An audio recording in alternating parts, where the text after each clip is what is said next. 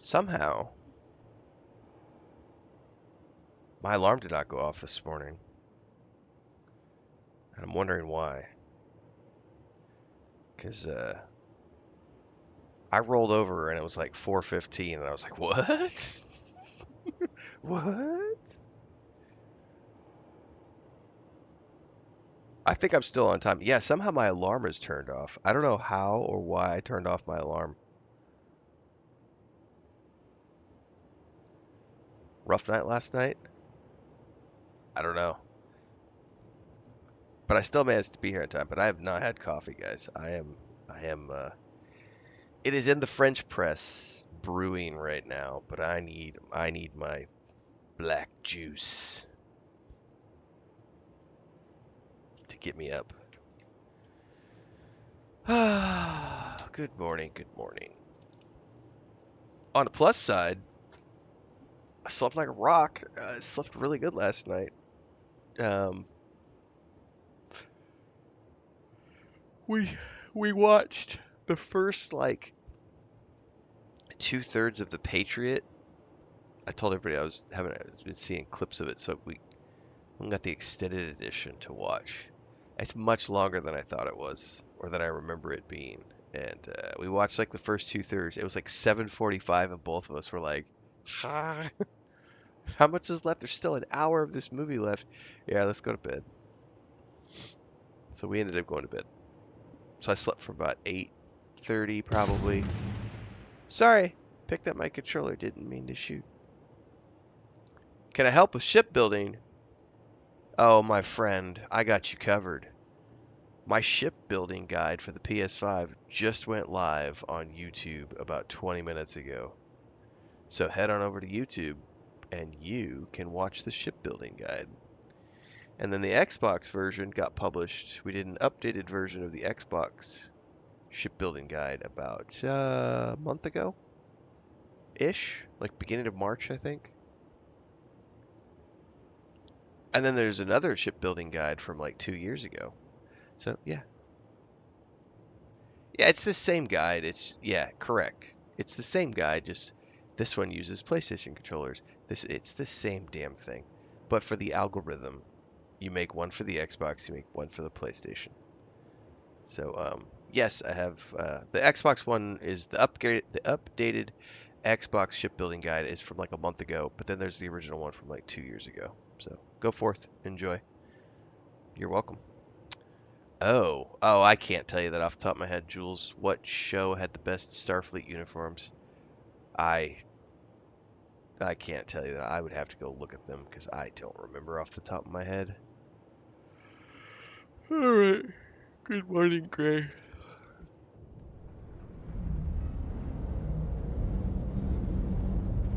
Oh, oh, coming in fast. Coming in fast. Jesus. This thing does not slow on a dime.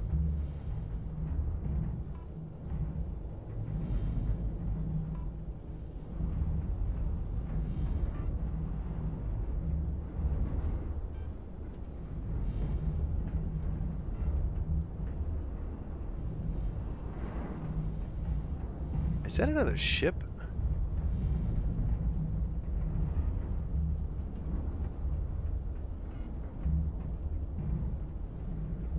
I'm totally trying to get used to the thrusters thing now. This takes a little bit of getting used to, but you can use the thrusters to maneuver yourself around a lot, and I've never done this before.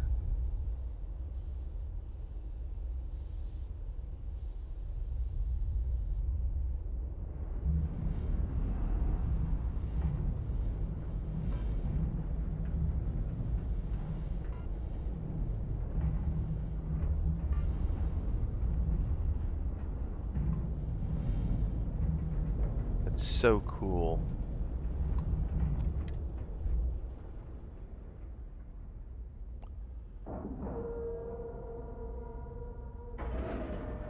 Excellence says, I just got the CC rifle. All right, let's cycle that airlock and get aboard.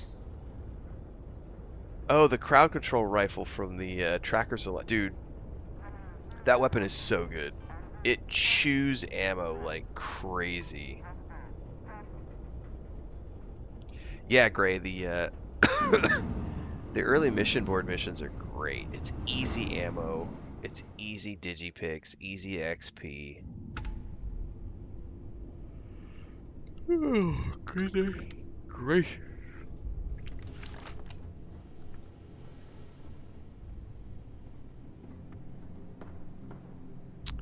Oh, there's definitely already gunfire happening.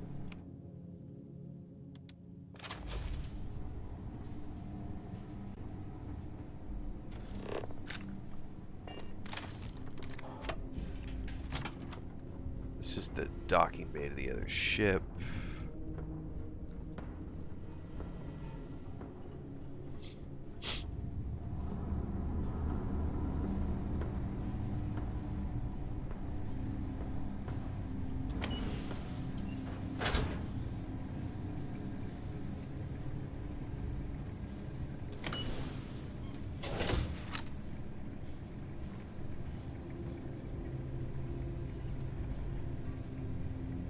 Heard your ship dock. If you are who I think you are, then you're here to bring me in. I had to warn you. I've had more than enough time to prepare for this. So either you leave now, or I'll be burying what's left of you. Well, that sounds like a threat to me.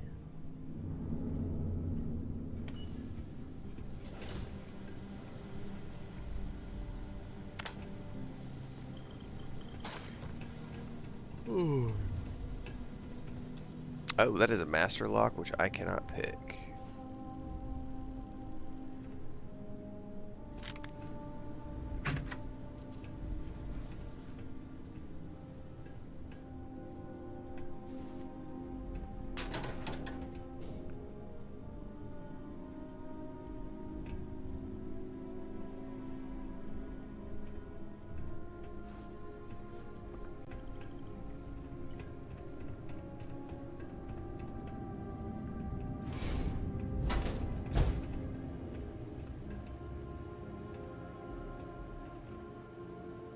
Magnet. Coolant.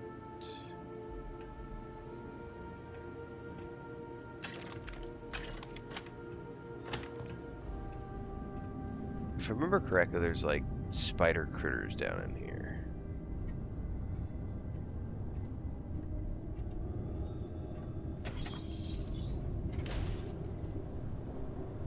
Bang head here.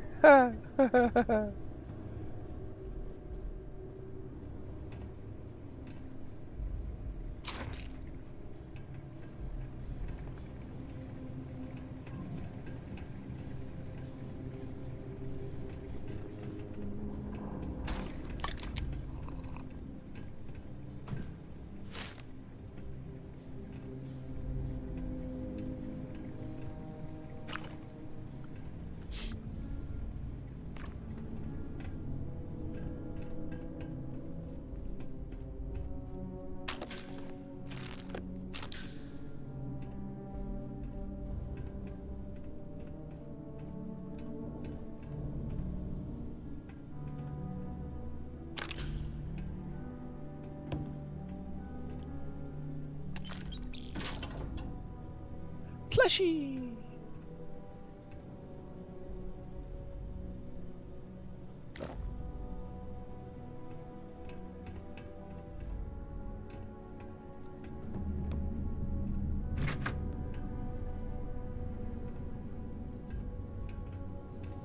Alright, I don't think there's anything in any of these places.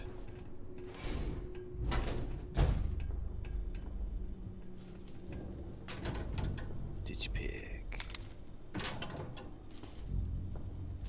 Medpack. I don't need that.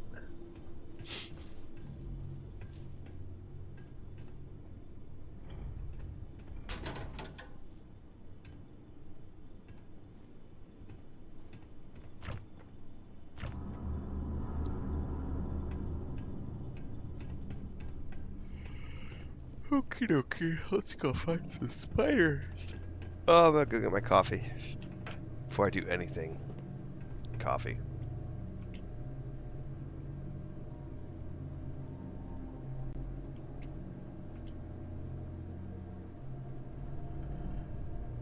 Have I found a dune-like planet? No.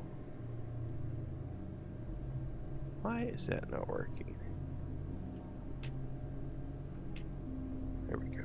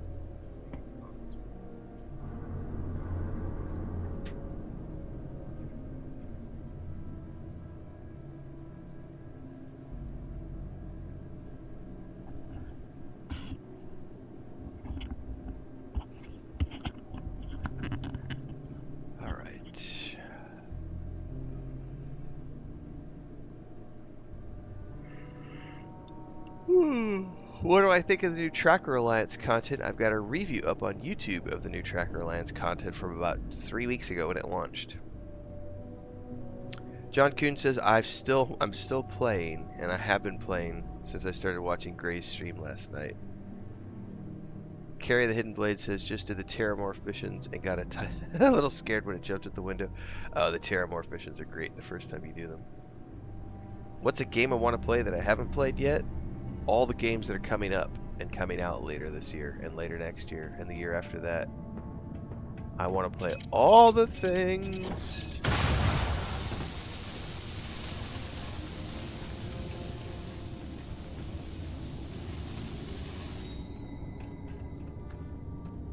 Pretty sure I can switch to the shotgun.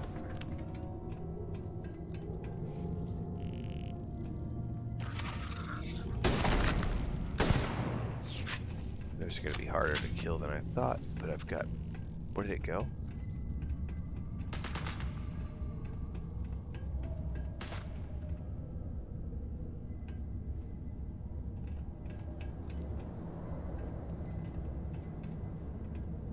Where did it go? There are critters in here that want to eat my face, and they disappeared somewhere where I can't see them. The critters in space! Time's up. I feel like they're still close by. They're definitely still close by.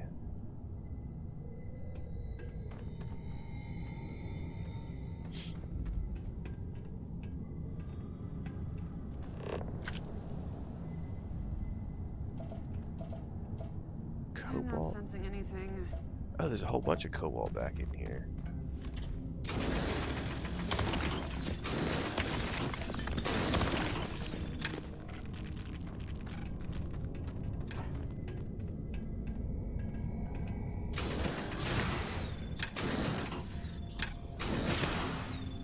I just heard a robot.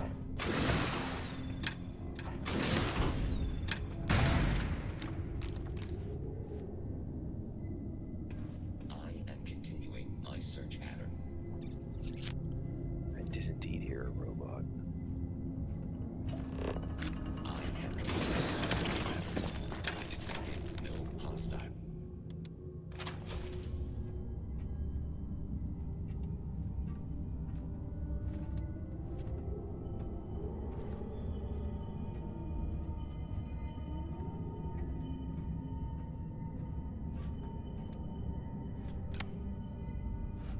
I hear you. Where are you?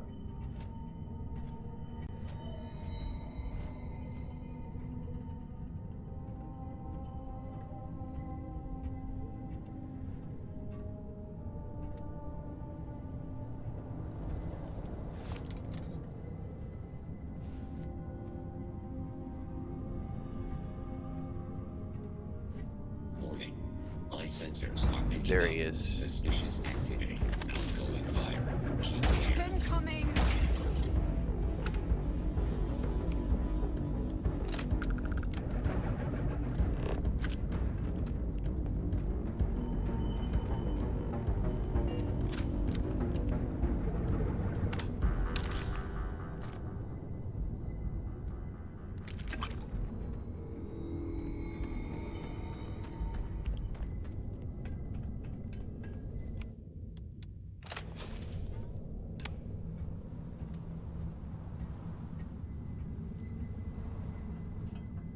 I should quick save here, man.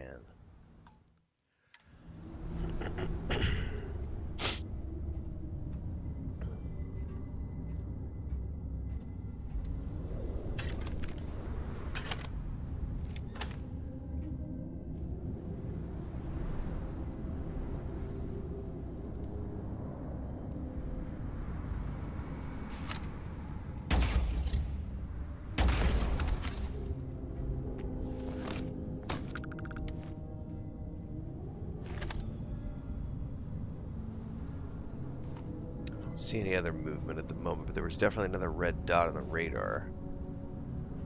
I'm gonna send that down. I guess it just calls it up.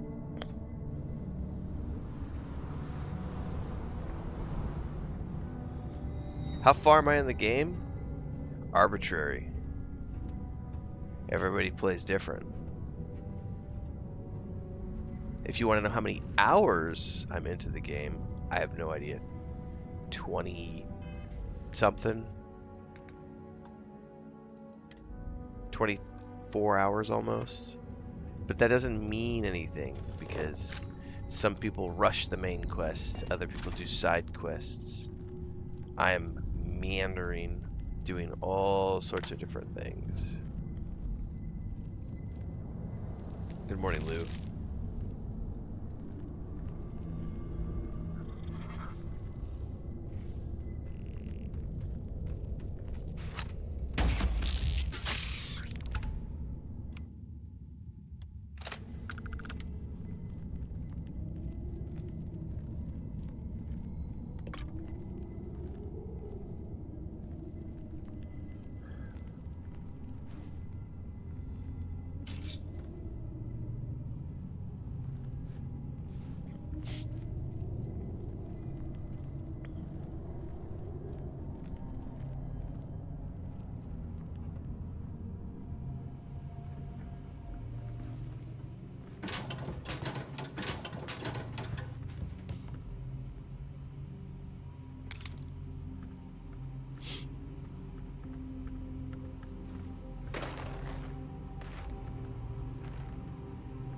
Oh, adhesive, I'll take that.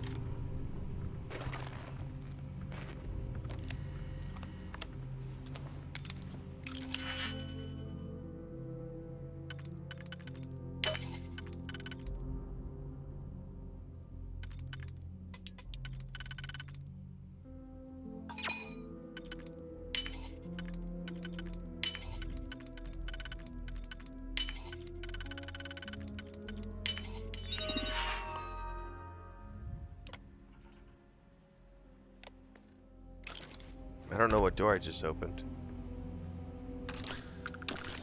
But I opened a door somewhere.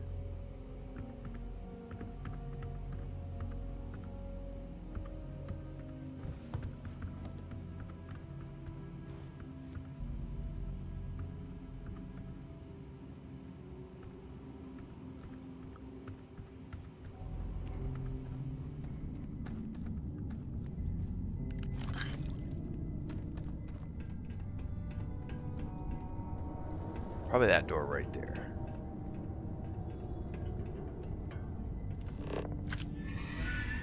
Oh, it heard me. Or saw me.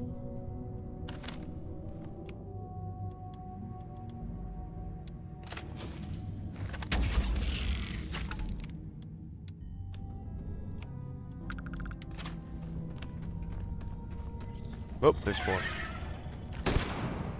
That's a level 20. Fuck me. Run.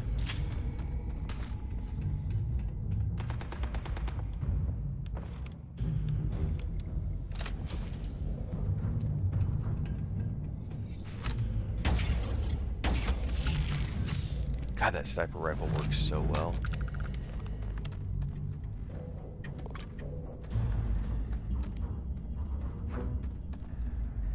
Oh, so this would have been if I brought the elevator down. Gotcha.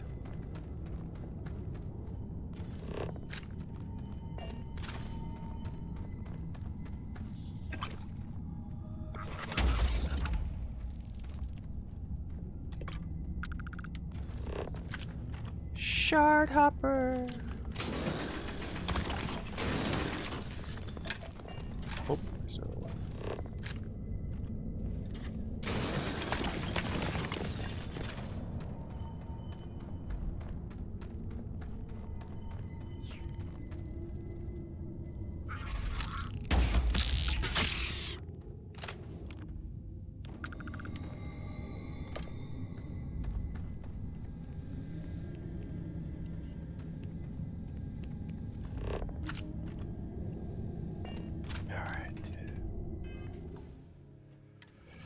What's up, Vanessa?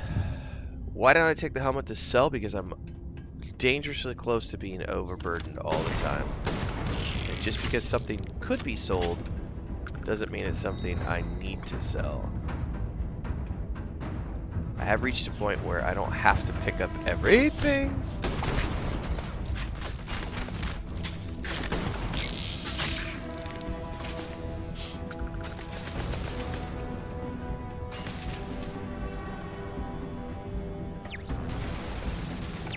That is a turret.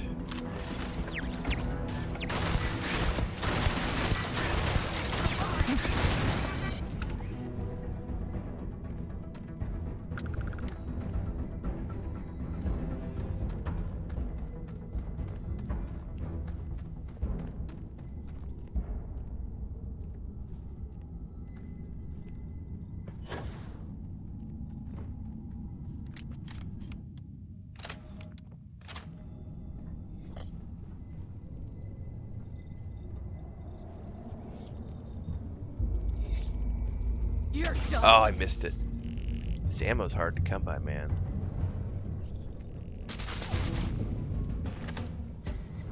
Come here, bitch.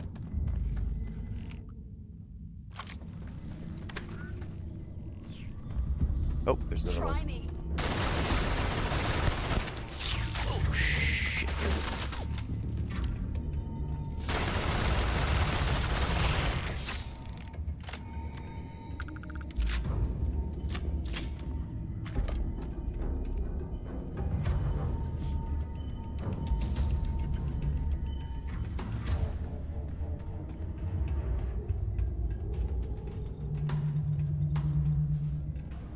Oh, there we go. I was gonna say, where's the door?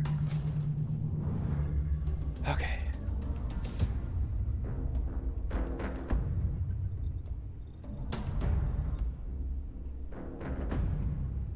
Yeah, John Coons. It takes a long time to get going, but once you get like all your points spent and everything,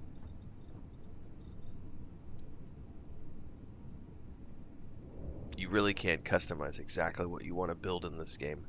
There are hundreds of skill points, and so in the beginning you can be kind of a generic, I'm this kind of a guy. And then you start getting into it and you're like, well, I'm actually more of a science officer, smuggler, captain who also uses shotguns, because that's my favorite.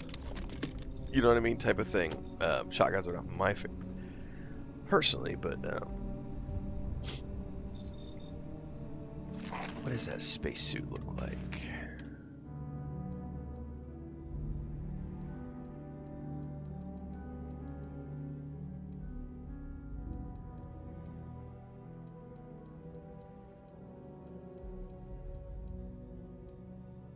Nope.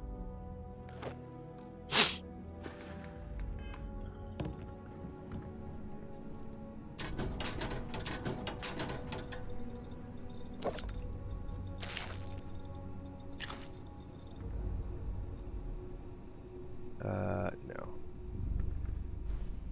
Refined ground crew pack.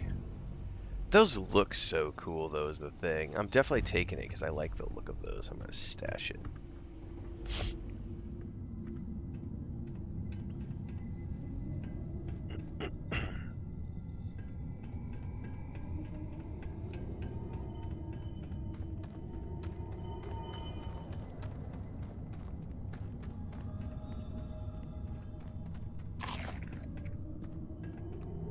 Alright, this is the point of no return, if I remember correctly.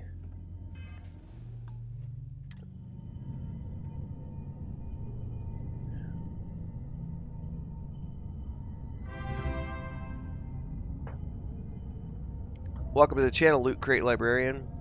Welcome to the YouTube channel. Thanks for the support. Thanks for being here.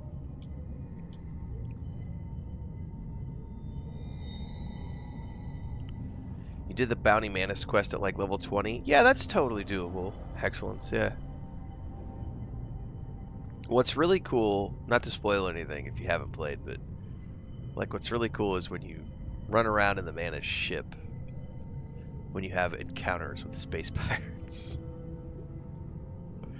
It's quite funny, the additional dialogue.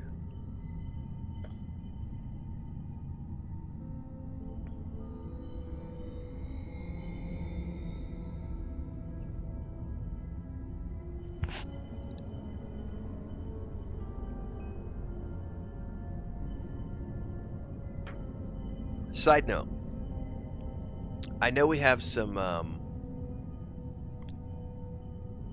we're not playing actively right now, but Dune Awakening is now making additional changes, and I gotta say, it's really cool. So, the Haga Basin, they're completely removing the PvP ship areas in the Haga Basin. So Haga Basin is now 100% PvE. And they are splitting the Haga Basin um, into two different instances. There's the PvE instance of the Deep Desert and the PvP instance of the Deep Desert. 100 completely split off. So you can now play on a 100% PvE server in Dune Awakening. In addition, they're talking about being able to host your own servers, which is something that's not quite ready to happen yet. But they are discussing being able to host your own servers. It's in the works.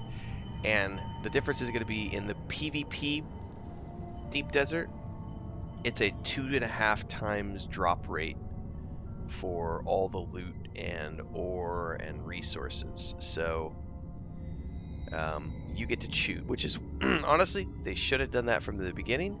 I'm hoping it's not too little too late, but it sounds to me like what they're trying to do is that's going to be something that, they're getting that done before the console edition of the game. And I will say this, if they get private servers ready to go by the console release of the game, which I would imagine is going to be timed around the release of the third film in the theaters this fall, I do plan on going back and playing again for the console release. If they can get the private servers up and going for the console release, I will pay for a private server. For like I'll do it for a year. I'll at least, I'll spring for a year of a private server for my community, and we can all go play Dune Awakening together on like the PS5 or something. Depends on if they have crossplay. It'd be really cool if they have crossplay.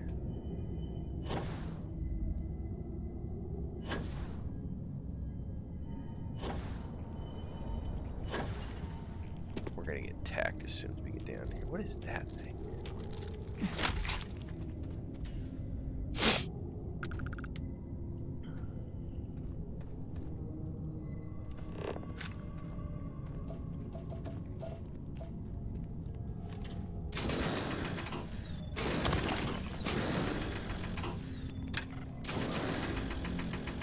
That might be an unmineable node.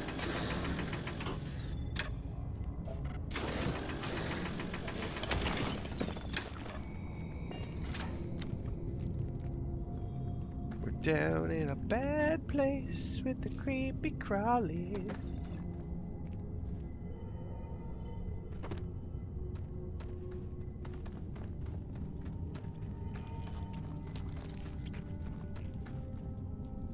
Maybe I wasn't supposed to fall down here. Oh, that's right, there's the walkways.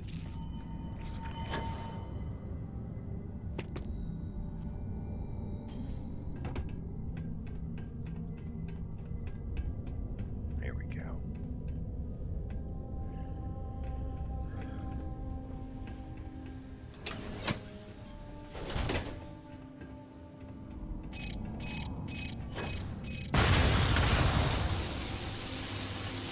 Let that burn out.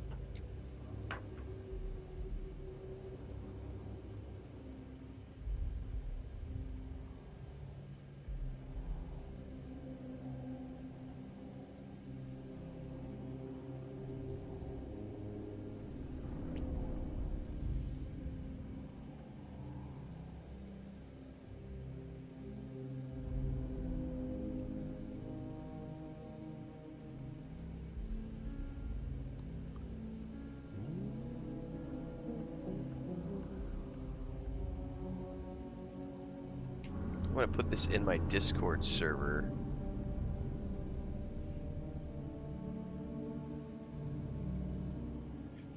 Yeah, I'm putting this in the Discord server. We're gonna do a reaction to this later.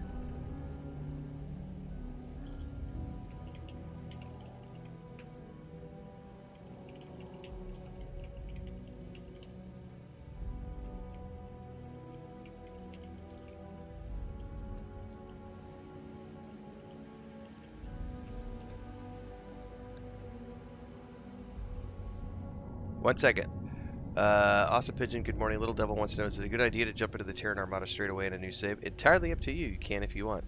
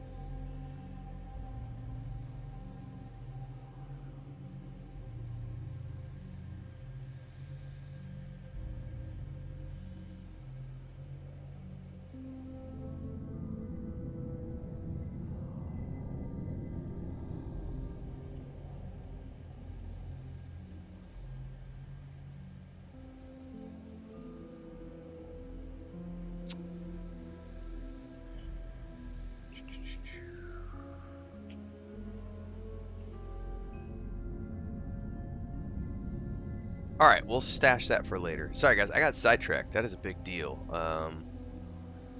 for Dune Awakening. We're not actively playing it right now, but yeah, if that's all getting ready for the console release, that's gonna be awesome. This is the Trackers Alliance spacesuit. Yeah, the very first one that you get. We did the first 2 Trackers Alliance quests the other day, and then we had to stop because the rest of them were too difficult for me. I was trying to do it all at like a level 11 or whatever. That sounds like a Terra fucking morph.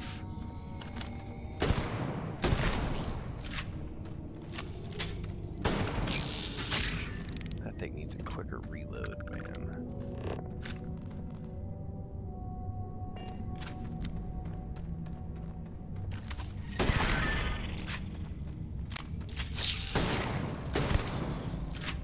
Where's my companion? Shoot it!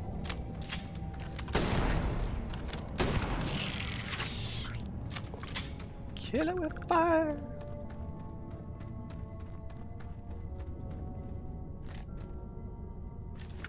I'm encumbered. Damn you, loot whore. I'm definitely gonna get it. The plan, Gray, is I think that as soon as it hits PlayStation, I will happily get it on the PlayStation. And I'll play a Harkonnen next time. Like, I've already done the Atreides character all the way up.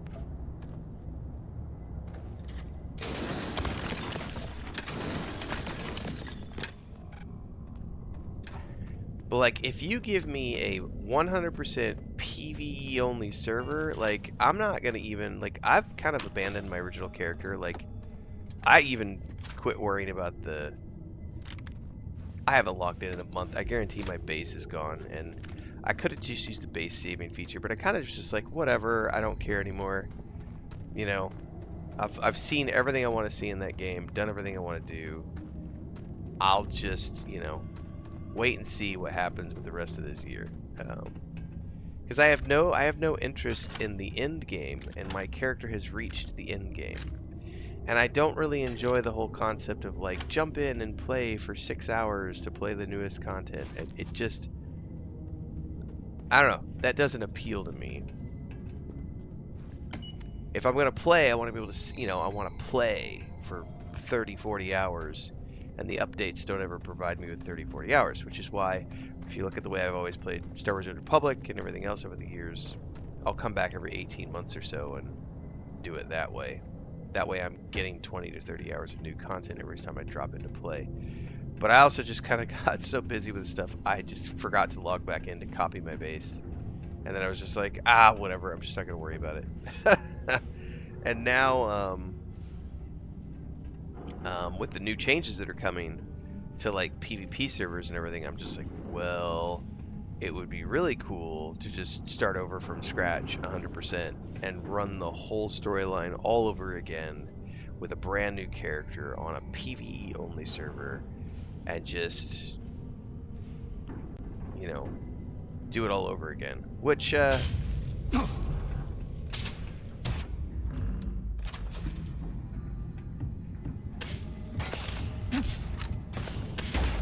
our luck.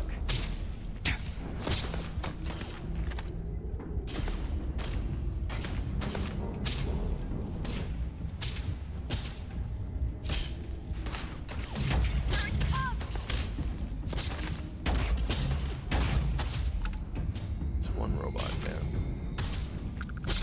Oh, performance is always more stable on consoles. That's why I stick to consoles for the most part.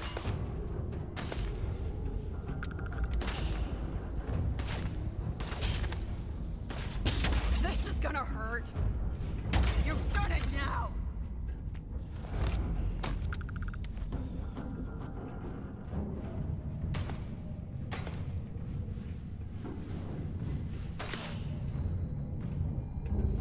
I'm hesitant to drop down.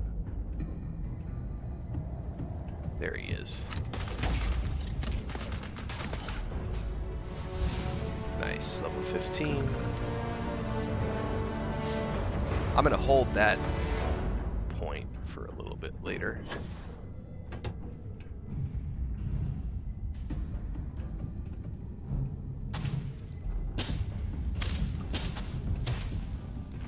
Here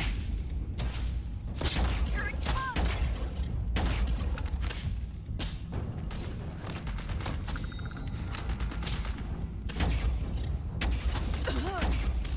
I'm not hitting him from here. There we go.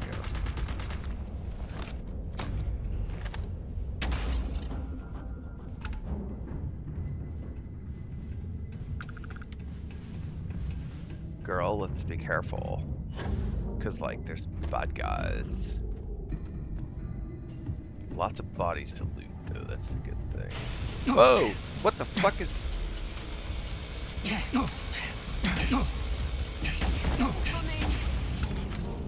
That hurt. Holy shit.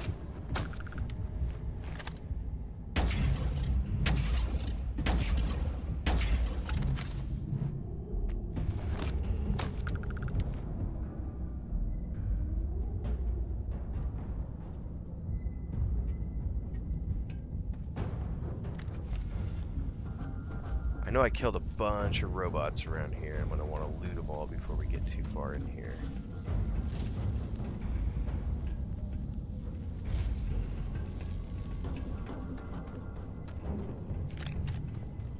I gotta get up there and loot those turrets too.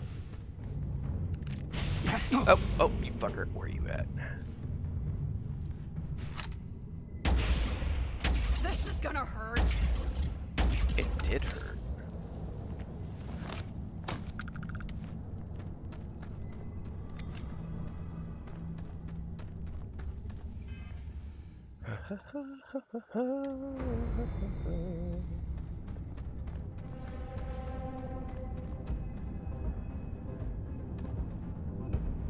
Wait for me to get up there.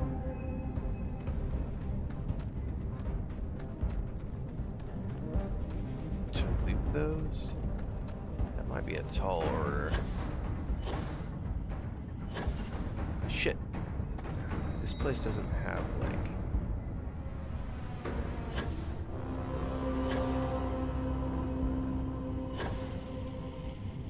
I can't see. Oh, there's like a ledge.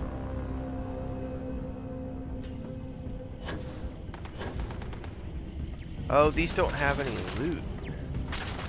Oh, shit.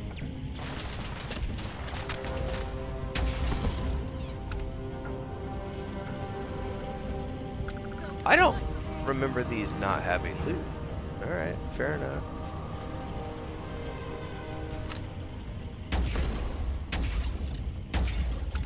Huh. So I guess there's no loot from the mining turret thingies. Alright.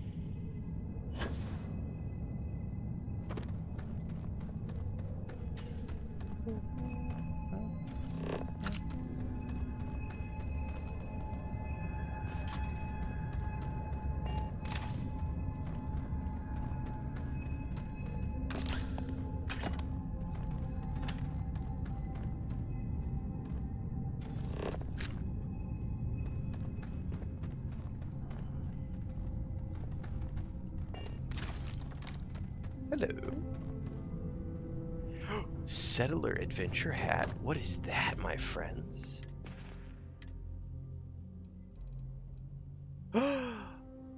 Did I just get a cowboy hat?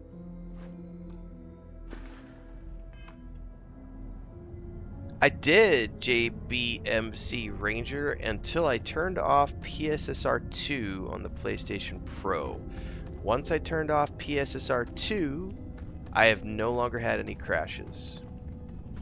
So what was provoking my crashes was the PSSR 2 option on the PlayStation 5 Pro.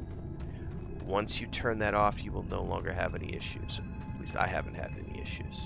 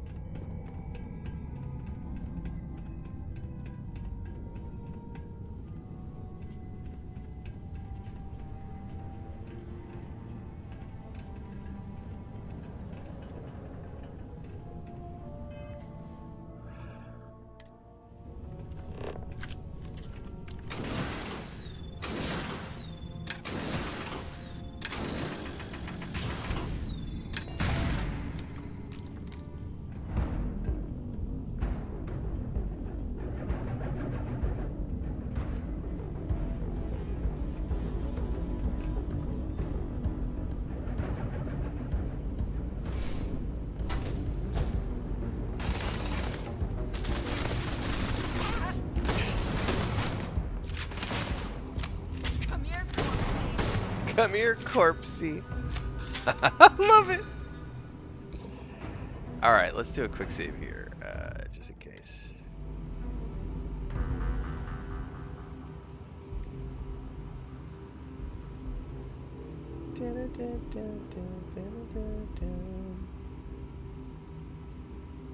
Oh, I missed a question. Where was it? Malta said I had level 6 and stumbled across the UC spy mission into the Crimson Fleet, but I keep dying. You might need to level up before you go do that, or drop the difficulty settings down so that you can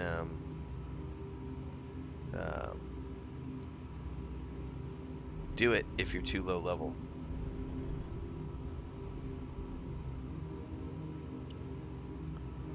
I can be funny. I don't want to be funny right now, but I'm funny when I need to be. You're on the PS5 Slim? Well, that's just the base PS5 Ranger. Like that's there is no, like, it's the same specs. Like, it's just a new model. Shishnock said I played too late last night. My eyes feel like sandpaper.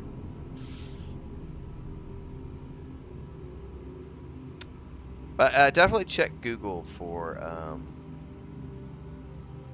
things. I wouldn't sell it, Vanessa. I mean, here's what I will say about this. So I have over here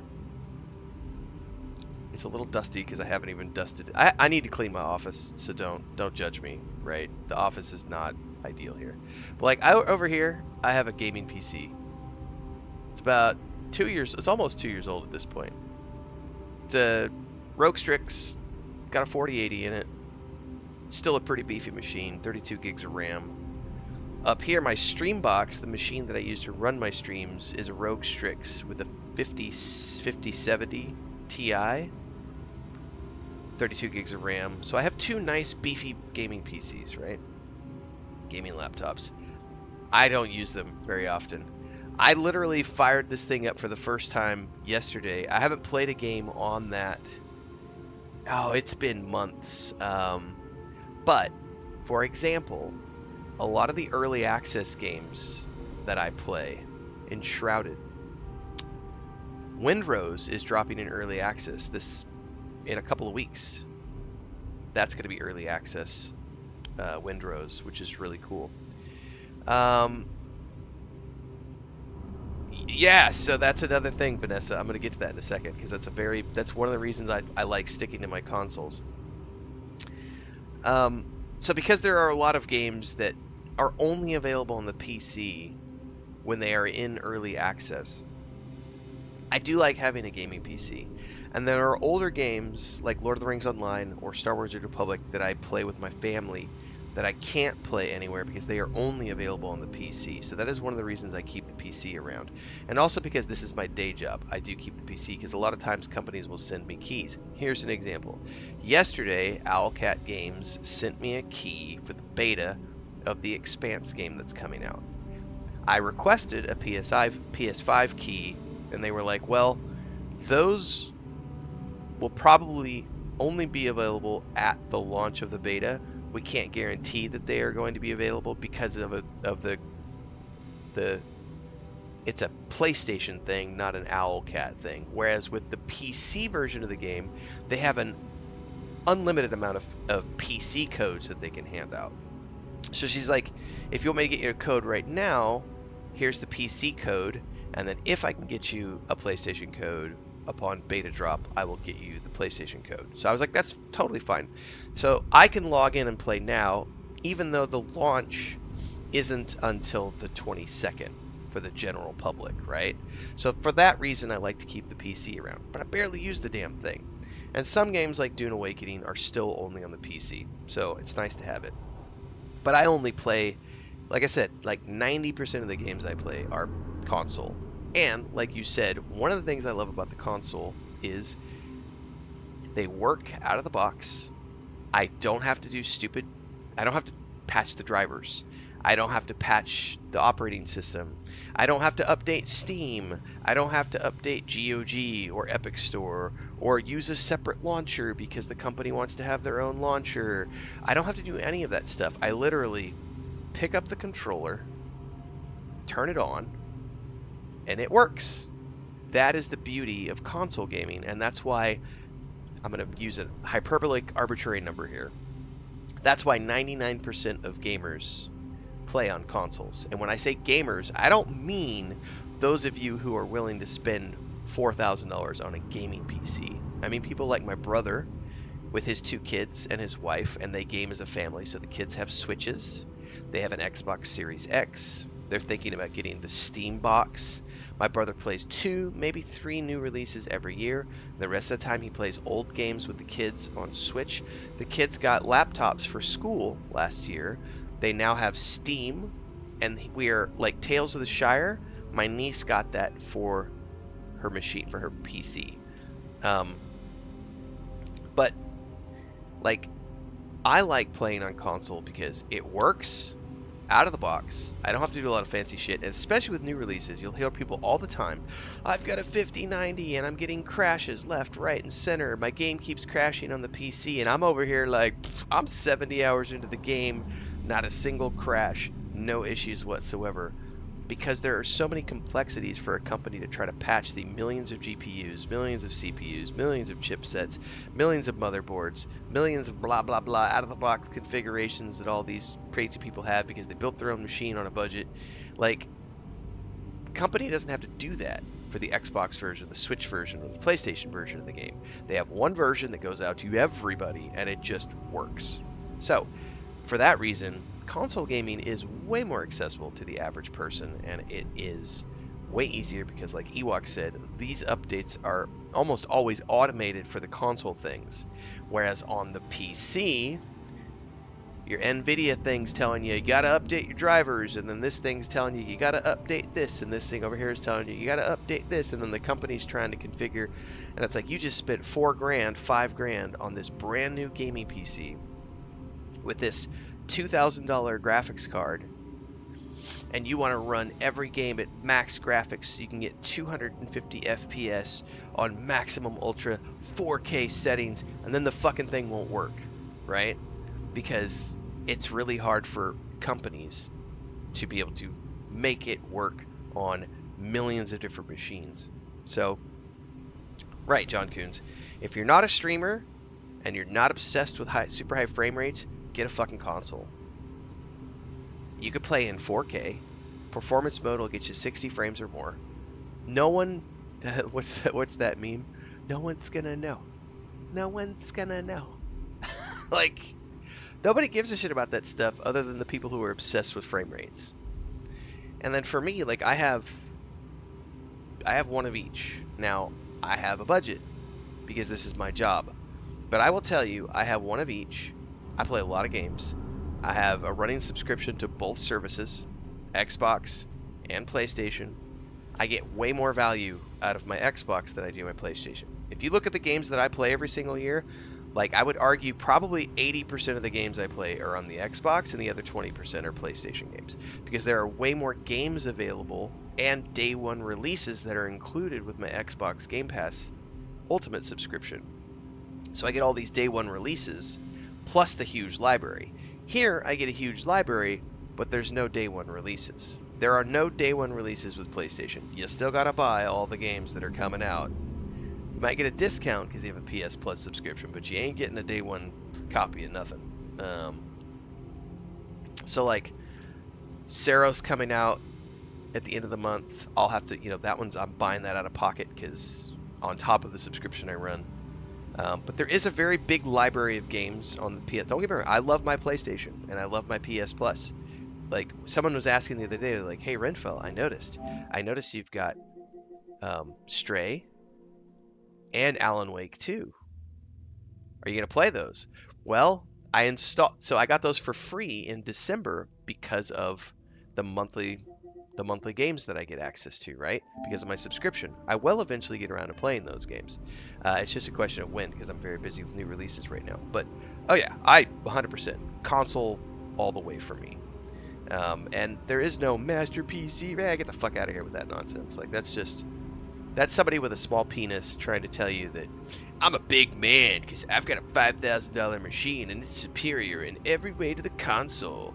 My micropeen makes me say this because it's like the people who drive the lifted pickup trucks. They're rocking a micropeen. That's why they spent $75,000 on a lift kit for their truck, because they got to make up for something. Meanwhile, the rest of us can just slop it down and be like, I don't care. I got a fucking egg. I'll play it in performance mode. I don't give a shit. Like, oh, it's totally. I already marked it down, John Coons. This already got marked down as a clipped video. This is totally going out on YouTube later. Console gaming for the win, and we are timestamping this at 1:01.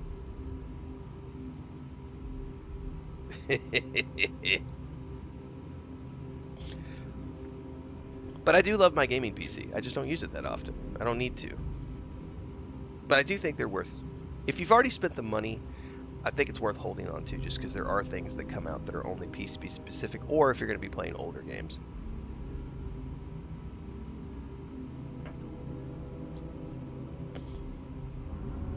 Phil Young says, I have a Series S that works just fine for me. There you go.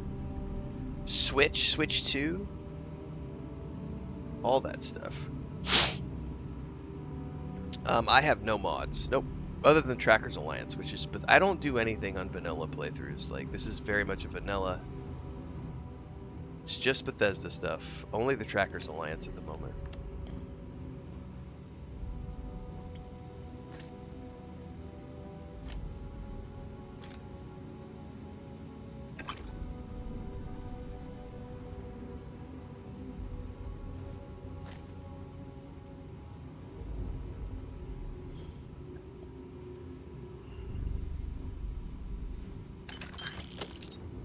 I'm ignoring her bleeding out on the floor.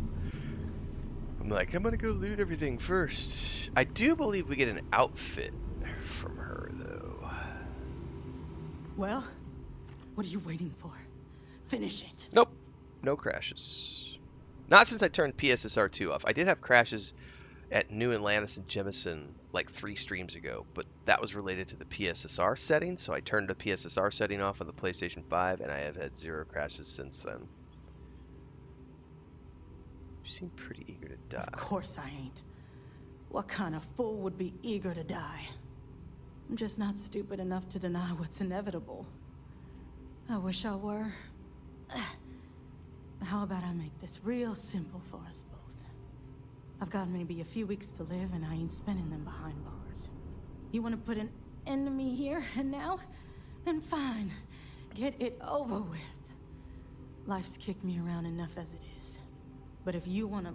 I agree. I'm older now, and I have to wear glasses. Then leave me in peace. I started wearing glasses in January, and now I'm just like, can you please make the menus readable? That's one of the reasons I was really disappointed with Crimson Desert, because it's like, y'all, you don't have adjustability options. There's no accessibility options in that game, so I can't increase the fucking font size. And that gambling minigame was pissing me off because the text is so fucking tiny as I'm trying to read the instructions. I was like, you know what? I ain't wasting my time with this shit.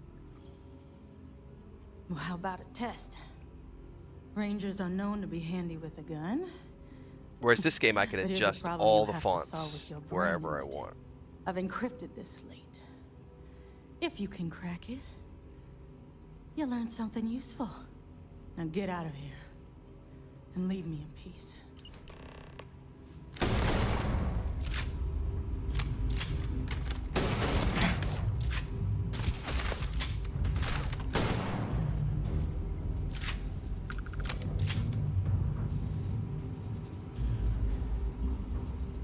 There's X-Tech. Right.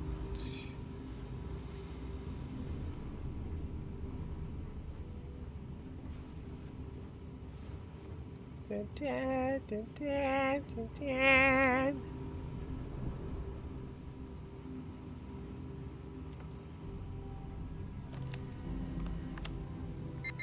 Oh, now it tells me the turret controls.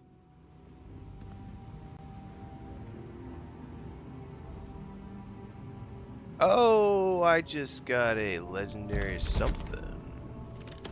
Oh, it's a pistol. Ugh.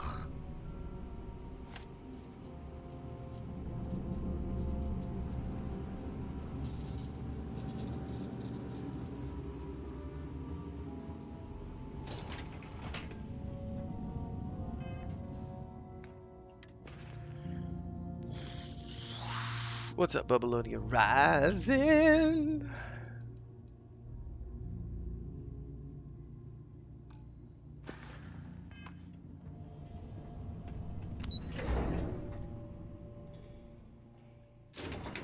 You just bought this today and you want to know if it's any good? That sounds like a pretty stupid question to ask if you've already bought the game. Because if you've already got the game, you're going to go out and play it. And if you already bought the game, it's because you already thought it was good enough to buy. So why are you asking a stupid question like that, Adamantium? Like, yeah, stupid questions get stupid replies. I already bought it, but is it any good?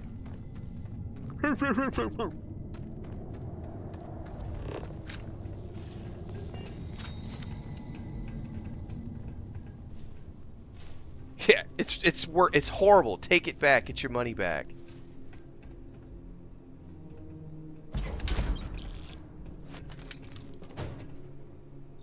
Better yet, give me your copy. I'll give it to somebody who actually gives a shit.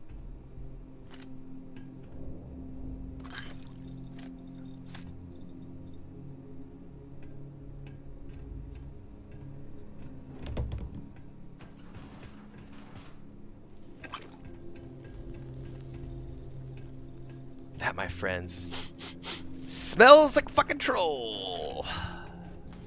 Get your torches ready, because you know what we do with trolls. Ooh, a rapid suppressed regulator.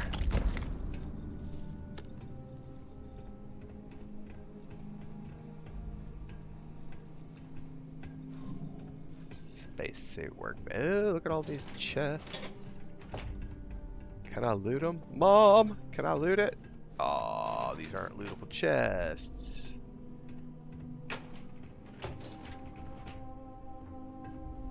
Chicken quesadillas. Oh man, Vanessa's like, I just bought a chicken quesadilla. I wonder if it's any good. I should go ask someone if it's good before I eat it. I mean, seriously, what the fuck? Like, people ask the stupidest questions sometimes. And they're like, Ren, why aren't you being nice to me? I was just asking a question in chat. Nah, man. We don't permit stupidity in my chat. Oh, we meet them at Riverside Properties? No, we're not.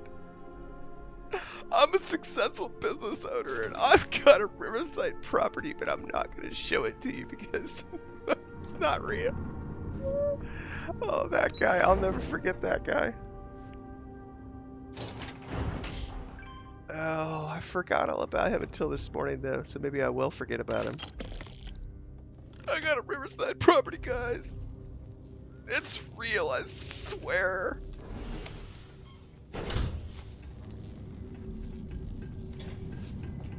But Ren, why don't you have any chill? Oh, I got plenty of chill. I just got no patience for stupidity. Look. That shit is contagious. Get it away from me. Get it away from me. He does have a Riverside property in Sim City. Oh, I wanted to, for those of you who weren't here this morning, so because Pressure normalizing. oh, the restaurant dude was another one. Yeah, the restaurant kid. My family has a successful restaurant for the past 55 years. Okay, so show us a link. Just drop a link in my Discord. I'm not gonna do that because your community is just gonna start making angry phone calls and trolling the restaurant. Don't flex if you can't prove what you're flexing. Like, why would you be afraid of that? Like, free publicity. Like, there's no such thing as bad publicity. Like, all right. This is something really cool. So I had previously slept on the thrusters, guys, right? I just never paid attention to them. And I've started to use them now because I can come out here outside of here and start, like, we can just, you know, we're, especially in first person mode, because you're keeping your center of gravity, right?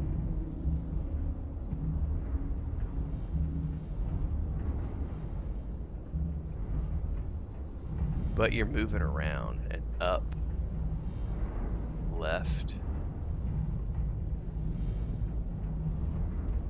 Like, I can't believe I slept on thrusters before.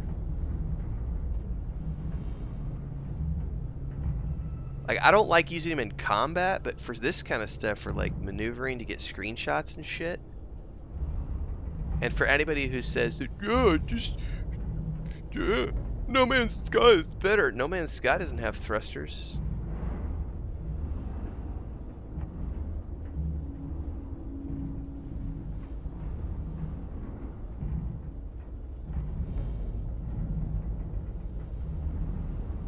Just saying.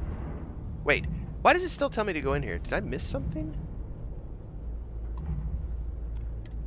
What did I miss looting? I own Whiskey Front property. Does that count? We have a clean dock, right on the money. Right on the money. That's what she said last night. No, it's telling me to go back to my ship. What the hell? Give the encrypted slate. I wonder why it was pointing me back to the ship or something then.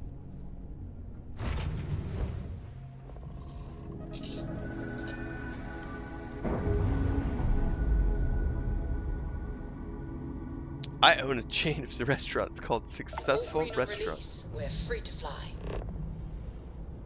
Huh, that's got to be a bugged.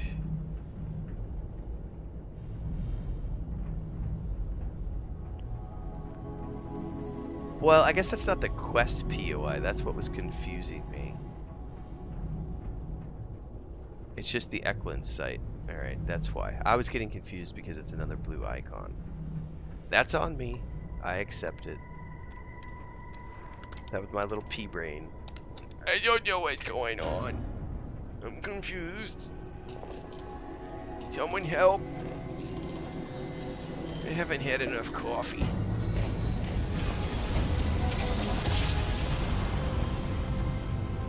AFK Mar says, "Hey Ren, I made some omelets for breakfast, but are they any Grab good?" drive spinning Welcome to the now. 3-star collective. Systems green. Please maintain your current course while we scan your ship. You're good to go. Have a nice time in Aquila City. Thank you, I will.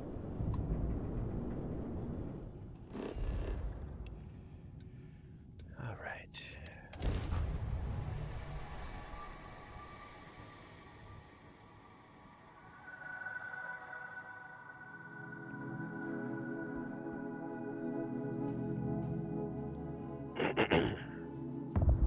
Landing initiated. Watch your flaring. Nope, honey. I'm gonna flare everywhere. Take your flare and flare it. Be proud. And as they say in Office Space, I notice you're not wearing your flare. Wasn't it called Flare in that movie? All the buttons she had to wear on her outfit. I thought it was called Flare. I haven't seen that in a long time. I don't remember. Alright. Here's an important thing.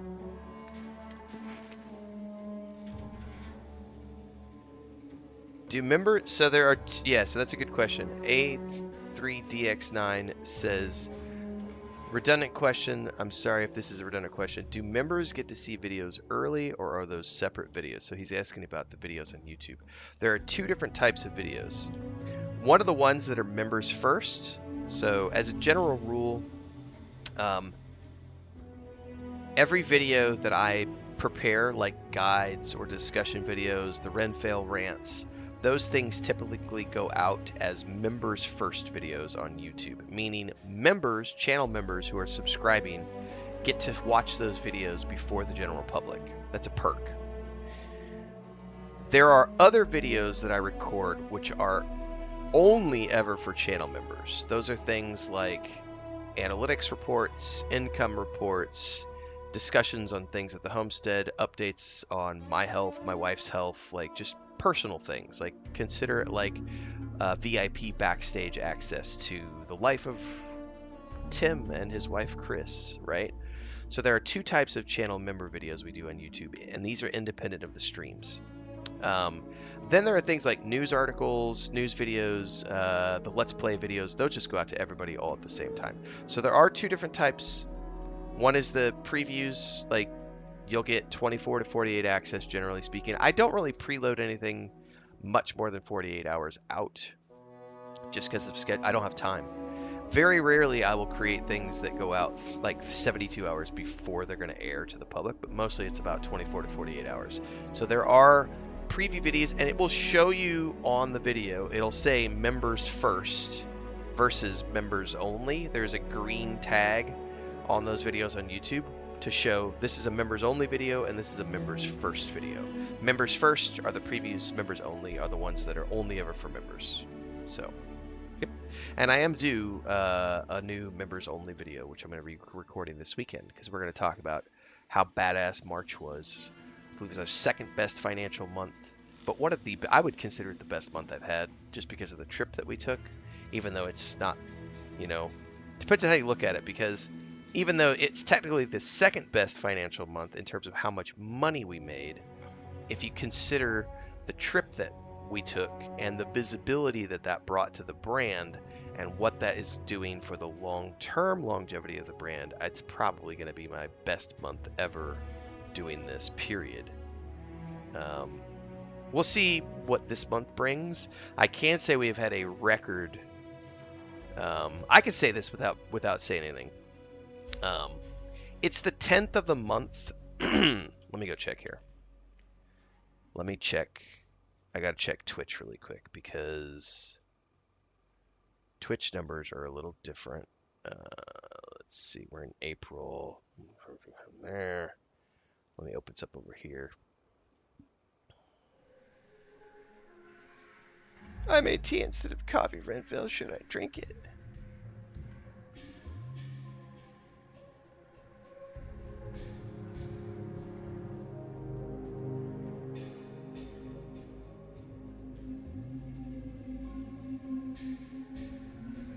We're 10 days into the month, and I think I won't know until some numbers clear over the next couple of days. But yeah, we have had a record-breaking day-to-day amount of revenue coming in from YouTube and Twitch, and yeah, all thanks to Starfield and this dead game that no one wants to play. So it's a good time to be a Starfield fan. Now we're obviously past the launch day hype, like numbers are getting back to our normal, right? We're scaling downwards, which is normal with any bubble, but the first week of this month was just like, Chris and I were watching the numbers every day going, is that real? Oh my God. That's an obscene amount of money. Like, all right, I need to run 10 times to burn up all my available oxygen and carbon. We can do that. We're going to do this before we go turn in because I am also overburdened, which should get me... I have another one that I'm leveling up to, which is this one. I need 5,000 meters of sprinting at 75% capacity. By the way, I'm going to turn the music down a little bit. It's been obnoxiously loud, and I could swear I already have it turned down, but...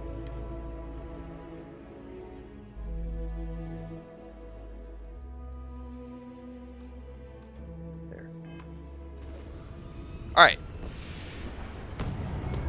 Do I recommend this game? Asks Andres Escobar. No, I don't. I never recommend games. I recommend you go watch many people playing this game live on stream, and then watch those gameplay sessions, and you'll be able to determine for yourself whether or not the game is worth it for you.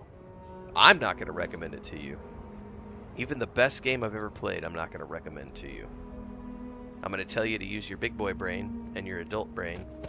Take that money that you worked hard for. I didn't work hard for your money. You worked hard for your money. And I'm going to tell you to go out and watch other people play this game.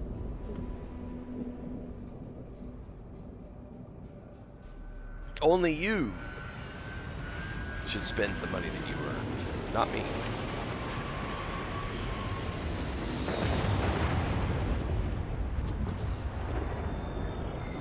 I have no idea how to get the Terran Armada DLC if you're playing through Game Pass, because I'm not playing on Game Pass.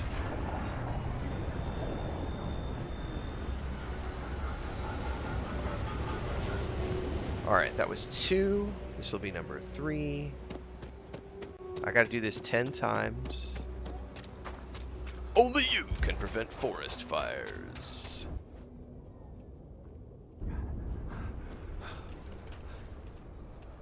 Yeah, it definitely doesn't. It's not a dead game for sure, Banana Man. You've been around since BG3? Nice. That was like January? I think it was January of 2024 was when it came to Xbox. I know I bought a second copy of Baldur's Gate 3 when it came to Xbox because I was like, so good, I'm going to own it everywhere, just like I do with all these other games.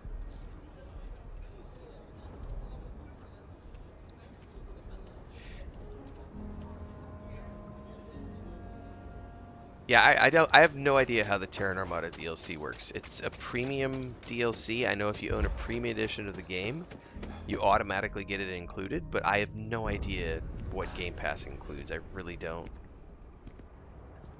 I would imagine it's a paid add-on that you have access to while you are paying a subscription, but I just don't know.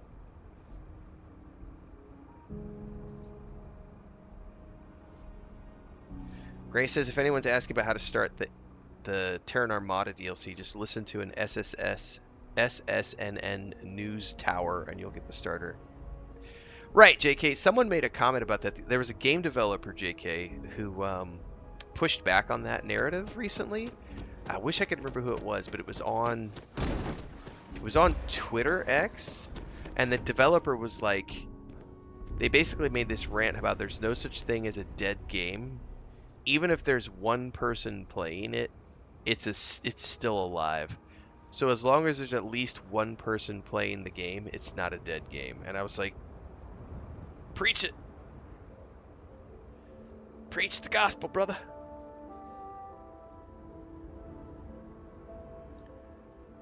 I don't pick best games, Cody Crow, but what you can do is you can go over to my YouTube channel where we talk about my 5 favorite games of all time, which turned into a discussion on the top 100 games of all time, which turned into a discussion on how you can't pick your favorite game of all time or your favorite 5 games of all time, because that's like asking somebody to pick their kid. Which kid's your favorite? No one can pick their favorite kid. And if they do have a favorite kid, they're an asshole of a parent. Bubbleloading says regular Game Pass players without premium can pay $10 to get access to the Terran Armada DLC. There you go.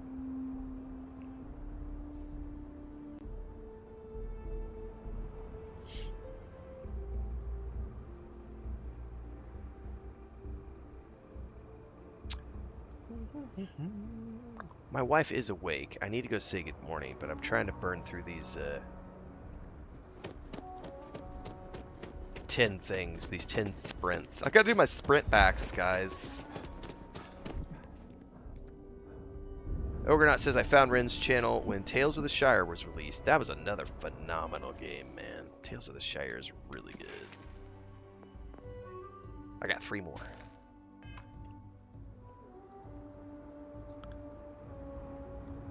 We are an hour and a half in, so it's perfect time for me to get up and go get a cup of coffee, say good morning to my wife, stretch my eyes, but we're gonna wait. I gotta do this sprint a few more times. Dr. Ninktu says, I wish someone would tell me if this game is good or not, so that I can blame them if I don't like it.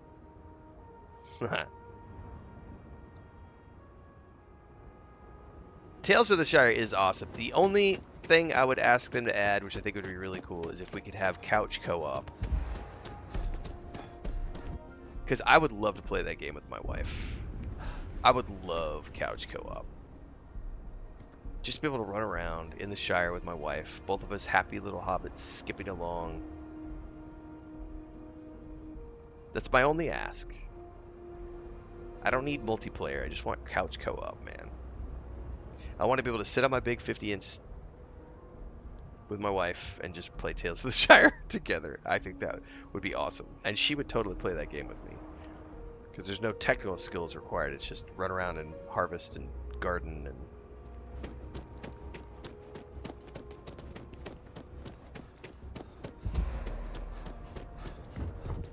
Bubblelenny says, now we're getting to the surface of why people ask that question, because they want someone to blame if they don't enjoy the thing that they choose to engage with. Aww. Science! Putting our big brain thinking caps on this morning, everybody. We're talking logic. Common sense. God.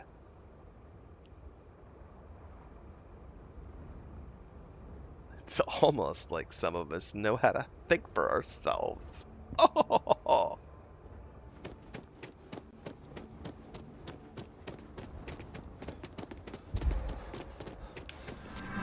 Yay! Fitness has been ranked up, and I'm going to immediately get dump a point in it. Alright, so we can now... Oh, Jesus, you got to do it 100 times for rank 4? Holy shit!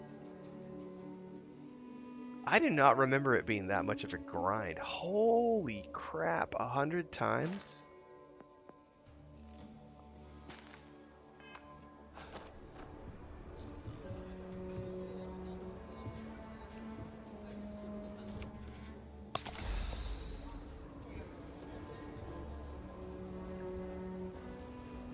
What? Fine. Do your worst. Hey, you mentioned a ship full of dead cultists earlier. What happened to them? They're still in orbit, going in circles, just like their logic. We can go visit them if you want. I have the coordinates. Can we somewhere. please?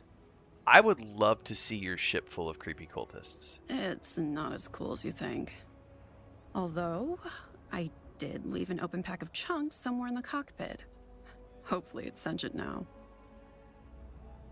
What flavor chunks? I'm asking the important questions here. Trick question. Chunks don't have flavor, but I digress. Fungus in space can survive extreme conditions. There's stories of blobs of mold on the Mir space station that could swallow a human head. If only it were my head. Well, a girl can dream. I wonder if she'll actually give me the Good coordinates. Be awesome if she did. Word to the wise, avoid the stress. Sorry, spaceport's always. All right. We're gonna take 5, everybody, because my wife is awake, and I need more coffee. And we're an hour and a half in, which means I need to take my break. As always, I live in the backwoods of the middle of nowhere and have shitty internet, and occasionally the internet dies. But we are in the beginning of our morning 4-hour session. I'm an hour and a half in. If I randomly disappear while I'm AFK, I will be back as soon as possible, unless it's a power outage, in which case it might not be as soon as possible. But as always, I say, if you like what you're seeing here and it randomly disappears, just give me 10 minutes. If I'm back within the 10 minutes, you're good to go. Otherwise, but hopefully we don't go AFK. We are going to take a quick break here. 5 to 10, everybody.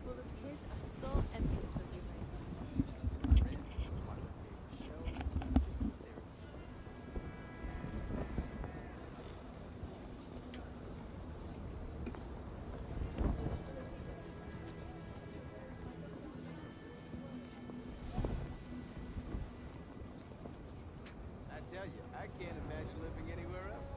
Ain't that the truth?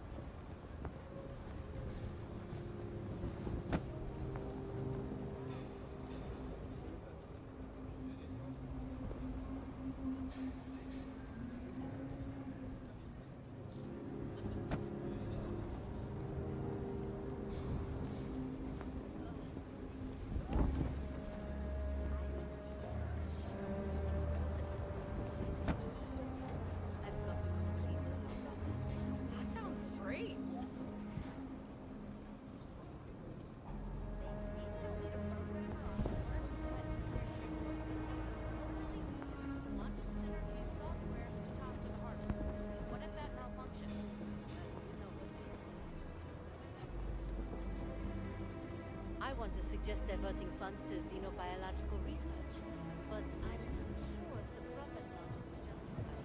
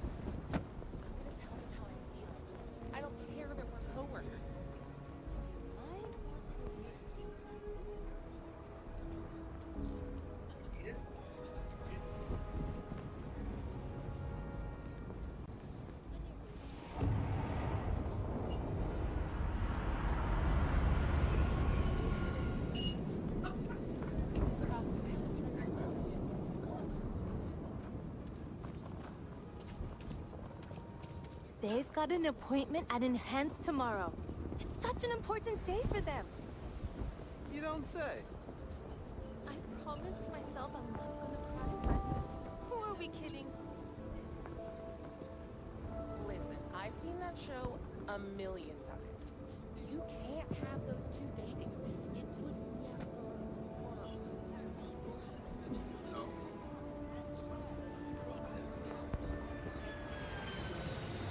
I'm just saying, we don't know the side effects of baptism. Maybe they really did see us. Hey, you want to join House Farouk? No one's stopping you. I'm not saying the snake is real, just that they saw it.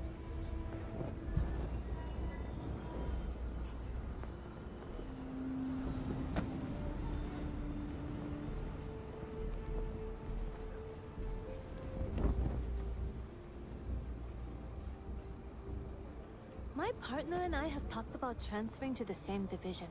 It'll allow us to spend more time together. Okay, sounds good.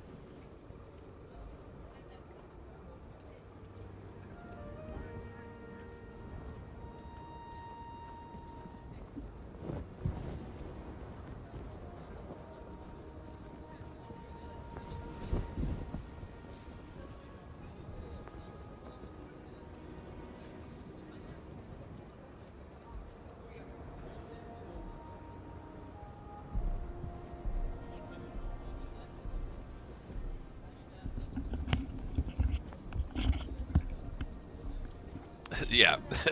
Did you ask if you should eat that first? You're supposed to ask everybody, guys, is this tamale gonna be any good? Should I eat this? That tamale was delicious, by the way. Those are sweet tamales, which are like they have raisins and sugar. It's like a dessert tamale, which we bought the other night from our neighbor, and then I just had one cold. But I'm sure you saw, I don't know how much of that was on camera because of the angle, but Blanca decided that she wanted some of that, and she loved it. She had 3 bites. She is, I don't know how much of that showed up on camera. She will eat just about anything I will eat. She is a, daddy's eating something, can I please eat that? Hey, no, don't do that, don't do that.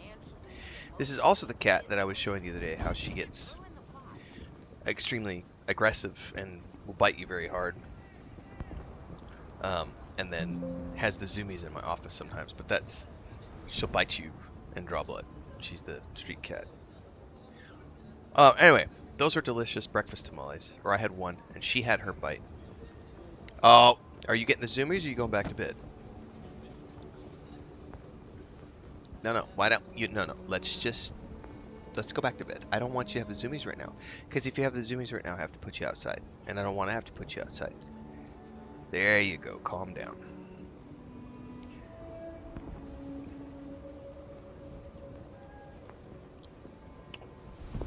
Yeah, we have a neighbor lady who does, like, once or twice a week, she'll do dessert tamales. These ones have, like, raisin, cinnamon, and sugar.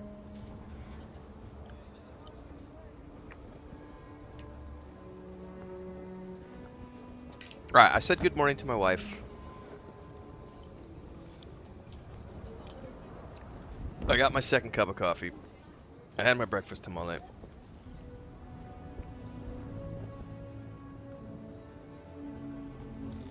No. If you don't like yapping in games, you should not play this game. Nobody's allowed outside the city walls after No, night. if you don't like story-based games with lots of character dialogue, don't play this game. I can affirmatively, definitively tell you, stay the fuck away. If you don't like yapping in your games, don't play a Bethesda game. Go play Call of Duty or Fortnite where you can get your flashy little dialogues and your dopamine hits. Don't play story-based games. Don't play Rogue Trader. Don't play Pathfinder. Don't play Baldur's Gate 3. Don't play any Bethesda game. Fuck no, don't play this game. Stay far the fuck away from it.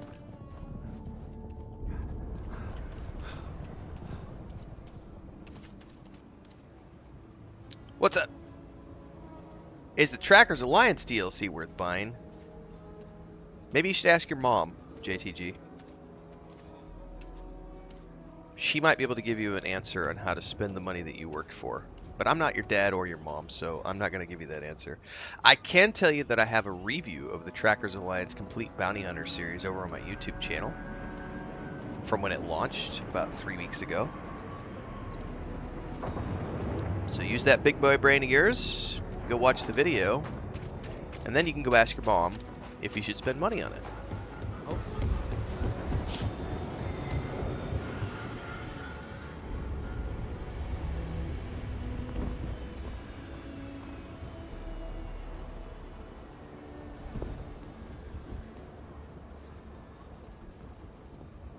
Why bring up his mom? Oh, sweetheart. Have you never heard of a mom joke? God damn. Kids these days. Not only do we treat stupid people the way they deserve to be treated in my chat, we also do mom jokes. Oh, we do lots of things around here. We use the hard R word. We tell stupid people to get away from us because it's contagious and we don't want to be stupid like them.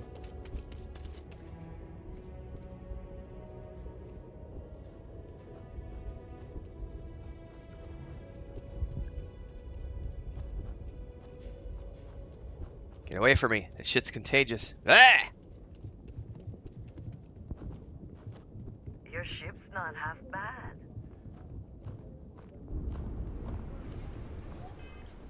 I'm gonna spacebar my way through conversations because I don't like talky things in games. What was the dialogue isn't content? Quests aren't content? We have videos for those two point of views over on YouTube.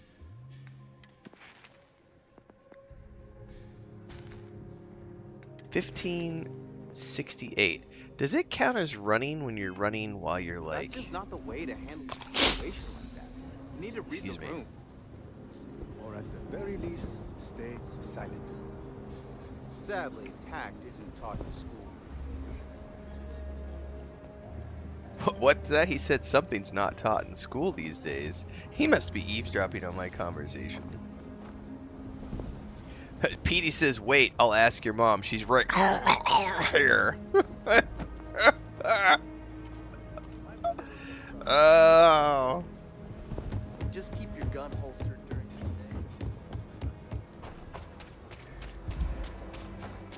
day. Alright, that got me to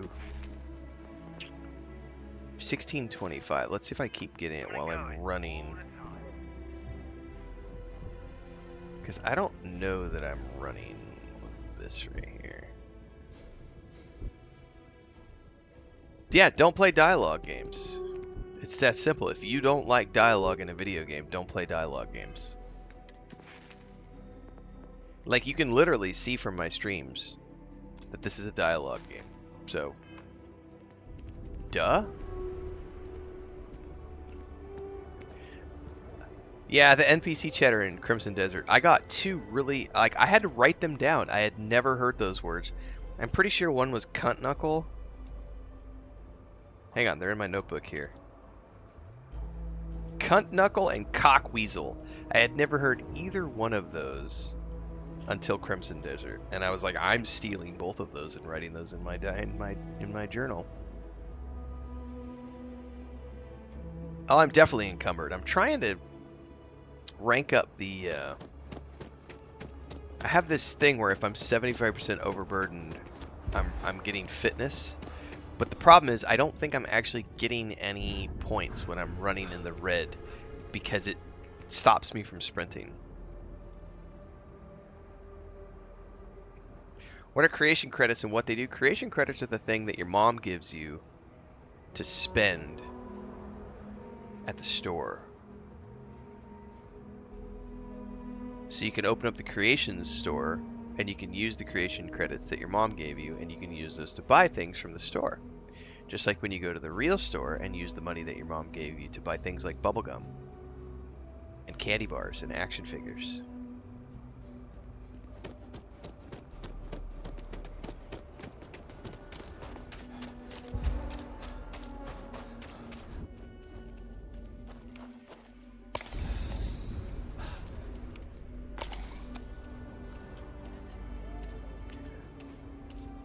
Did she just side-eye me as she walked on by? Yeah, I didn't know that, Gyard, so I had to test it out a couple of times to double check. But yeah, it definitely stops as soon as you're in the red.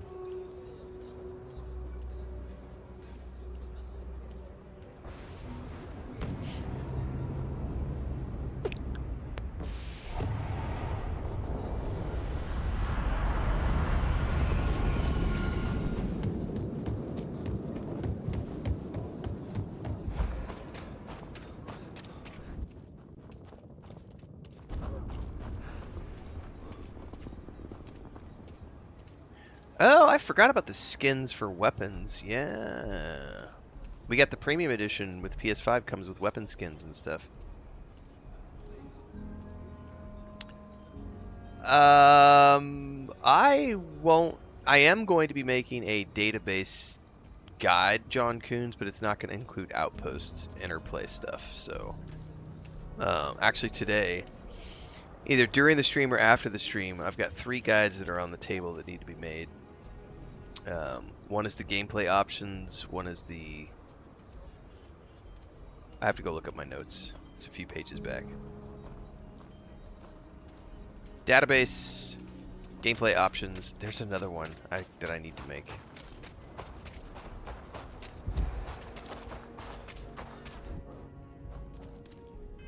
One of these days. I'm not even to 20. Jesus, this is going to take a while. It's alright. You guys are going to sit here and suffer with me. I'm not turning this quest in until I get this. Because I'm 75% overburdened. And what I really want to do is I want to sell my shit and go to the next quest. But I don't want to do that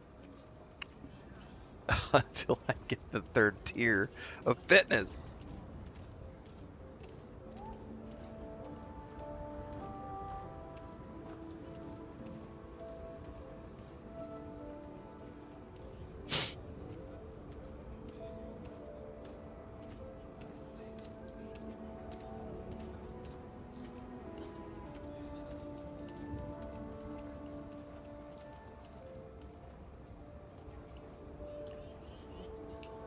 Yes, we are fitness farming.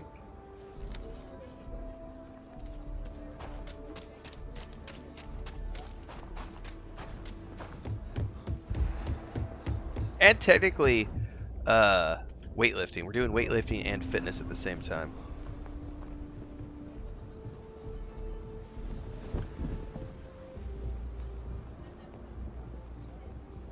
Your mom is so outdated. When she heard about cloud storage, she went outside with a ladder and a USB stick.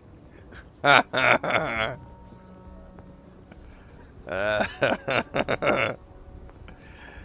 dick jokes, fart jokes, and mom jokes are never going to get old.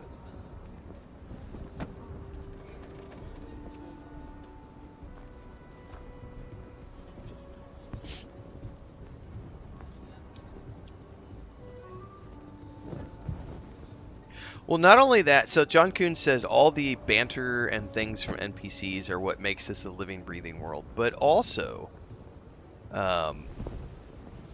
activities and side quests and missions that you would not get.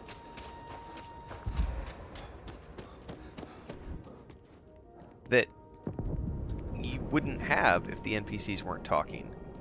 That's why I just think that it's okay if you don't like story-based games. There's nothing wrong with that, right? I don't like Souls-like games. There's nothing wrong with that. But definitely don't play, like... Bethesda games are known for having a massive stable of voice actors that they use, and literally hundreds to thousands of quests in their game.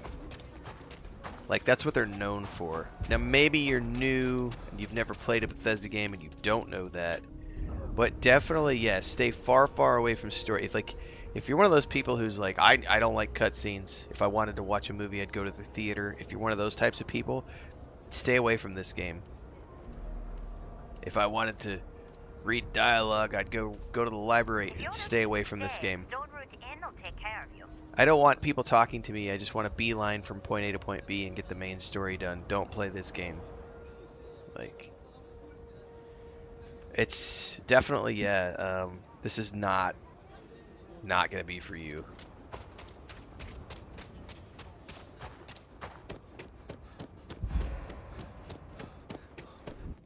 It's like the people who don't like walking sims, and then they force themselves to like go try Death Stranding 1 and 2, and they're like, these games sucked. It's like, well, you kind of knew in advance that they were largely walking sims and building simulators with a little bit of action and a little bit of story, really weird story and really weird cutscenes. But like, if you hate fun, don't play games. That's a lot of words. Too bad I'm not reading them. Barata.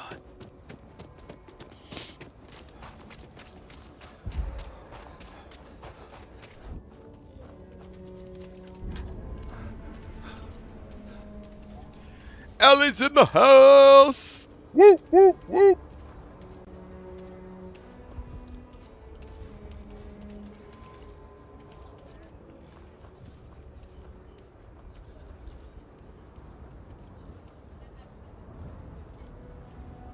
Shep Happens says, I enjoy it so far. I think I tried to do too much at once last time. Well, your mom has done a really good job of taking more than one at the same time.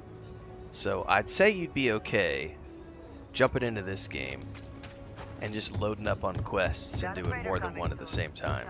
Ain't nothing wrong with that. Be proud if you can flex on doing more than one thing at a time. But I get it. Some people only want one at a time. So the easiest way to do that, if you only want to focus on one thing at a time, there's this handy little thing called the quest tracker, which only quest tracks one thing at a time. It only tracks one quest at a time, if I could say that properly and not in reverse. So if you get overwhelmed by more than one thing at a time, definitely just use the quest tracker. Like, you could pick what you work on. It's really simple. I suggest it. JK and Shani. Allie's in the house. I'm the house in Deedley's. No, old man. You have to physically talk to the bot. After you repair the bot, you need to recruit him. He is not recruited just because you repaired him. You need to recruit him after that. And he will either follow you or you can assign him to a ship. Oh, look who's got a Laredo gun.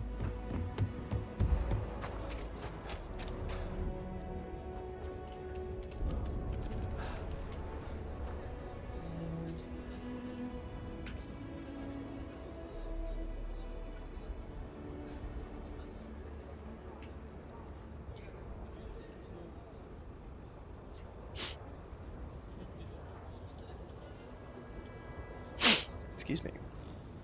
I do have the sniffles this morning, everybody, so.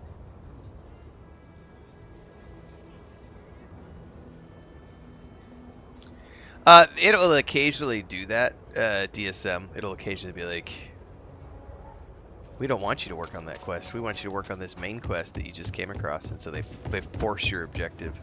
I don't know if you can turn that off or not. I'm assuming you might be able to.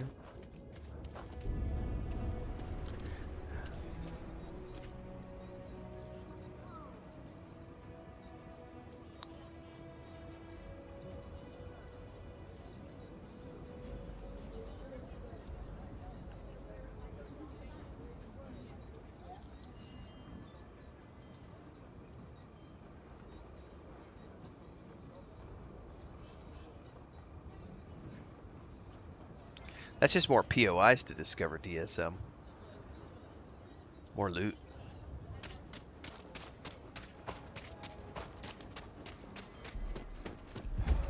Cool spacesuit. It is a cool spacesuit. Am I at least halfway? Please tell me I'm halfway. Oh, I'm really close to halfway. Holy shit, this takes forever. I'm about to say fuck this and just go adventuring and work on this later on. Let's get to the 2500 mark and then boogie out. I really just want to do quests and work on the other half of this later. Well, I'm trying to rack this up, this skill alley. So the only way to get is I have to sprint for 5,000 meters while at 75% or more of your maximum load capacity. So it only counts up to the fact that you're all in red. And then also fitness, I'm on the last rank of fitness, and I gotta use up all oxygen and carbon dioxide 100 times. So between the two of these, I'm purposefully just sprinting back and forth through Aquila for the last 20 minutes. But I think I'm ready to just go do some more quests. I think we can work on the rest of this at a later point in time. This is not something I need to bum rush. I just was trying to get to the halfway point. At least get to 2,500. I wish there was a meter that you could see on screen. That would be really ideal. Like if you could track it and have it be visible so that I don't have to keep going into the menu.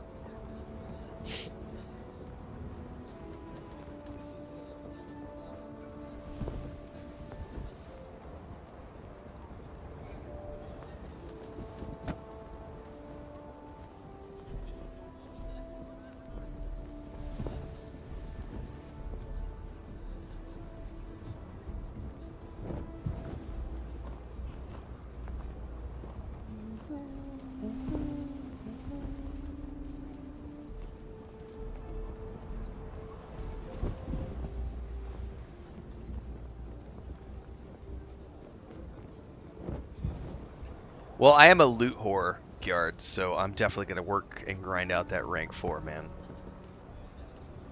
But that's going to be over the course of dozens of hours of gameplay, yeah. It's a bit of work. I honestly don't remember, because it was so long ago that I did it with my main character that I didn't, because I've got hundreds of hours. So just somewhere along the line in those hundreds of hours, it got completed. There we go. We're at 2,500. I'm selling. Excuse me. And yes, sniffles, guys. I'm gonna remind everybody. I do have the sniffles this morning, so apologies, but it is what it is. I want to do your business quick. Take a look around. Take a gander.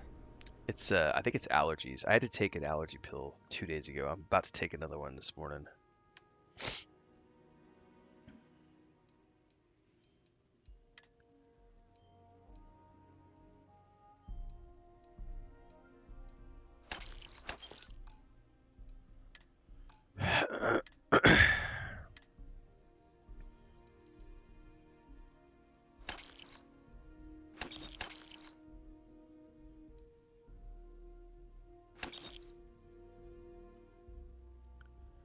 I mean, if I cared about melee, that's a pretty cool melee weapon.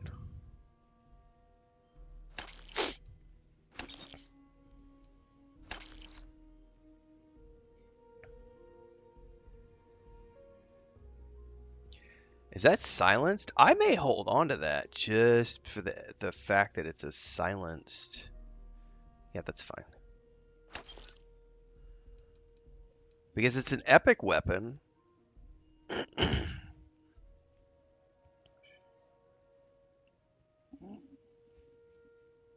It uses ultra mag ammo. Might have to go back and stash that in the I'm still overburdened. It's probably materials. Yep. I need to go back and drop this off at the lodge before we go any further.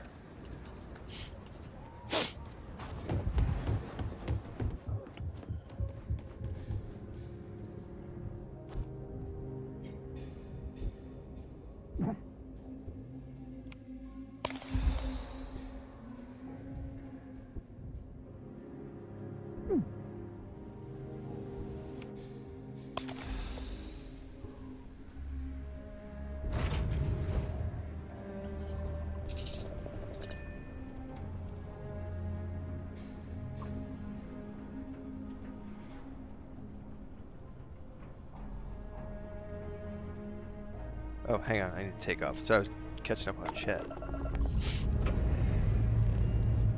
It's the Trade Alliance. The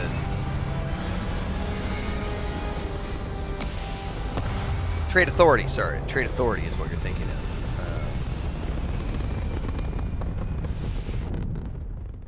So the Trade Alliance, Trade Authority. Sorry, the Trade Authority will buy sketchy shit. Apogee kick complete. Orbit steady.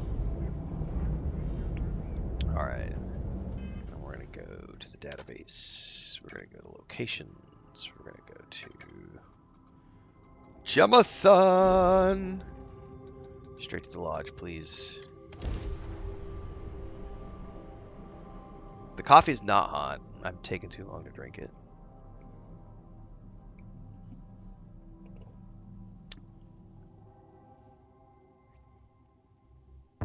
Landing site locked. Take us in.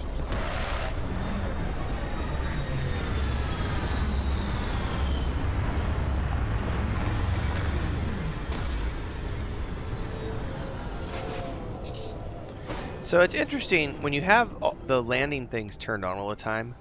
It does seem to be skipping. So you used to be able to just fast travel straight to the lodge. It doesn't always do that now. Sometimes it just sticks you, and you have to do it on foot.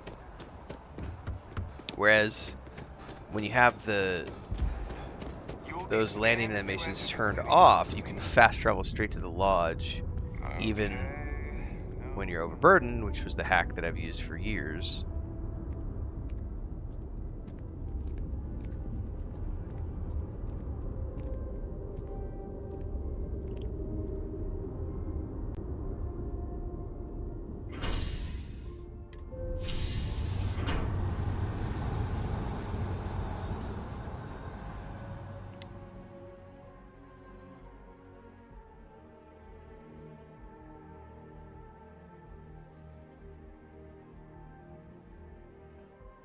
New Atlantis is a really safe city, which is cool if you like that sort of thing.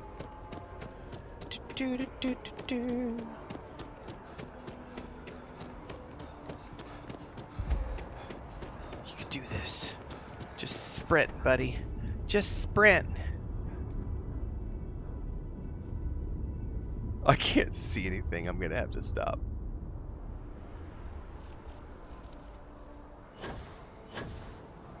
Somewhere over here's the Trade Authority, I promise.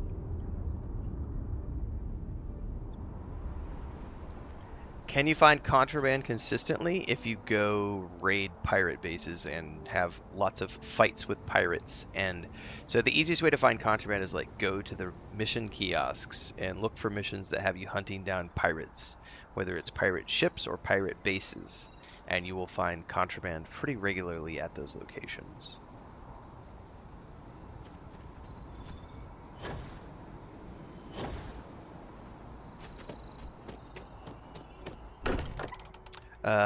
Spacers and Eclipse, says Guard, along with pirates.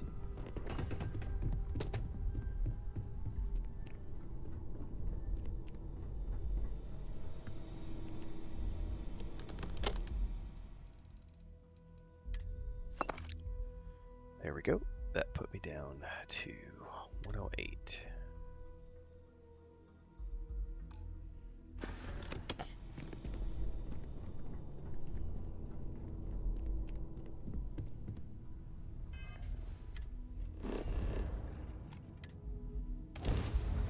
That's right. It's only illegal if you get caught.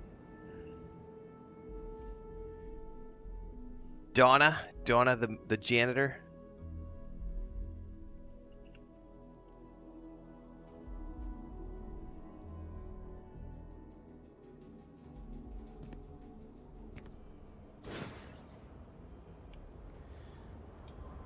Dun, dun, dun, dun, dun, dun.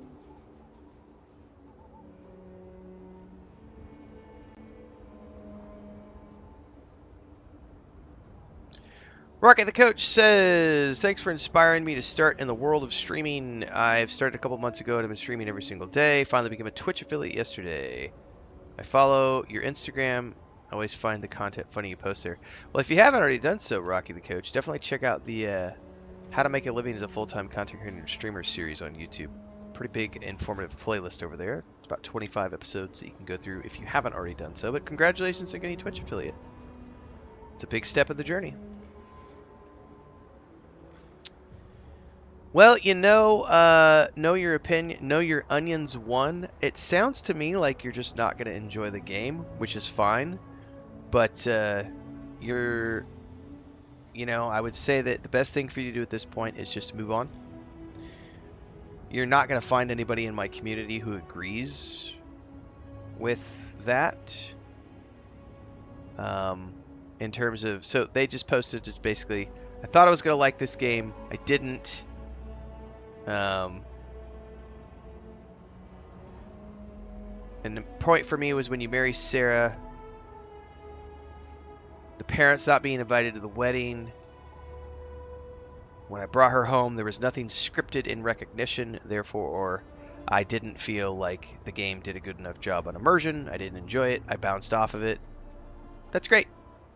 Not all games are for all players. Definitely move on and play something else. But one thing I would recommend is not hanging out and just posting all the things you dislike about the game, because that's not what we're here for. We are here because we enjoy the game, and we don't just gripe about it all the time. It's like going into the movie theater and yelling to the audience about how you don't like the character development, and everyone in the movie theater should listen to you about how you didn't like the character development, even though everyone else paid money to come watch the movie, and you're in the audience yelling about what you didn't like about the movie. No one asked. So, it's okay. You've made your negative statement. There's the door. Good luck finding games that you do enjoy. There are lots of games out there. Hundreds to thousands of games get launched every week.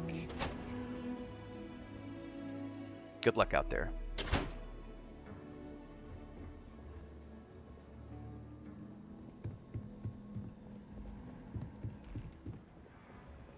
Keelan's really the heart of it.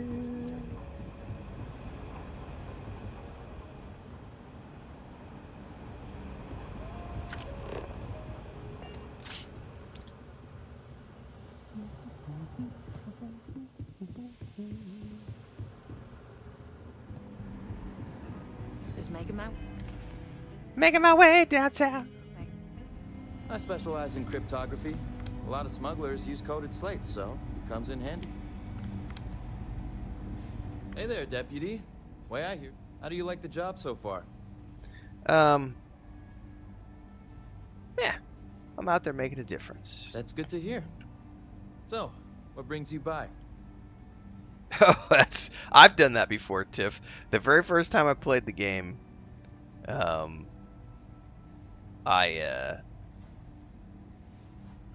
didn't know what contraband was, and I got busted by SysDef, who arrested me, and then made me a choice that I couldn't refuse. They were like, maybe an offer I couldn't refuse. They're like, rot in jail, pay a fine, or you can go infiltrate the Crimson Fleet for us. Bubbloni says, I blame bad parenting. You can raise great kids without pretending that every idea that crosses their mind is important enough to share. Yeah, it's just, awkward. I think that it's okay to not. Imagine if I went into the stream of every person, every person that plays a game that I don't like. Imagine if I went into all their streams every single day and just said, "This is what I don't like about this game. Let me pull my pants down and take a big steaming shit in your bowl of Cheerios, right? Like, let me whip my dick out and piss all in your Cheerios as you're eating your breakfast, because you know what? I don't like Cheerios. I'm gonna make sure that you don't like Cheerios." Like the audacity, the lack of social awareness, the lack of tact, the lack of common sense. It's okay to not like a game. What's not okay is to think that your negativity is something that needs to be shared. It's like unsolicited opinions, unsolicited advice. No one but assholes gives unsolicited advice.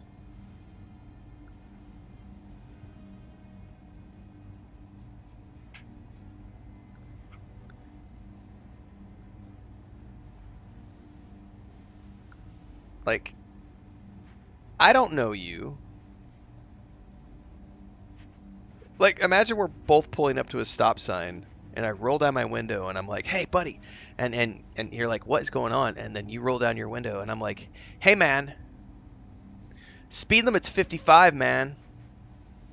You're supposed to turn your blinker on 90 feet before you did, man. Get the fuck out of here!" Like, like.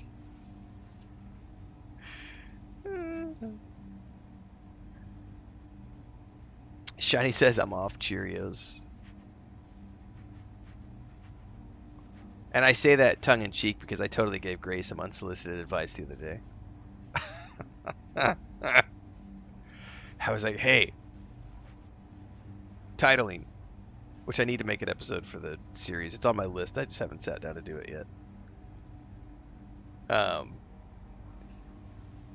I just love how my favorite is the people who come in my my YouTube channel and they will comment about how I need to stop using a headset mic and move to a boom mic. yeah. I probably get like 1 a week, 2 a week unsolicited advice on people who say that I should be using a boom mic instead of a headset. And I'm like, I don't think it's ever going to happen. Like, I don't like having to do this every time I move, and I move around a lot. There's cats, my wife. I don't want to have to be sitting here adjusting a boom arm every single time. I don't have a soundproof room, so putting one on my desk is not an ideal scenario either. I love this because it's hands-free. I can move around. Sounds good enough. It's This comfortable. got a little awkward.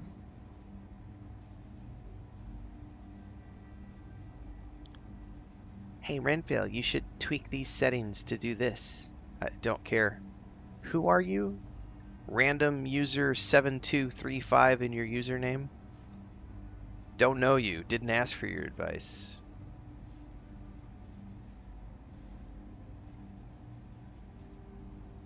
I'm just trying to make your streams better. No, you're trying to be a condescending fuckwad. Do it my way. Do it my way. I know more than you do.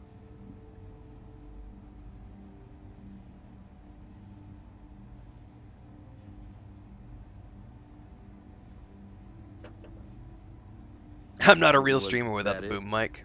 That's it, guys. That's what's holding me back. The boom mic is what's holding me back.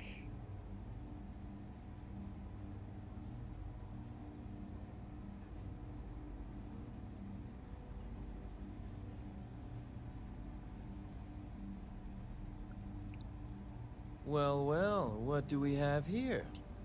Well, this is new. Very interesting indeed. I'll see what I can do. If you can get me another one of these, it'll give me more context for the encryption and should speed things up. In the meantime, you be careful out there, Deputy. From what I've heard, these mercs mean business. Alright, I got myself another little thingy. A little pop-up.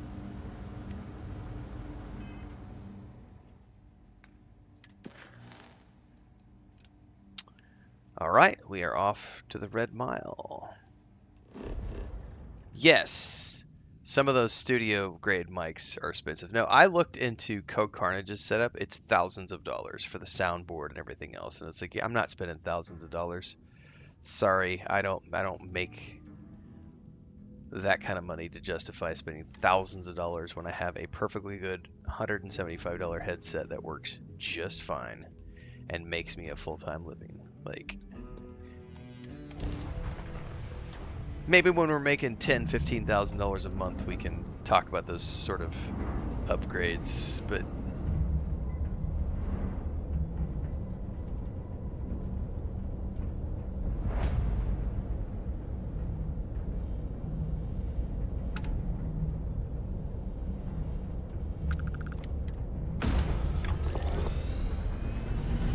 oh, hang on. We had one more. I forgot we had one more system to go. Yes, that's exactly what would probably happen, DSM. Is I would spend $3,000 on an expensive boom mic with cables and everything else, and then one of my cats, I'd go AFK for a coffee, and I'd come in here, and one of my cats would be on the desk, just like chewing one of the cables.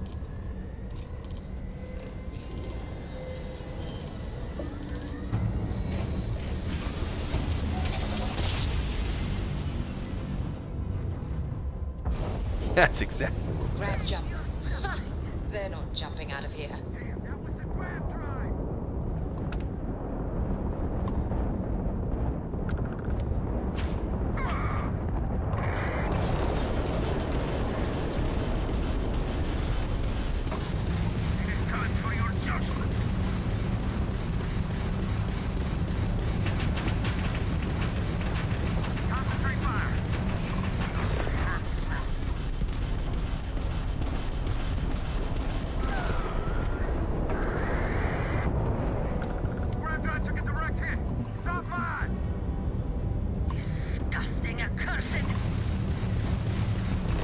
Torments lost their shields.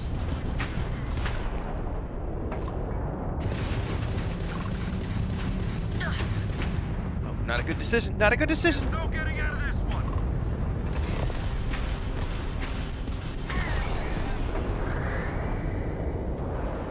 And the Maroon are down.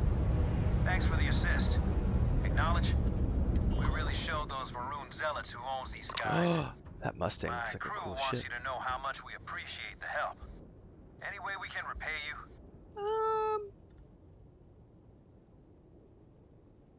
Salvage rights are enough for me. Salvage rights are yours. Thanks again for the help. Over and out. Alright, let's go touch some space booty.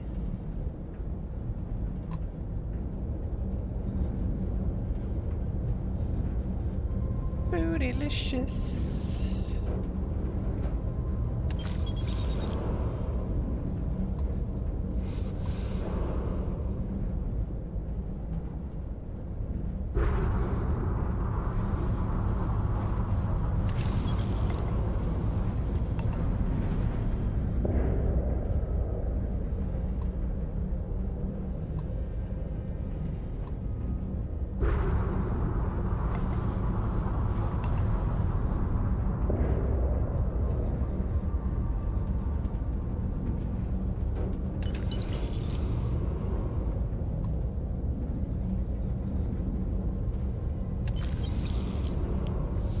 Oh, cargo hold full. What the hell? I gotta add some cargo space to this bad boy. It's like, it's always full. Alright, open planet map. To the Red Mile we go.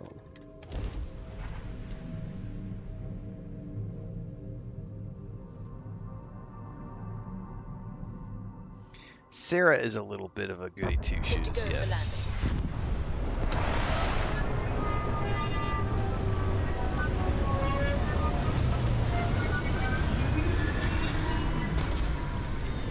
Yeah, I'm trying to keep the junker until I get the Freestar Ranger ship. I'm trying really hard not to spend credits. I hope you don't assign me to work on this rock. It's too pretty. Pretty. But yes, I am trying to not spend money if I can avoid it.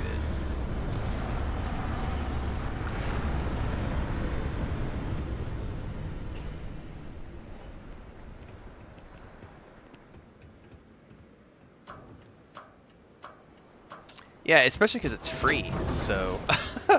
But I tell you what, I haven't done these quests from the start in so long. Like, all the stuff I've done for the past couple of years has been Unity. So it's much easier.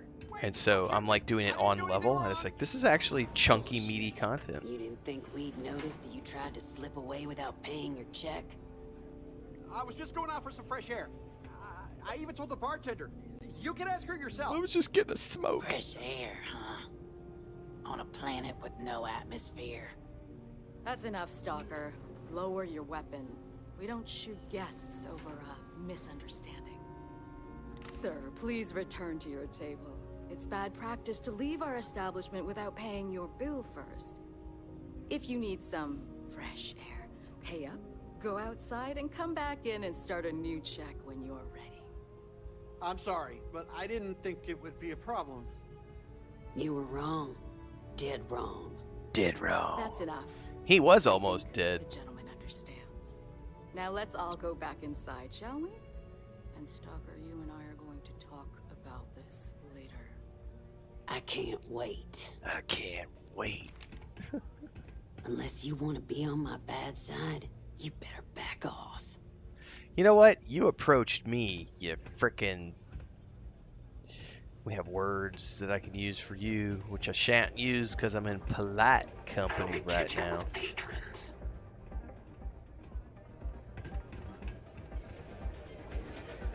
Fame and fortune await in the Red Mile. If you have Extra skill points do make a huge difference. I'll be right back.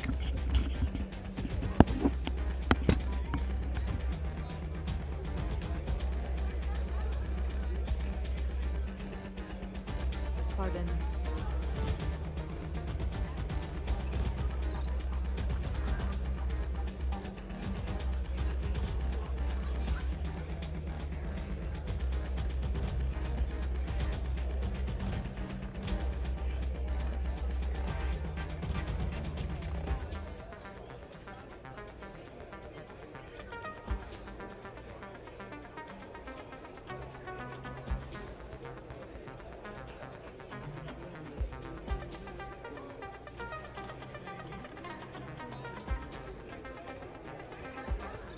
May runs a tidy establishment. Let's keep it simple.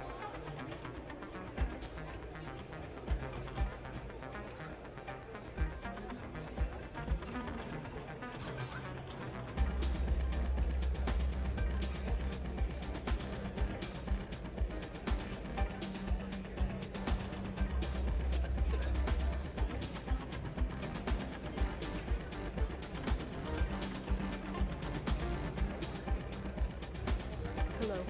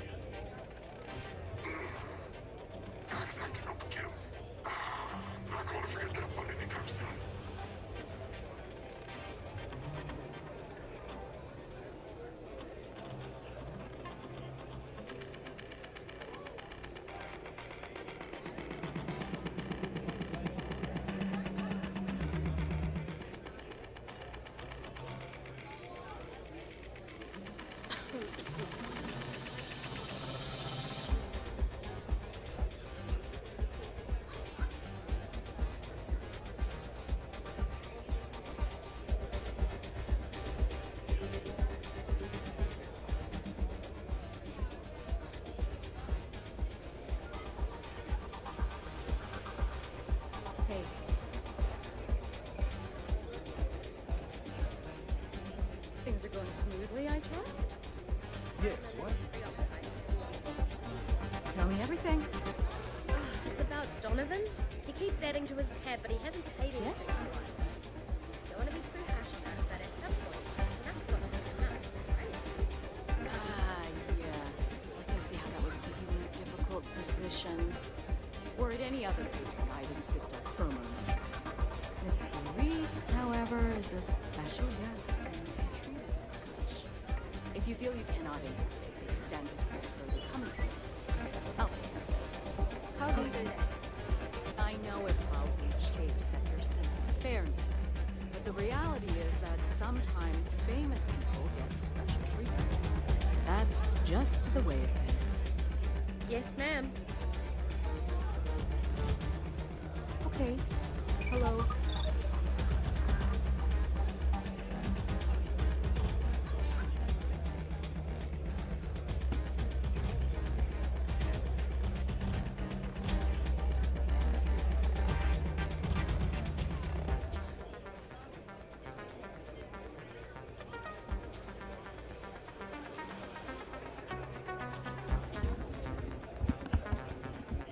I definitely just used the microwave because my coffee was not hot.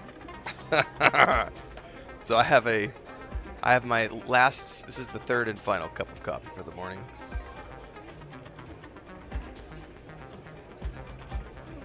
And I have an email from Owlcat, so let me go check this email really quick. What's this I hear about you giving one of my crew a hard time, Reese? Since you quit running, Oh, and I also got an email from Pedro for the upcoming Starfield podcast that I'm doing. Isn't little General Scott? I hope you forgive me if I don't stand up and salute. I'm just not all that impressed by you, your lads, lasses and all. Playing soldiers. Oh, and you can drop that whole right? Yes, what?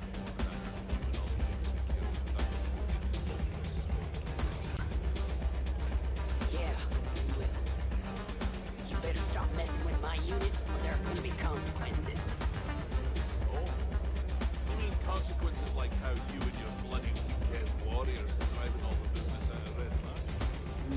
Thanks to you, barely able to fulfill my You'd rather go back to the days when this place was raided and plundered on a regular basis. Sure, the occasional pirate is good since not better than pirates would be guests. We're up to me. I'd find a lot of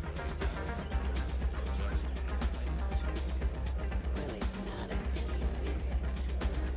Meanwhile, here's some free advice. Next time you get drunk, try picking a fight with someone who isn't carrying a firearm.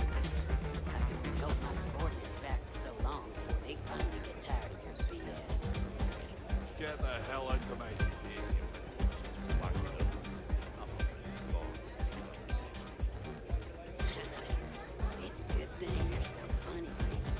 It's the only thing keeping me from kicking your ass.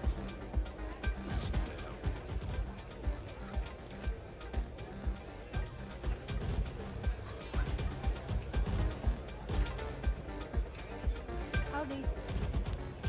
Alright, give me 2 seconds here.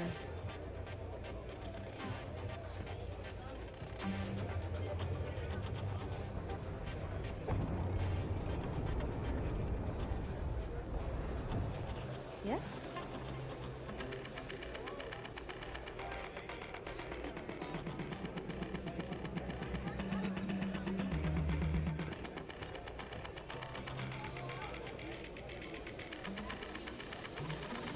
Excuse me.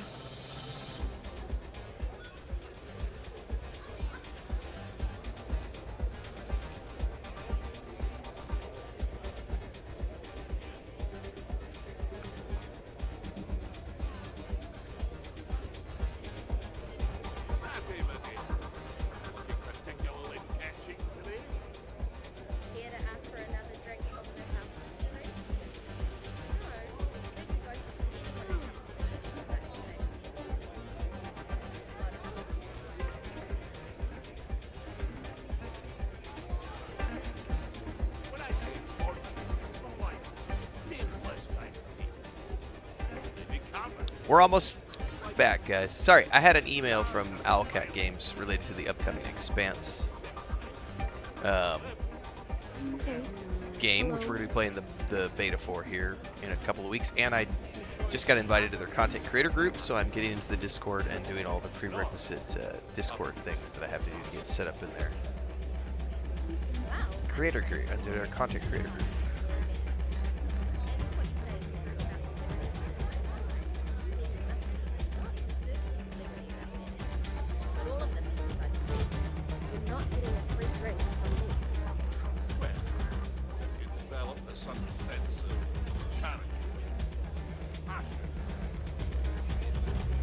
And then I'll catch up on chat.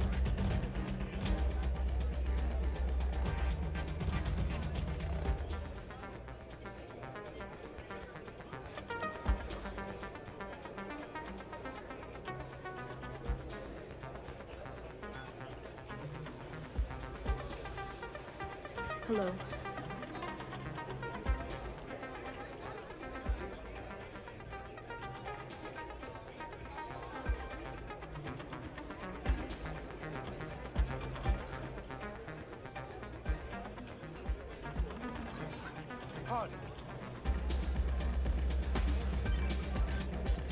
Yeah, someone just said the Renfail rave at the Red Mile.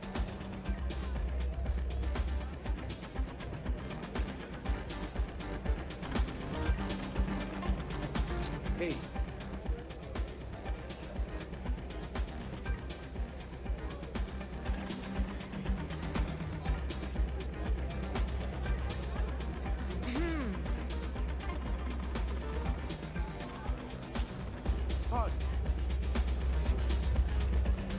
Is something bothering you, Saki?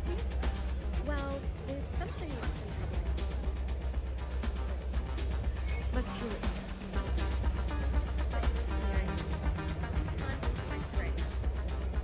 Hello. All right. Well, we are now in the Owlcat Games Content Creator Program and in their Discord, and we have a beta key for the upcoming Expanse game. We're going to be doing the beta of. We'll be creating some content around that, and of course streaming that when it becomes available. So stay tuned for that. I think we're done with all of that. We can now get back to playing. Oh, I have one more email I needed to check from Pedro for the upcoming Starfield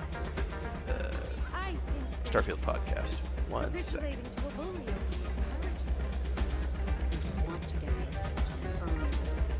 I think he sent over our pre-list of questions. What?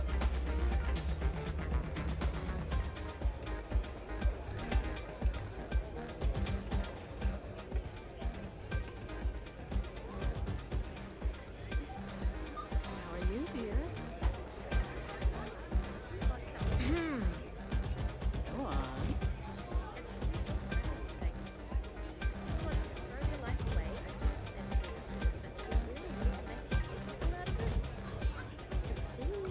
Okay, looks like we're good to go. I'll need to study those on Sunday to get prepped for the show. I am going to be on that podcast. It's called Starfield After Dark. They air on Wednesday nights. First two episodes have already aired. I'll be on the third episode, so stay tuned for that. It'll be airing live this upcoming Wednesday. I'll get links prepped out Wednesday afternoon during the afternoon stream, so that everybody's ready to go for the evening podcast. All right, let me catch up on chat, guys. Sorry, I had to answer some emails there. You guys get live backstage pass to when I'm answering emails. Yes. The Renfail rave is open.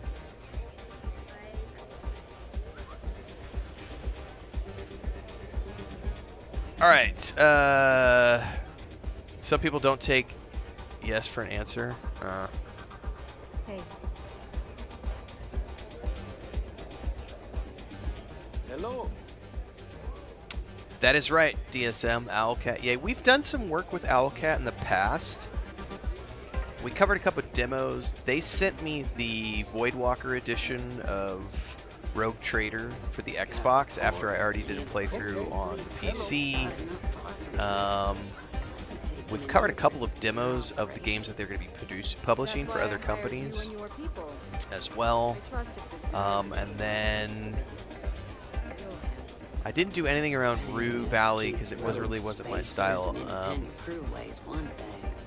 And then Dark Heresy, I will be taking a look at when it gets a little deeper into.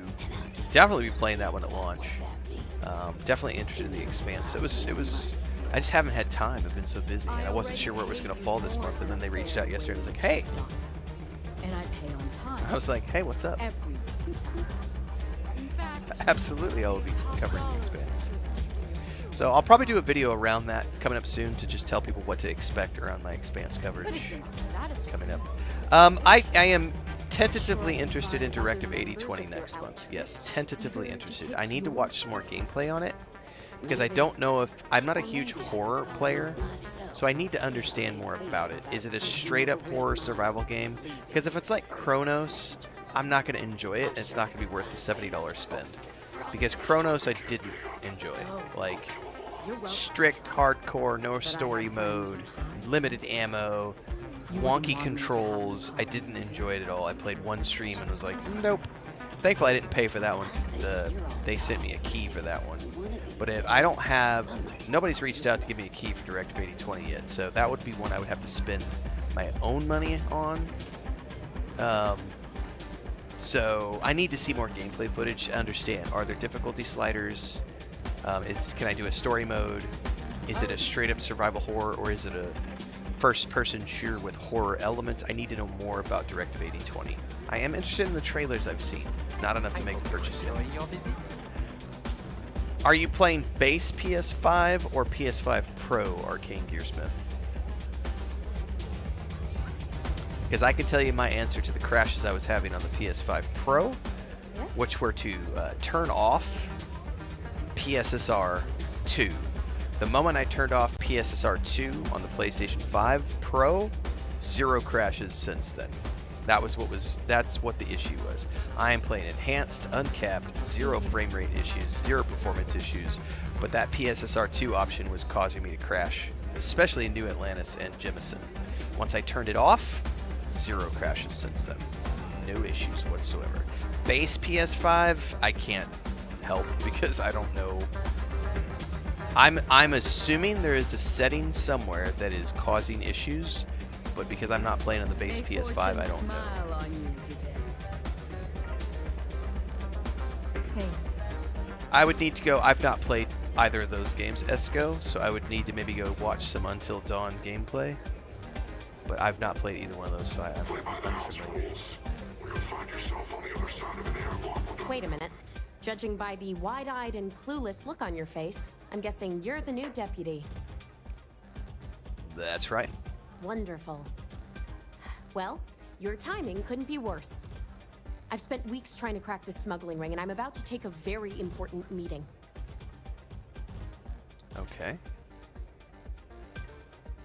You know, don't worry about me. I can handle myself. I hope so. I don't have time to catch you up, so you're gonna have to follow my lead. I'm about to meet with a contact who might be able to give me Tolzer, turn it off. Turn the ring. PSSR 2 off. You play your cards right and As soon as they did that, I stopped crashing on Jemison and New find Atlantis. If you're ready, my contact is here and waiting. We actually showed it live yesterday. There is still the occasional lurch. If you're in enhanced mode playing with uncapped frames, there is still the lurch will happen in the heavily forested regions of Jemison, but no more freezing and no more crashing. Alright, let's go meet your contact. Follow me. Yeah, the trailers for Directive have looked really, really good. I just was unsure about the gameplay, so it sounds to me like I need to go look at some of their other games to understand a little bit better. Or maybe they've got a developer diary or something where they're going to show that off. But I'm always hesitant to spend $70 on a game from a studio I've never played before, because if I don't know their previous games, it's hit or miss if I'm going to enjoy it or not. You said you'd be alone. Yeah, well, things changed. Take a seat. It can get rowdy in here sometimes, but we try to keep things civil. He enjoys the adoration of the masses. So you're working with Autumn, huh? Who are you? I just realized I'm wearing the hat. I'm Deputy Renfail. Is that so? The deputy here is interested in meeting Marco to talk about that mercenary Does company every he's been developer have a funding. diary? No, but they Since part of should. that Some money is coming from developers his don't smuggling understand how to do operation, publicity for their we're games. working together. So you're investigating the first? Why? They need better marketing and media people on their teams, because every developer should be doing developer diaries. Alright. Trying to take land from farmers, and I want to know why. Seems like a strange thing for a mercenary company to be doing. I guess an introduction is in order. Like Marco, Jade here is the head of a small smuggling cartel. Difference is her crew stays out of Freestar Collective space, while Marco's group operates exclusively within it. Except now he's looking to expand his operation, and he started moving in on my territory. Okay. Would it be a shame if he put you out of business? If you think this gives you some kind of leverage, you're wrong. Sure, he might slow me down for a while. Yeah, but that would be a competition good won't question, break me. DSM.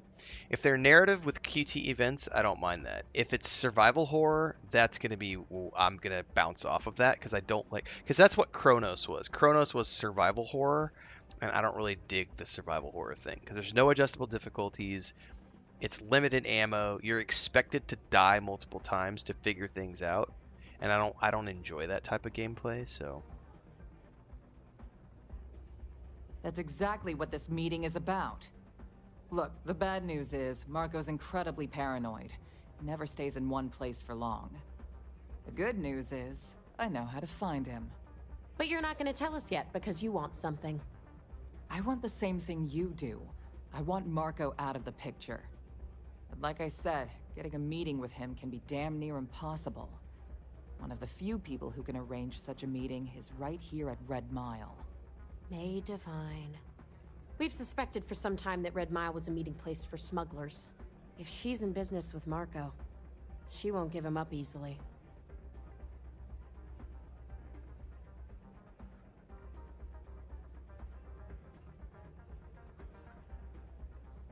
There must be something she wants I can trade for. You know what?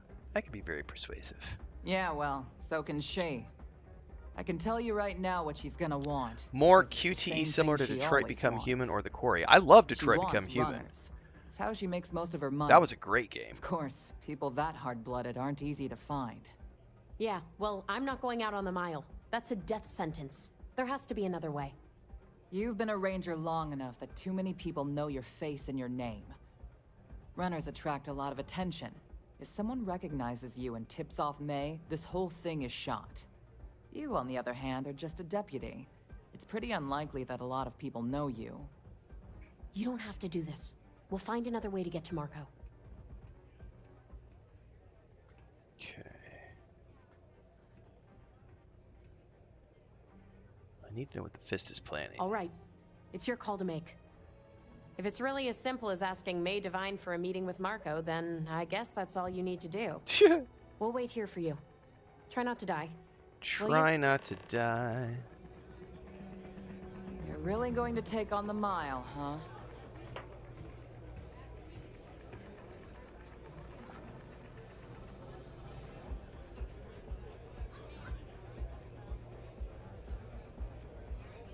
Please be careful out there. Well, I doubt I anything imagine I will scares die you. a horrible death.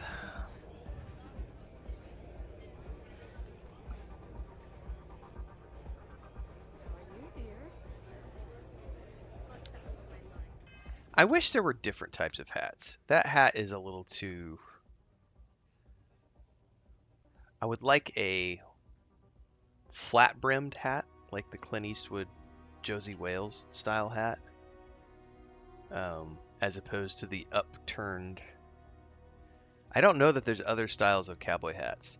I may need to go to the mod store and see if there's different types of cowboy hats. Because if I could get a flat-brimmed cowboy hat, which is what I ran around with in Red Dead Redemption 2, I would be far more inclined to wear a hat. But I'm actually not a fan of that hat.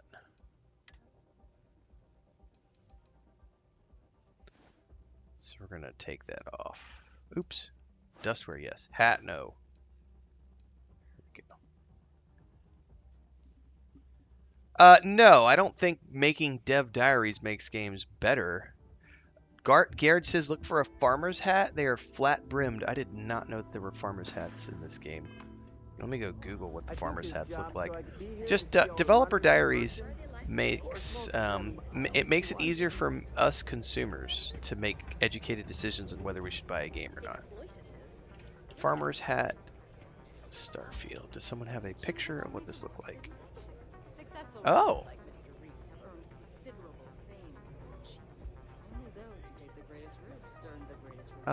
Farming hat. Sort of, but it's kind of not wide brimmed enough. But that is more along the lines.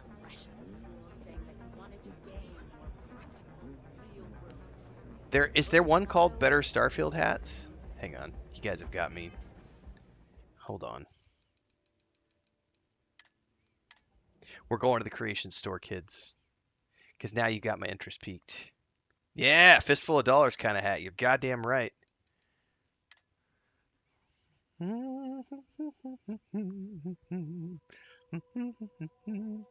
Starboard helmets with cowboy hats. Star Wars: Old Republic did that with some of the way some of the bounty hunter hat or the smuggler hats like have like a hat with like a helmet. All right, search hat.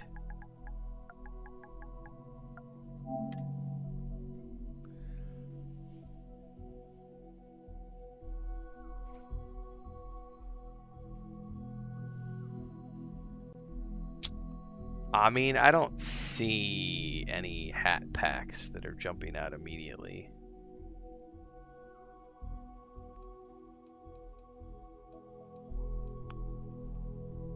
No. Nothing yet.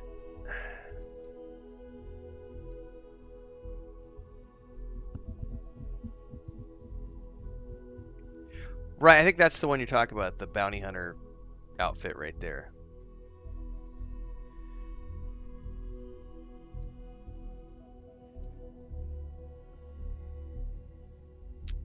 But that's not exactly what I'm looking for.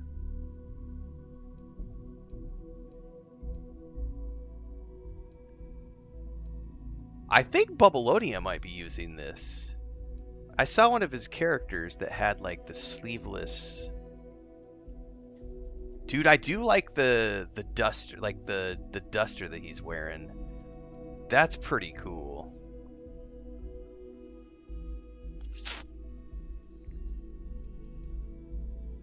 Yeah, I am pretty sure Bubblonia's got this mod running on his characters. I haven't asked. I don't know for a fact. But those bootylicious shots, I saw some screenshots he posted last night. Which look, I think he's got the crop top. Garrett says he is using that? Okay, okay. Yeah, this is the one that Bubblonia's got on his streams. Oh, that's cool. The wrist pad thing. And it's got the ranger badge. I've always said I wish I could put that on my clothing. But to be able to have that on a necklace, dude, this is pretty cool, man. I wish I had a different hat, but I do love the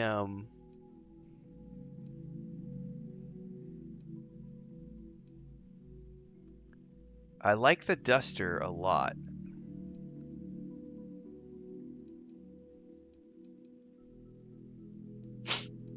That duster is really cool looking.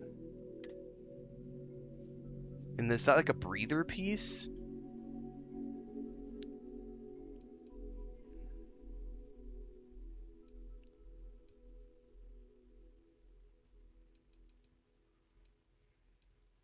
There we are. That's what I was looking for. Is something that gave me a better look at that duster. Yeah, the duster and the badge is pretty freaking awesome. I might have to get that. Not today, but I'm digging the look of things. That look, like on the far right, if he didn't have the hat on, like I do like the duster and like I like the look of the pants, the belt, the boots. That is pretty smexy. Yeah, I would need to talk to Bubbleonia about that because I don't know all the things, or because some, like Garrett is saying, this might require the parent mod. Correct. So this is where I don't know enough about mods to get into that kind of stuff. But Jesus, that looks awesome. So that's definitely a consideration.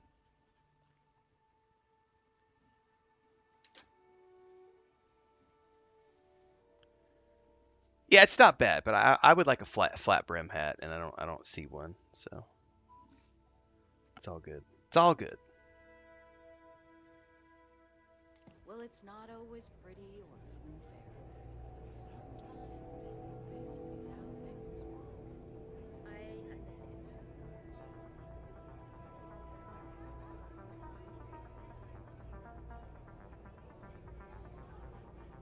Is something bothering you, Saki? Well, there's something that's been troubling me. Let's hear it, dear. It's these ecliptic mercenaries. They keep demanding free drinks. When I refuse, they threaten me. This isn't what most restaurants... Sorry, I had another email just came through from... Well, that is simply unacceptable. Can be brutes. No question about it. It's partially why I hired them. I was hoping they'd curtail their aggression when it came to our staff, but perhaps not. If it happens again, tell them that on my authority, they're required to pay like a class.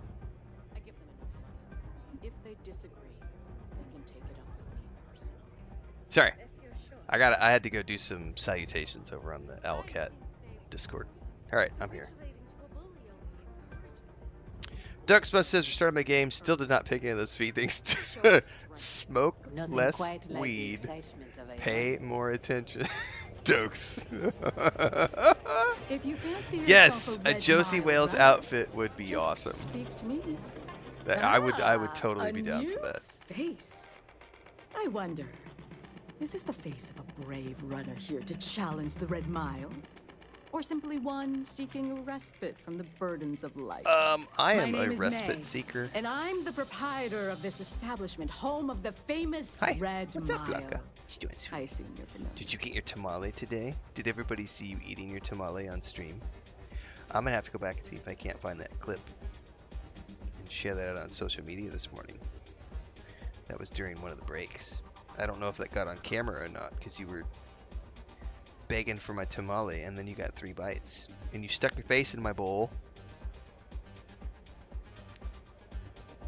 That's the weirdest thing about her as a cat, is she can be super sweet and super loving, but then, I mean, she will attack as fast as a snake and just decide that she'll be purring and you'll be petting her, and then like the 3rd or 4th pet, she just turns around and just fucking chomps you. Like, it's her street cat instincts. I don't think she's ever gonna, they're never gonna go away.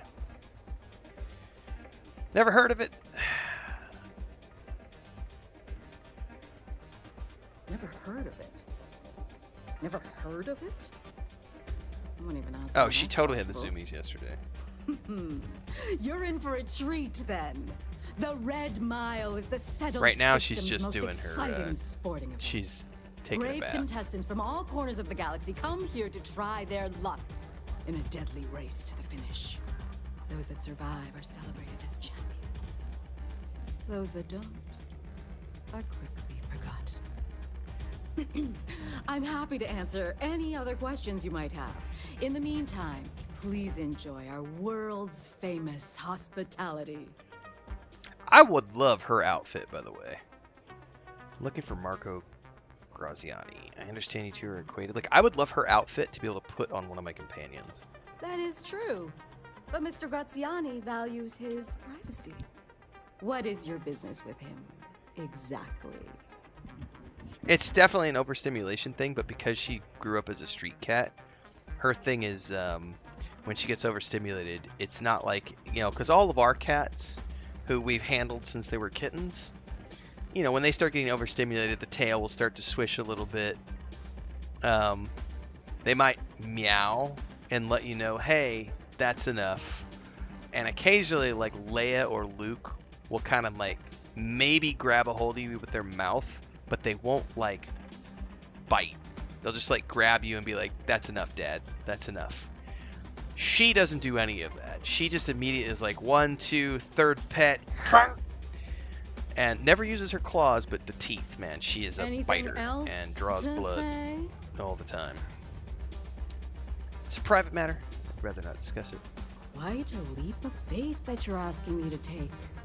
I have no particular love for Marco, but he is a business associate. So I must protect my reputation. Fortunately for you, I'm in a generous mood. It's been too long since we've had proper entertainment.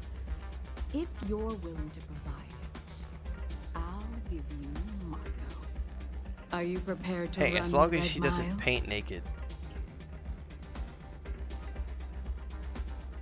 Alright, if that's what it takes, you better keep your end of the bargain. I give you my word, which is something I never do lightly. Once you've begun, I'll collect bets for my patrons. And who now I place want a frickin' White wagers Russian. on your survival. Oh, I'll definitely come back alive. That's what every runner says. Now that we're clear on what's expected of you, are you ready to begin? Let's do it. Good. Come with me and I'll introduce you. And this is a quick save moment for sure. Pardon.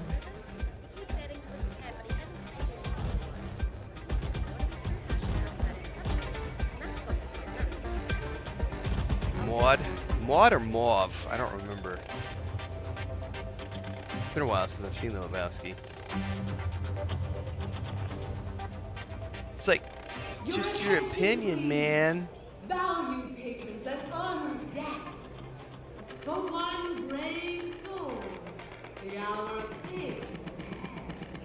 Yes, a runner has come to test the Red Mile.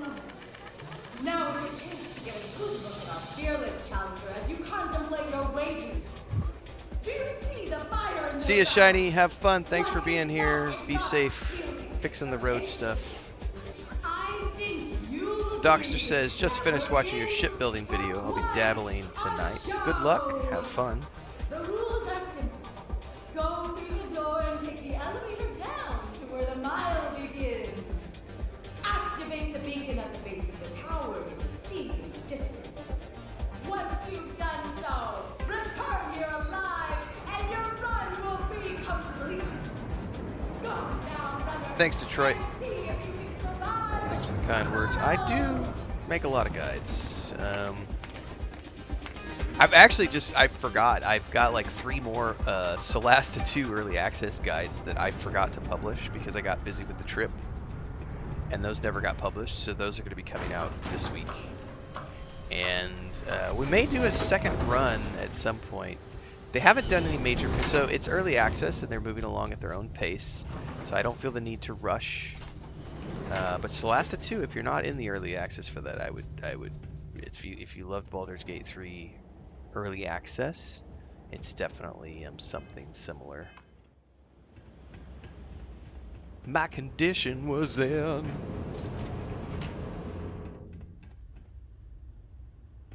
I still think the funniest scene in that movie was when he's in his car and he's got the beer and he's smoking a joint and he thinks he sees somebody, and so he goes to flick the roach out the window, at the crack in the window, right? So he goes to flick it out the window and it hits the window and bounces off into his lap and he freaks out and he's like dumping the... I laughed so hard at that because that has totally happened. That has totally happened. Not with the beer, but like I've gone to flick it out the window and missed, and it came back down and burned a hole through my shorts and into my leg, and I totally totally get it, man. Like, I even have a pair of shorts. They're not in here right now. I have a pair of like stretchy exercise shorts that I have that my wife has made. I've been wearing them for years. And it's got a nice little burn hole right in the crotch because I was sitting there one day out on my balcony and when I was living in Cancun and just enjoying a little afternoon toke, and the cherry fell off and I wasn't paying attention because I was in another place, and I'm sitting there just enjoying myself, and all of a sudden I'm like, what the fuck? And I look down, and there's like smoke, and there's a hole in my shorts, and through my boxers and into my leg, and it's even happened when I'm not been in the car.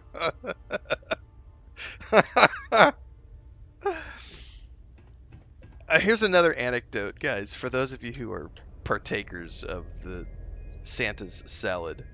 Oh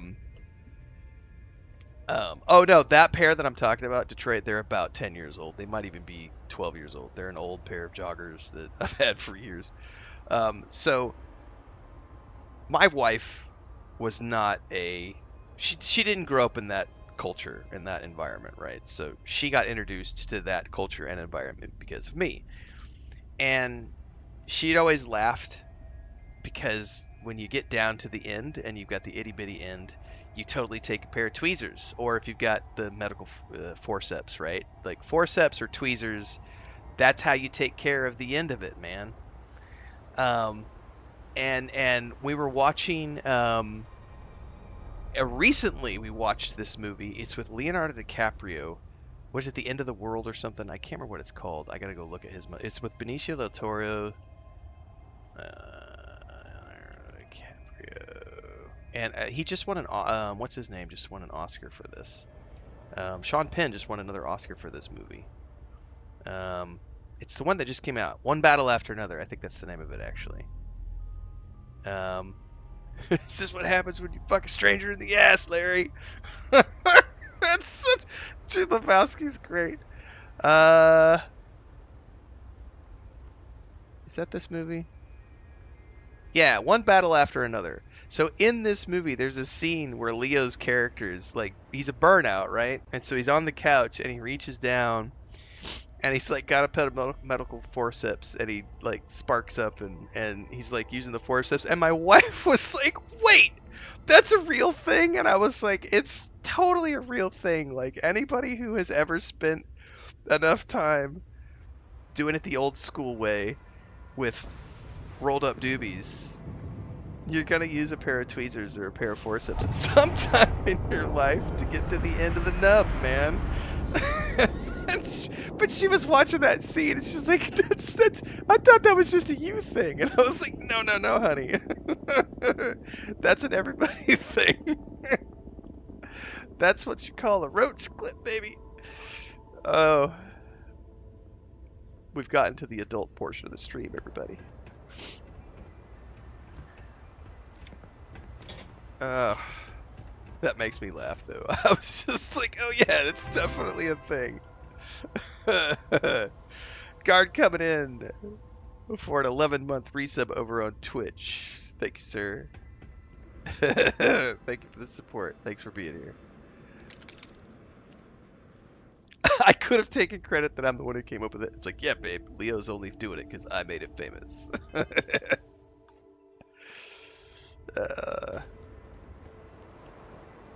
Alright, this, I'm just gonna... The problem is I kind of want the XP, so I think we're gonna... Oh boy. Maybe not. Those things have a boatload of hit points. Jesus.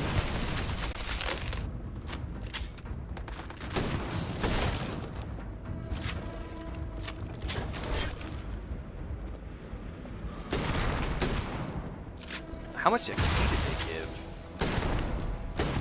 Jesus, he's like really resistant, or...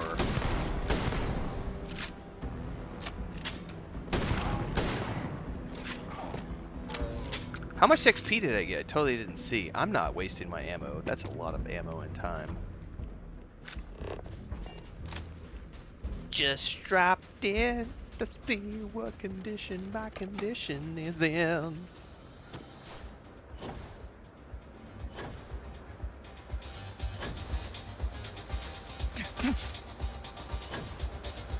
Alright. This is gonna be a bit of a sprint here. You gotta love a roachman. What? Oh, coachman. See, sorry, you said, I thought you said roachman.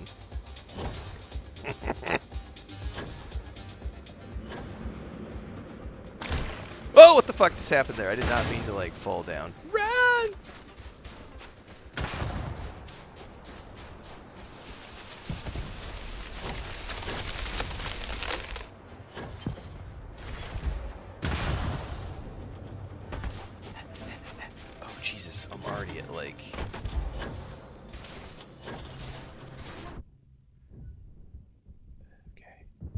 Not a good place to be. Not a good place to be.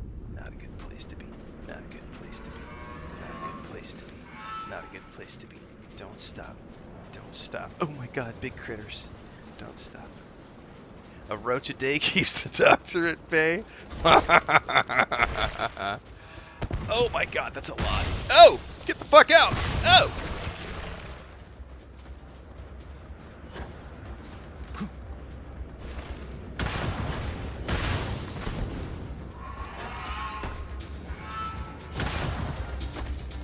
I haven't done this in so long and at a low level because oh my god.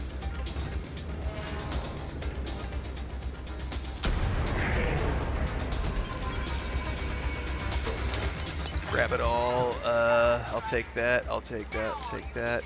Anything else around here?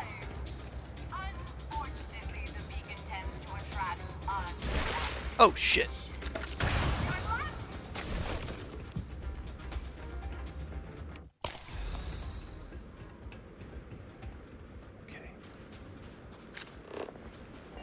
I haven't done this in so long at low level. It's like, oh my god, but there was so much loot. I don't know if there's any more loot.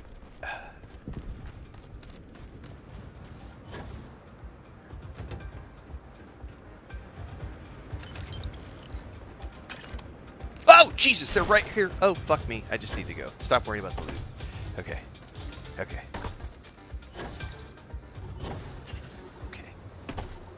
Alright, alright. Just calm down. Calm down. We got this. They can't get to me here. Quick save. Alright. Oh! Something did something nasty. Don't break a leg. Don't break a leg.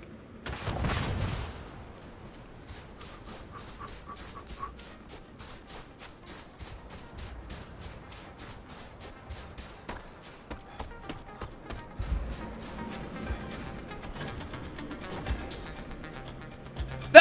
That's not what I wanted to do. That's not what I wanted to do. Fuck, I'm stuck inside of this thing now. God damn it. I'm gonna have to reload. I did not mean to get stuck in here. I can't get out.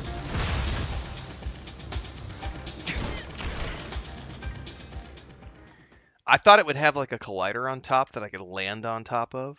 It did not.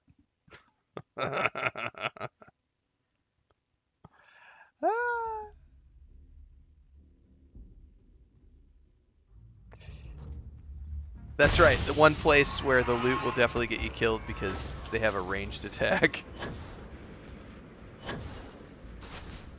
Oh, metabolic agent, grab it.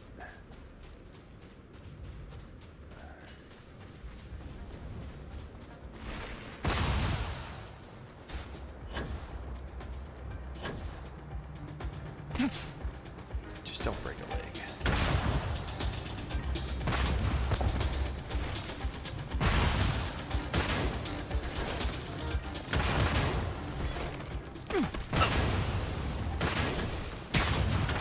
A little higher than I wanted to jump. Holy moly. Ran!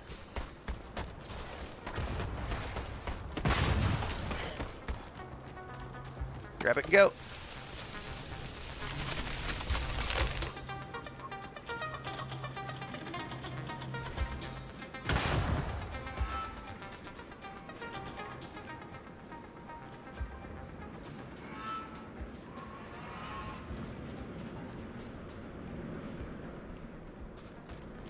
Alright, we're in the clear. I got a whole bunch of goodies out of that. I don't know what. There was X-Tech, there was weapons. I don't know what else was there. Woo! No. Excuse me. Yes, it is DSM. You are allowed to have, I think it's up to 5.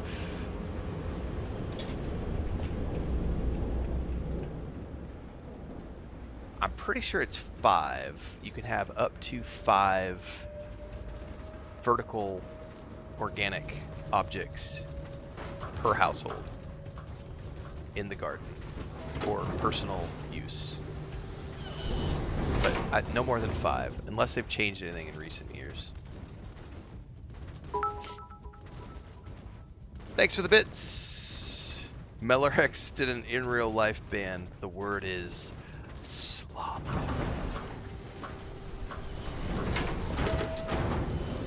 Alright, now that I'm safe, let me catch up on chat really quick.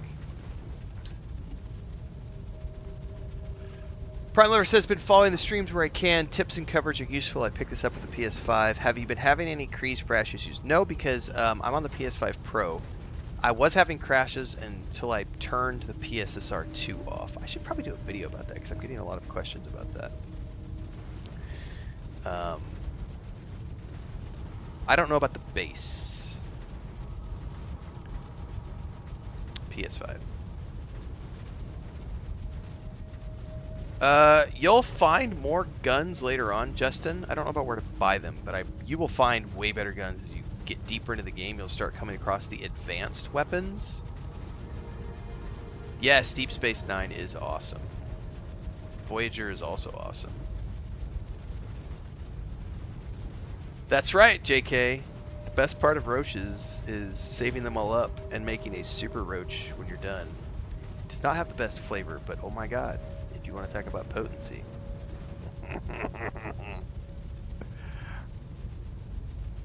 Don't know what we're talking about. It's code words, kids.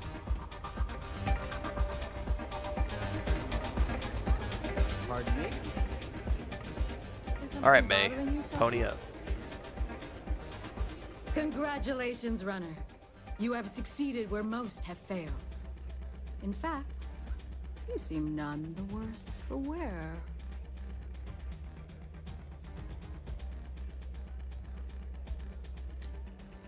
I did what you asked, now it's your turn. Indeed you have, and in most impressive fashion.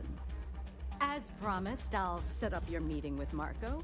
I'll dispatch a courier to let him know you're coming. Thank you very much. Please take a moment to relax and enjoy our hospitality. I'll return shortly. I've seen you run. Not bad. You have a ways to go if you want to beat my record. Does Wes also do his voice? Afraid? Maybe May will give you a chance. Because that's vaguely Shea Gorath-ish. You made it. Thinking of running sometime? Talk to May and she'll fill you in. You must be tougher than you look. I am. I'm also a lot more cuddly than you might think. You're back. Are you okay? Nothing I couldn't handle. Really? Either the Red Mile's reputation is exaggerated or you're just that good. I'm just that good. And anyway, as Barrett would say, I'm I'm relieved you just made it that through good. okay. What? Afraid you'd lose all that work you put into your smuggling investigation? I wouldn't expect you to understand. All you see in people is what you can get from them. I'm glad, because that was an incredibly brave thing you did. And we need rangers with that kind of courage. Also, I owe you an apology. I was pretty awful to you at first. I'm sorry about that. Yeah, that stuff will happen, Justin. You'll be cruising along all of a sudden, you're like, wait, those guys are level 30 and I'm level 12 and I just got massacred. It's a legit thing. Alright, I sense that your hostility stems from a past tragedy. How could you possibly... Maybe someday I can... But no. No. Now isn't the time. We need to focus on the task at hand. Once you're on your way, I'll return to the Rock and let the Marshal know what's going on. Come home safe, Deputy. That's an order. That's an order. Always wear the soft one, little sister. Oh, go to hell. Or at least make yourself useful and get us some drinks. Man, a cocktail sounds good right about now. I would love a martini.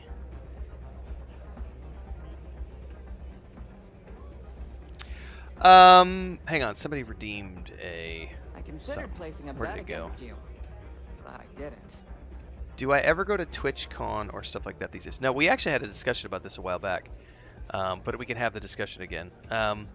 I haven't done any events since the last time Chris and I did a public speaking engagement, which was Killarney, Ireland, at, I want to say the end of 2017 was our last big contract that we did in the travel space. So we were invited to the TBEX conference in Killarney It's got to be 2017. It was like October or something. So that was our last big public speaking engagement as a couple. And then we retired. After that trip, we retired from that industry, retired the brand, and I went full-time into game dev because we were getting investors with the game studio, and so I needed to go full-time since I was the CEO and creative director of the MMO studio. And we had a bunch of investors and stuff, so we were running like 25 employees and contractors at that point. So, I will not attend another event as a public speaker unless, or as an attendee. I won't go to conferences anymore, either as just a person or an attendee. And the reason is because I get death threats every single day, and I have been getting death threats. I've been getting death threats since I was the studio head. Like, when you're the studio head, the CEO, creative director, people send you death threats all the time. People are psychos. Gamers are psychos. There are psychopathic individuals in the gaming industry. And it has only continued to just kind of get worse the bigger I've gotten in the streaming space and content creation space as well. So I have no desire to put myself in that arena to potentially get pew-pewed or unalived with a stabby stab or something. There are lots of psychopaths out there, and when you put your public information out there that you're going to be at this place at this time for these days, psychopaths can then show up and do psychopathic things. So I have no desire to put myself in that position anymore. Look at what happened at TwitchCon last year with that girl. I can't remember her name. She's around 30 years old. She's a popular like cosplayer type streamer. Emaru or Emu or Emiri or something like that. She was assaulted at TwitchCon by a whack job who got past TwitchCon security, and it was only her personal security that were able to, block the guy. So I look at that and go, no, I'm sorry, I won't go to events. Unless the event is going to be paying for me to have security from the moment I get off the plane until the moment I get back on the plane. I want 3 bodyguards minimum at all times, 24/7, from the time I get off the plane until I get back on the plane to come home. That is the only way that I would ever do an event ever again. I really don't care if you have no idea who I am, Paw Petroleum. That's fine. That's totally fine if you don't know who I am. I have been a public figure since 2008. Everything I've done is public on the internet. Just because you don't know me doesn't invalidate my public speaking career or the fact that everything I've ever done is in public, and you can Google me and see all my presentations, all the things I've ever done, all the games I've produced, the books I've written. Just because I'm not famous as a streamer or content creator doesn't invalidate the things I've done or the things I'm saying. So, yeah, your commentary shows your ignorance. So figure out how to use the English language if you're going to type English in an English chat. Yeah, definitely you should rephrase, because no one has a fucking clue what you're trying to say. So, what am I famous for? What am I known for? I literally just said what I'm known for. And you can use Google and go figure it out, because I'm not here to educate you. I'm answering a community member's question about, do I do events anymore? So I don't, and I won't unless there is guaranteed security from the moment I get off the plane till the moment I get back on the plane for all of the things that I just mentioned. Like, it's way too dangerous to go to events these days. And I don't get paid enough money to risk my life. So, I've got, literally, we just talked about this last week. We had the psychopath who sent me that, a manifesto on Instagram. That was the day I turned off comments. I no longer accept DMs. I no longer accept DMs on TikTok or Instagram because of the guy who sent me the 8-page manifesto last week and talked about how he was going to dedicate his life to finding me, finding my homestead, and taking care of me. We had the other guy in TikTok last week who said, I can't wait to find out where your homestead is in Mexico so that I can unalive you and take care of you. So I get that kind of stuff every single day while I'm streaming, And even when I'm not streaming, I get DMs If all you're the looking time. to So I have register, now turned off you'll the need to DMs speak to completely, Mr. and V. I just don't want to deal with that. And no, I won't go anywhere unless I'm being paid huge sums of money and they are covering my security for the entire trip. It's just not worth it. It's not worth it. Because where I live is safe. No one knows where I live. I don't put that information out there in the public. I literally have a homestead in the middle of nowhere in Mexico because my wife and I can afford to have an extremely private life where no one knows anything. And look at XQC having to move like 6 times or whatever in the last 5 or 6 years because people find out where he lives and they show up and SWAT his house. Or look at Rihanna having her house attacked last month where some psychopathic fan shows up with an automatic pew pew and just at the side of her house. Like, no thanks. I have no desire to put myself in that position. So, it's always been crazy, but it's definitely gotten worse in recent years, and especially, I think it's less of an issue when you go to countries. If you go to events in countries where there isn't as much of an issue with pew pews, but especially when you're talking about the United States, no, I don't have any desire to go to public events in that place because everyone has access to pew pews and psychopaths are readily available. And the biggest trend, I don't know if you guys catch this, but like the new trend these days is you have these kids who want to become famous and they want to get their 5 minutes of fame. So it is a thing that is happening in the United States right now where these young adults are specifically pushing people in front of trains and metros so that people can get hit and unalived, and then they get to become famous. And so they are literally doing this and looking up at the cameras, making sure that they can get known, and they think it's funny. They think it's funny that they're doing this. Is a thing, if you're not aware of this, that has become recently. You have these people who are literally going out there and doing that and unaliving people so that they can become famous. So there are sick people out there.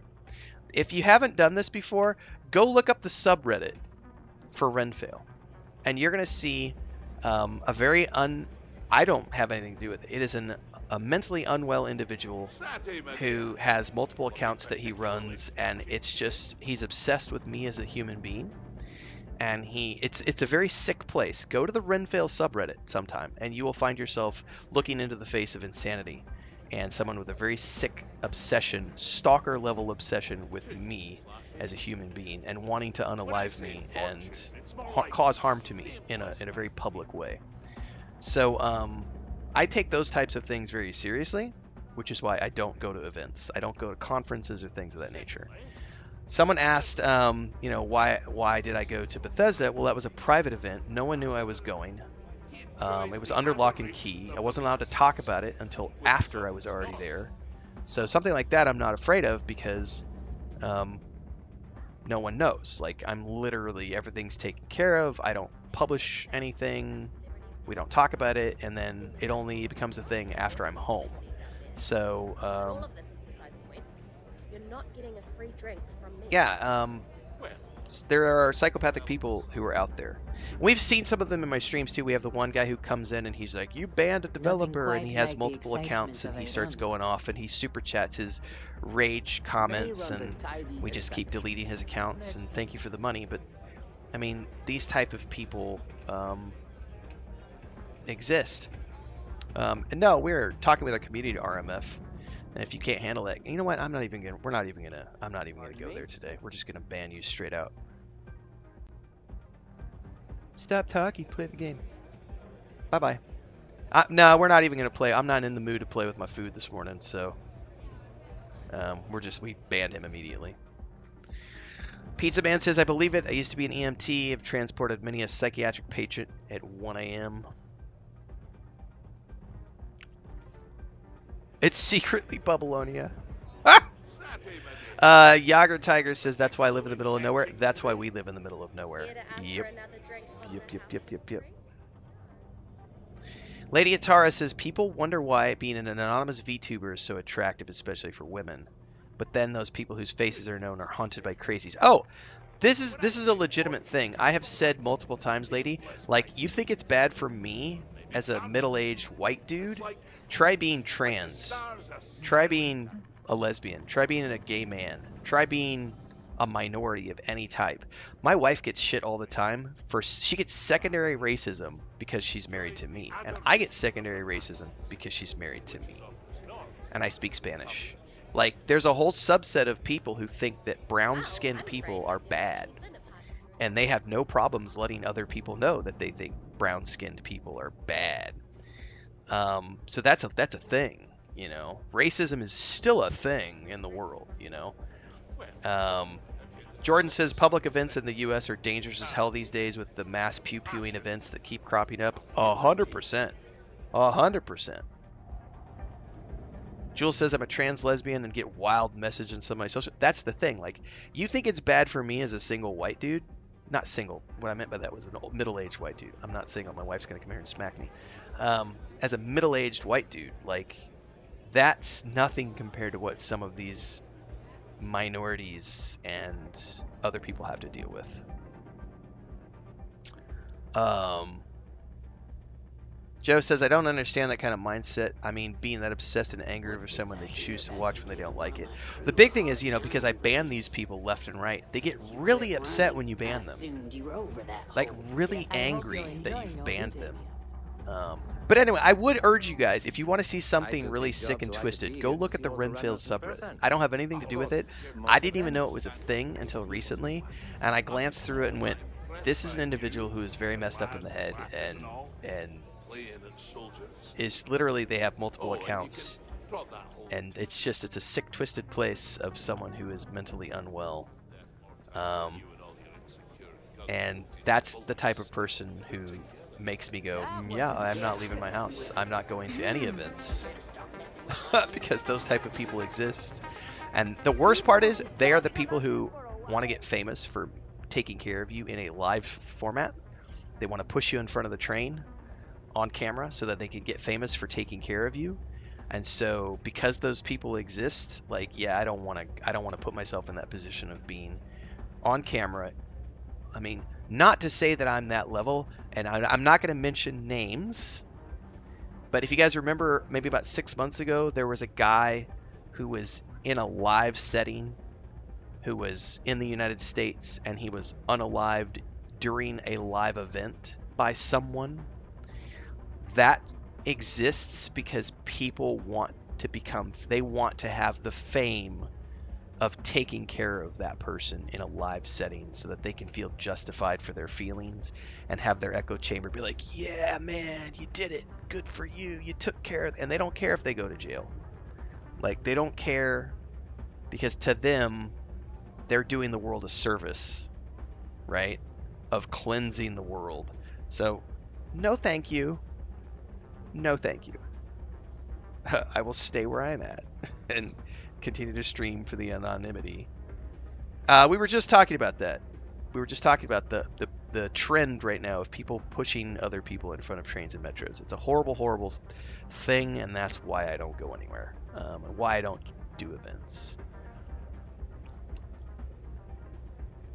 Like I said, they would have to, you know, the company has to be willing to spend tens of thousands of dollars to cover security for me, as well as pay me to be there. So I talked about this the other day. I was like, to get me to come to an event, it would cost a company around $50,000 minimum to just for like a 4-day thing, like 4 days, first class airfare, the hotel, the security, the speaking fee, whatever, you know, it's 50 grand for a company to fly me anywhere, minimum, depending on the level of security that they're, you know, paying for. And, you know, it's just not, at that point, they can get some, you know, lesser known person who doesn't care about it and who's willing to go do it for, you know, $6,000. You know, they're doing it for the free hotel and the free food. And I'm like, yeah, no, no, thanks. I've already done that. I don't need that. Time for me to keep my promise, runner? You can find Marco on Kodos aboard his ship. I'd advise you not to keep him waiting. Yeah, it's twisted, He AJ, is for not sure. Exactly patient. Looks like I'm heading for Kodos. Good. Travel safely, runner. Should you ever crave the challenge of the mile again, it will be here, waiting for you. Is there any reason to run the mile again? I've never done that. You're going to try it again. I wouldn't. All right. Oops, I think I went the wrong way. Yeah, the people who think that, you know, unaliving someone's going to make me Instagram famous. And they're not wrong. They're going to get their 10 seconds of fame, and then they'll rot in a jail cell for the rest of their lives. And they don't care. To them, it's worth it. Lawdog said, was just watching your last Crimson Desert playthrough video and your banning of the racist homophobes at the beginning. I love it. Those are the people I piss off. I ban the racist homophobes and transphobes. And those are the most unhinged people. They were already messed up in the head to begin with, and then they really get pissed because you don't allow them to have a voice and you're not giving them their 10 seconds of fame. And so they get really angry. You only do it to beat Donovan's record? Okay. Alright, I got a whole bunch of new stuff here. Oh, that is some fancy looking... It's got shitty stats, but man, look at the markings on the shoulder pads. The boots are a little too big, but that's pretty cool. Grunt. Did I read that? I must have if I picked it up. And some more X-Tech.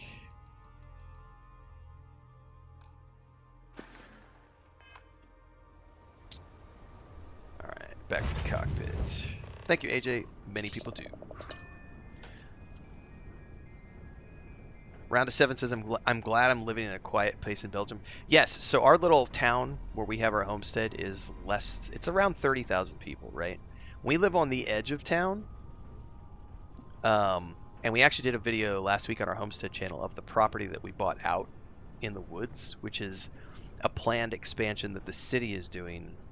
There's no timeline on it, though, right?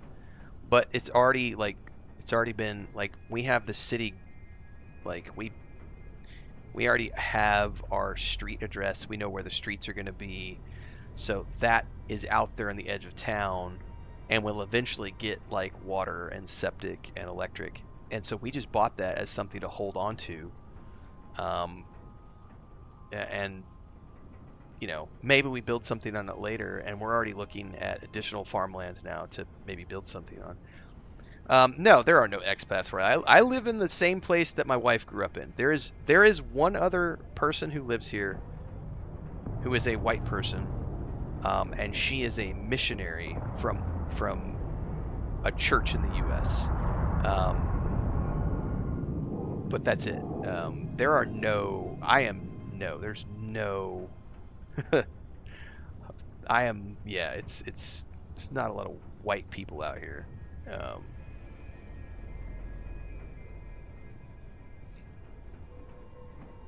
It's great.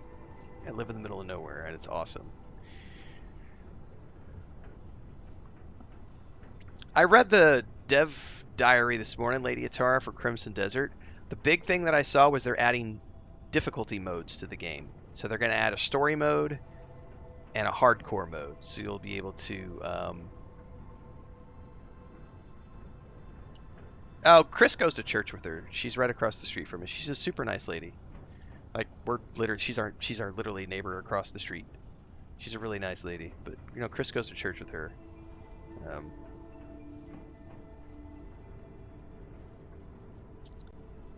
Anyway, the difficulty modes that they're adding to Crimson Desert are, and I told people this when I finished playing the game at 100 hours. I said, my only regret with this game is that by the time they patch it to where I would want to play it, I'm going to be so far down the pipeline of playing other games that I'll never circle back around and give it another shot, because I've already done my 100 hours when it was shit. And so that's the problem when you do this for a living, is you often don't get the chance to come back around to the games after they've been patched and made good. Unless it's something like No Man's Sky, where it gets good 8 or 9 years later, and you're like, hey, I never played this when it was shit.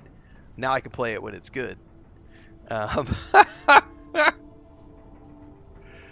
right? So it's like you end up missing, like exactly, you end up missing out on the best version of the game because you played it when it was shit, and then you got to go play other things. That's the only downside to doing this for a job, is I don't often get a chance to circle back around.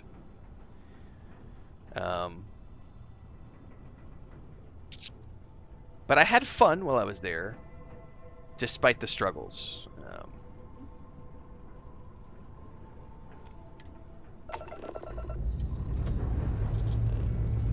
All thrusters firing.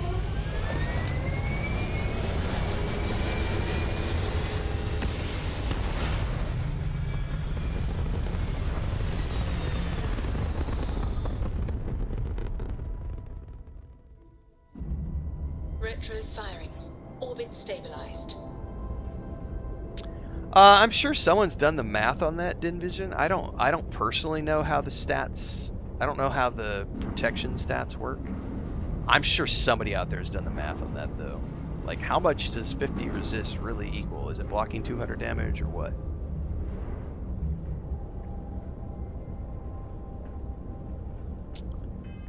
All right, go to Kodos. Am I overburdened? Nah, we're good. No. Is this the same Galax? Yeah, hold on. We're going to do cruise mode, everybody.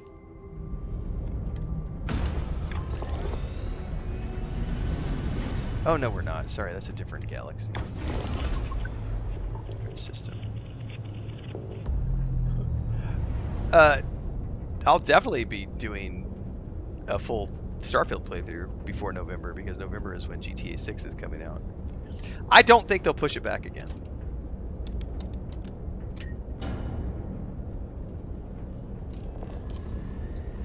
Oh, no, we definitely, yes, that's an interesting thing, Jules. We had, I think, the biggest, I'm okay to say this, like, I have no problems to say this. So, A, I'm an atheist, and B, I am a consumer of Nice work. Satan's salad. So, when I was dating Chris, we did have a, so I partook under the table without her knowing for a while. And we got pretty deep into the relationship before she knew, because we weren't living together, we were dating. And there came a day when she had started to stay over a while, and then there was I got sloppy and I left the remnants out one morning and did not clean up after myself, and she came home and found the remnants, and there was a big old discussion that was had, and there was a moment of, you know, what do we do about this? And that's the first time in my life where I was like, fair enough, I'll tell you what, I will stop to prove to you all of the things that you've been told about this are wrong. Because she was coming at it from the angle of, I've been told my whole life that this is bad, this is addictive, this is all of these things. And so I said, I will prove to you that that is not the case. And I'll prove to you that it's not addictive, that it's not bad, that it's no different than a beer, that it's no different than a glass of wine. I will prove to you that all the things that you've been told are wrong. And so I cold turkeyed. And anyone who's ever done that before knows that it's not, it's a thing. It's not addictive. It's just not a thing. So that first step of her watching me say, yeah, that's fine. In the trash, not a problem. Let's prove to you that it's not a big deal. And then over time, as she began to become educated on the subject, it no longer became an issue. And so I then went forth and was continued, you know, and then she eventually, she'll kill me for saying this if she's watching my stream, has eventually, not very often, but occasionally has dipped in and joined me. Now that is, I would argue that there was a lot of relationships that would have been the end of it. It would have been like, oh, we're not going to be compatible. No, man, this isn't going to work. You're telling me that I can't do this thing that I've been doing for my whole life, and suddenly I'm being told that if you want to stay with me, this is a no-go, do not pass go, you're not allowed. And a lot of relationships have just imploded at that point. But I went, I love this woman. I want to prove to her that this is not the thing that she thinks it is, and I'm going to take the time to make this point. And her also being a mature enough individual to understand and be willing to be educated on the point. Because a lot of people who are religious would immediately just draw a line in the sand and say, fuck no, Satan's salad is bad because of all these reasons. And they would not allow themselves to be educated on that thing because they would just go, green stuff, bad. Green is bad. Beer is bad. Alcohol is bad. R-rated movies are bad. You know what I mean? Like there are those hard line. So kudos to her. What's up? You are listening to the stream. Oh, I'm in trouble now. I just got asked if I wanted to sleep outside tonight. So Chris she is listening to the stream.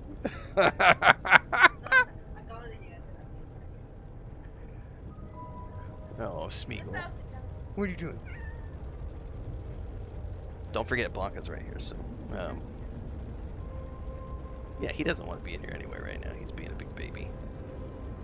Anyway, so, you know, I would say that one of the reasons we have worked so well over the years as a couple is because each one of us has been willing to sacrifice for the other, and more importantly, become educated on topics that we might not have understood before.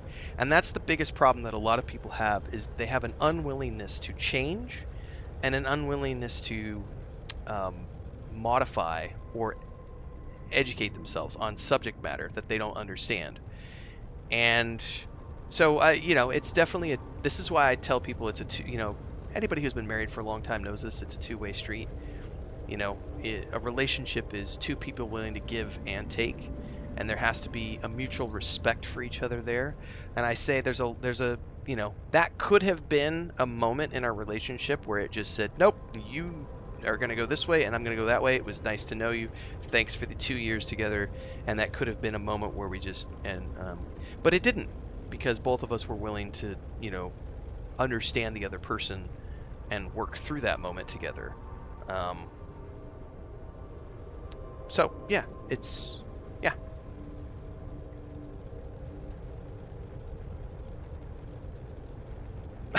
Doghouse for me tonight.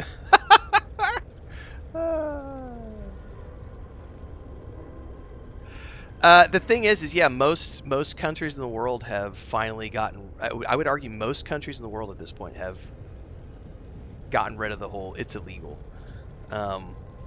Most countries, not all. There are still some countries that are holdouts, but there are also countries in the world where you're not allowed to drink. And alcohol is legal in like 90% of the world, but there are countries where it is illegal to consume alcohol. And those countries tend to be extremely religious countries. So, I mean, it's one of those things where that's a hard discussion to have, but it's not, you know, it's literally a non-issue.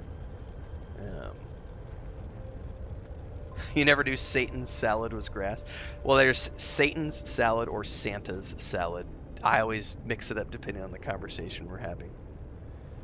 But yeah, it's, you know, most countries around the world, it's not an issue anymore. And it hasn't been for 20 years.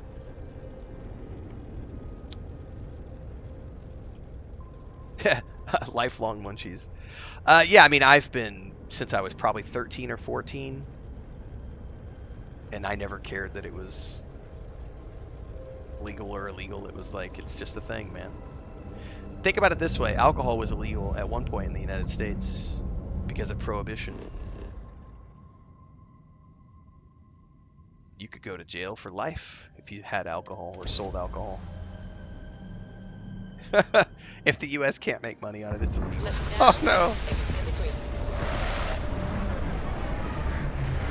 Anyway, guys, that was a fun segue into, you know, you can be religious and non-religious people can be together. It just takes both parties being willing to accept that the other person has their right to their own beliefs, and, you know, It's a We non-issue. should plant our flag here. We have to defend our copyright or we'll lose it.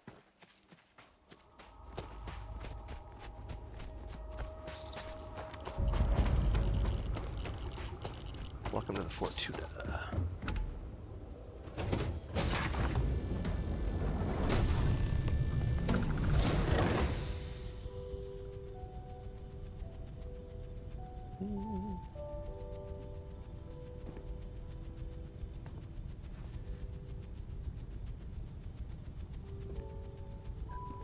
Excuse me.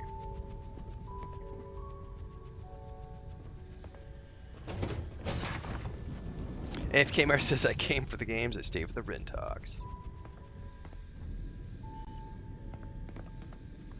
Oh, I forgot. This is Boss is in the back. This is the crazy the crazy hair guy. No, this is not the crazy hair guy. That's the guy with the with the I don't know that I've ever managed to convince this guy. I've had to fight my way out every single time. Ah, the dulcet tones of classical piano.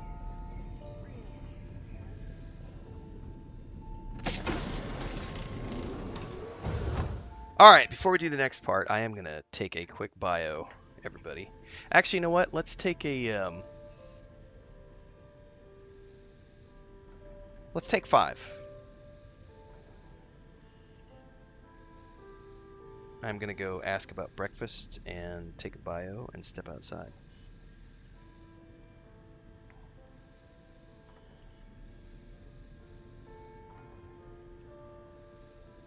Actually, you know what? That's not true. I'm just going to take a quick bio. I'll be right back. 90 seconds or so, guys.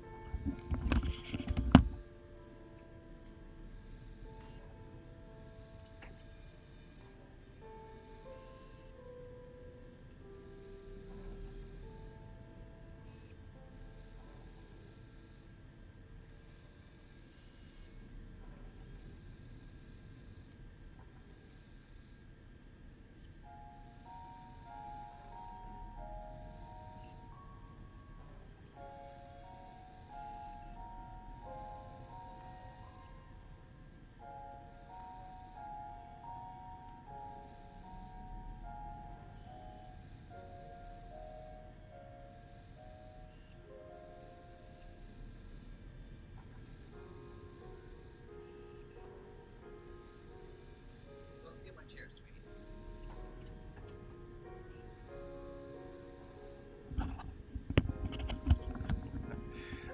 I don't have one prepared, Bubbalonia. Otherwise, that would be a that would have a nice quickie. What are you doing? What are you biting? Don't bite me, and don't do that, sweetheart. You're gonna fall. You know what? I'm just gonna let you fall. Just don't yank my cell phone down, please. You fall if you want to. Anyway, let's deal with this guy. Matter of fact, let's see if we Welcome. can. May's message didn't exactly make it clear why you wanted to meet with me. If you're looking for work, my organization is always in need of pilots and security personnel, willing to take risks. I've got some questions about the first. Ah, I see. You did well to find me. I'm not an easy man to locate. Though I suppose we haven't exactly been keeping a low profile lately. Given the nature of the contract, a degree of exposure was always a risk, but a calculated one. To be honest, I think the Major is all but spoiling for a confrontation with the Rangers. Yeah, kind of Still, feels that way to me. I confess. I'm a little disappointed that the Marshal sent a deputy instead of a full-fledged Ranger. You mentioned the Major. Is that who runs the first? That's right. Major Hall spent 20 years in lockup nursing a grudge against the Free Star Collective. We all did. A lot of good men and women died for nothing because of those cowards you work for. You've chosen your side, and I've chosen mine.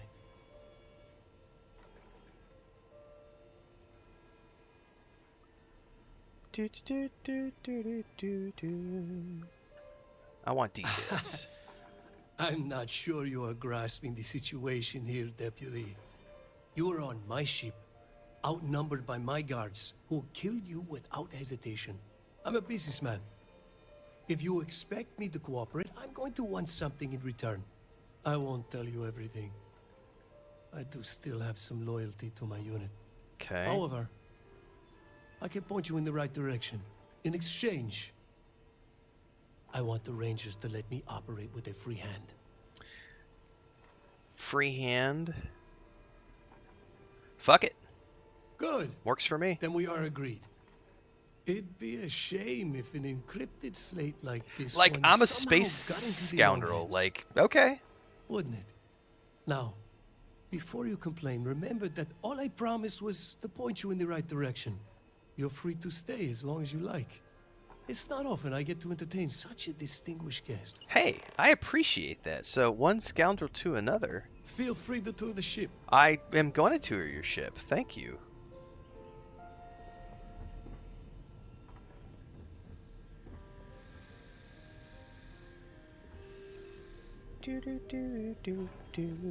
Probably can't take anything. It's all going to be counted as theft.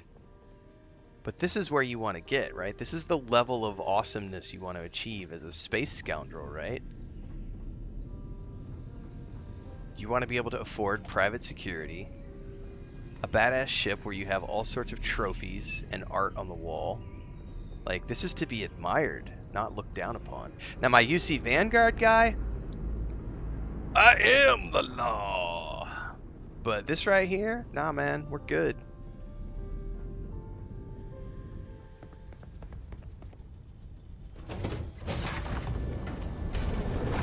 Maturity is an underrated trait. Yes.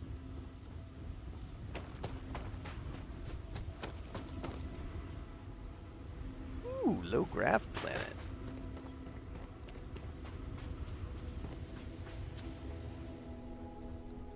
Yeah, the criminalization thing is stupid. I can remember. I don't know if it's still in effect, but I can remember for a long time, Oklahoma had, which is a state in the middle of nowhere in the United States, had such strict laws that if you got caught with seeds, you would go to jail. Like a seed, a single seed, and you would be put in jail. Like, what? It's organic. Don't panic. It's been very interesting to see how the opinions have changed on that subject over the past 30 years. And I know some of you are older than I am and can look back over the past 50 years or 60 years of history on that subject. And seen it go from, But we can also have historical references looking at, like I said, like the alcohol discussion, like Prohibition. It's crazy to see how our understanding of science allows us to change our understanding of things over time, assuming maturity is there. But yeah.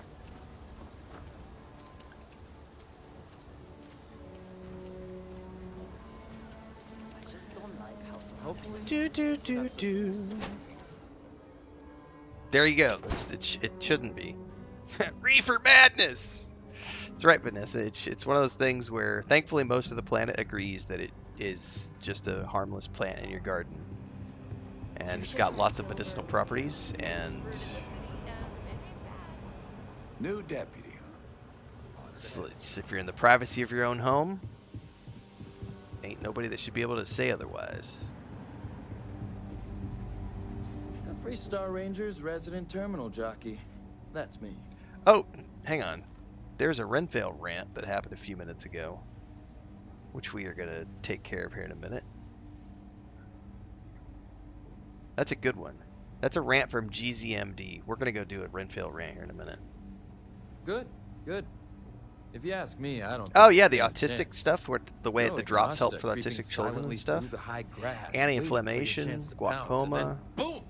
Down they'll go. Reduces stress. Helps with appetite for people who are on medication for appetite suppression. I am so close.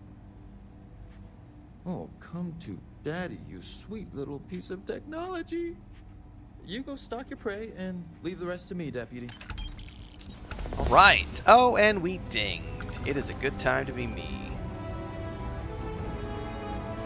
Huh. You're not wrong, Jules. The smoke part of it, which is, I'm not a huge fan of the smoke part of it either after all these years, which is why I don't on a daily basis anymore. But I can't get access to edibles where I live because it's not a thing around here. So, yeah, and I'm way too lazy to to make it on my own. I had a friend who used to make all his own stuff, but we no longer live in the same area, so I no longer have access to that. Anyway, we have a great Renfail rant that we're about to redeem. Let me see what points I need to spend first. I'm a long way from either one of these being ready for me to spend more points, which means I come over here and look at.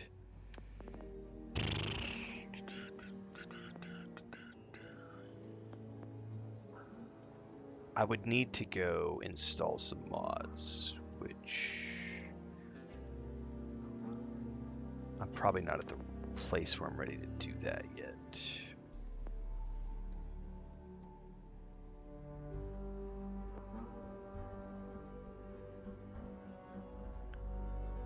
I may preemptively want to start working my way down the science tree to prepare for weapon modding. I think that's probably the smart decision, so we'll go research methods for now. And then I can go create 5 pieces of food really quickly to get to the next rank. Perfect.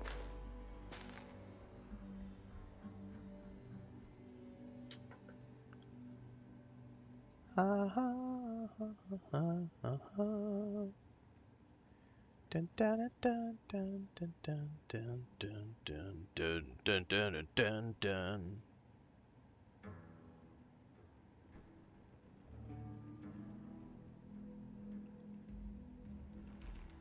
Do do do do do do do.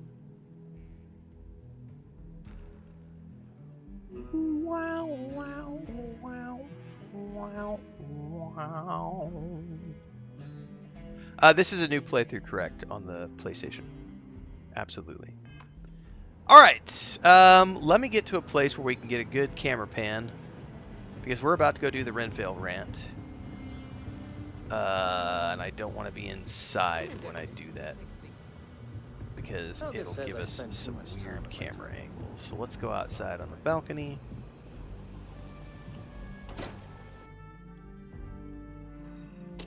I don't do pickpocketing. Yeah, that's not something I worry about. Matter of fact, let's go back to the ship, because there's way better views over there when we're doing these videos. Correct, I previously only played on the Series X.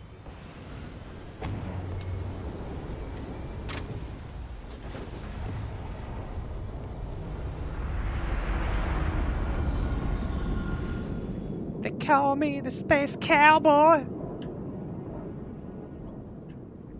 All right.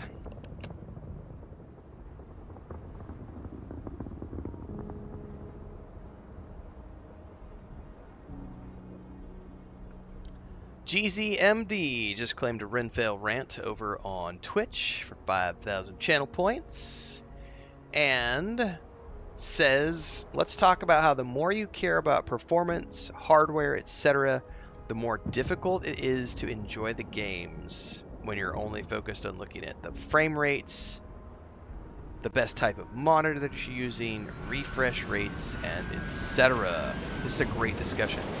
We have dabbled in this discussion in the past. I'm sorry, we're getting sidetracked really quick by that, because that shit is so sexy. When it touches down.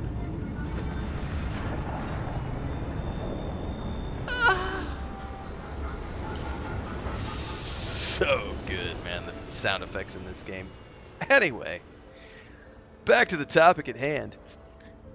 So I grew up in the era of point-and-click adventure games, MUDs, multi-user dungeons, which have no graphics and are just text-based adventures, Zork, which was a single-player video game in the 80s, which was also black screen text adventure. Games like Zack McCracken and the Alien Mindbenders, which was an early Lucasfilms game where you had to type your commands into chat. Games on the Nintendo Entertainment System like Duck Hunt or Mario Brothers, where you were dealing with single frame rate games, right? Those were not... We didn't even get into the whole 24 frame things until later. And 30 FPS versus 60 FPS versus 120 FPS versus whatever didn't even become a thing until the current era. Yeah, there are people older than me who go back to Pong and the Atari and Pitfall and games like that. So I have been playing games for a very long time, and I can tell you without a shadow of a doubt, frame rates have never fucking mattered. Neither have monitors or the types of monitors, because we, and people who are older than me, grew up with CRT monitors and tiny little 12-inch screens. Some of us even go back to when we had games that didn't even have colored graphics. Remember, like, there was a helicopter game I can remember playing around the time that I was playing Oregon Trail. This would have been like mid 80s, like a PC game that was like a helicopter that you would like fly. It was all two-dimensional, no graphics. It was just a little pixelated representation of a helicopter that you would move up and down to like move around obstacles, and it could fire like a little bullet that was like a line that came out the front of it, and you would use that to like blow up obstacles as you would fly through. Don't remember what it was called. Those games didn't even have graphics, right? And we still played them and enjoyed the shit out of them on these little 10-inch monitors that had like screen tearing and flickering and everything else going on. So whether we're talking CRTs versus LCDs versus what do they all know, I forget what they're called now, the OLEDs, right? Like, so there is something to be said for people who want things to be at the absolute maximum quality possible. And I always use this example because if you ever sit and listen to Henry Rollins talk about things, Henry Rollins has made good money. He is a famous individual in both the music scene as well as the written word scene, and he's a best-selling author. He's done some films as well. If you don't know who Henry Rollins is, I'm sorry for you. You should definitely learn who Henry Rollins is. And he was on a podcast at one point. It might have been the Joe Rogan podcast, to be honest with you. But I know he was on a podcast maybe a decade ago or so. And in that podcast, he was asked, what do you spend your money on? Because you're a pretty low-key dude. And he's like, nothing. He's like, I spend my money on records. And he's like, I have this sound system at my house. And he described the sound system. And the sound system was this top-of-the-line, absolute, $30,000. I don't know the amount. I'm for the purposes of entertainment.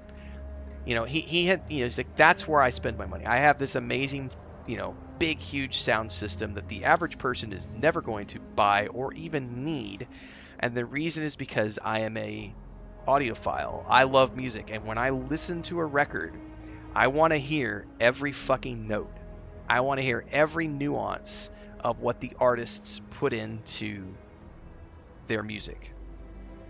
And so for him, having the maximum level speakers and home audio system is for him the peak of what he gets and what he needs to get his entertainment value.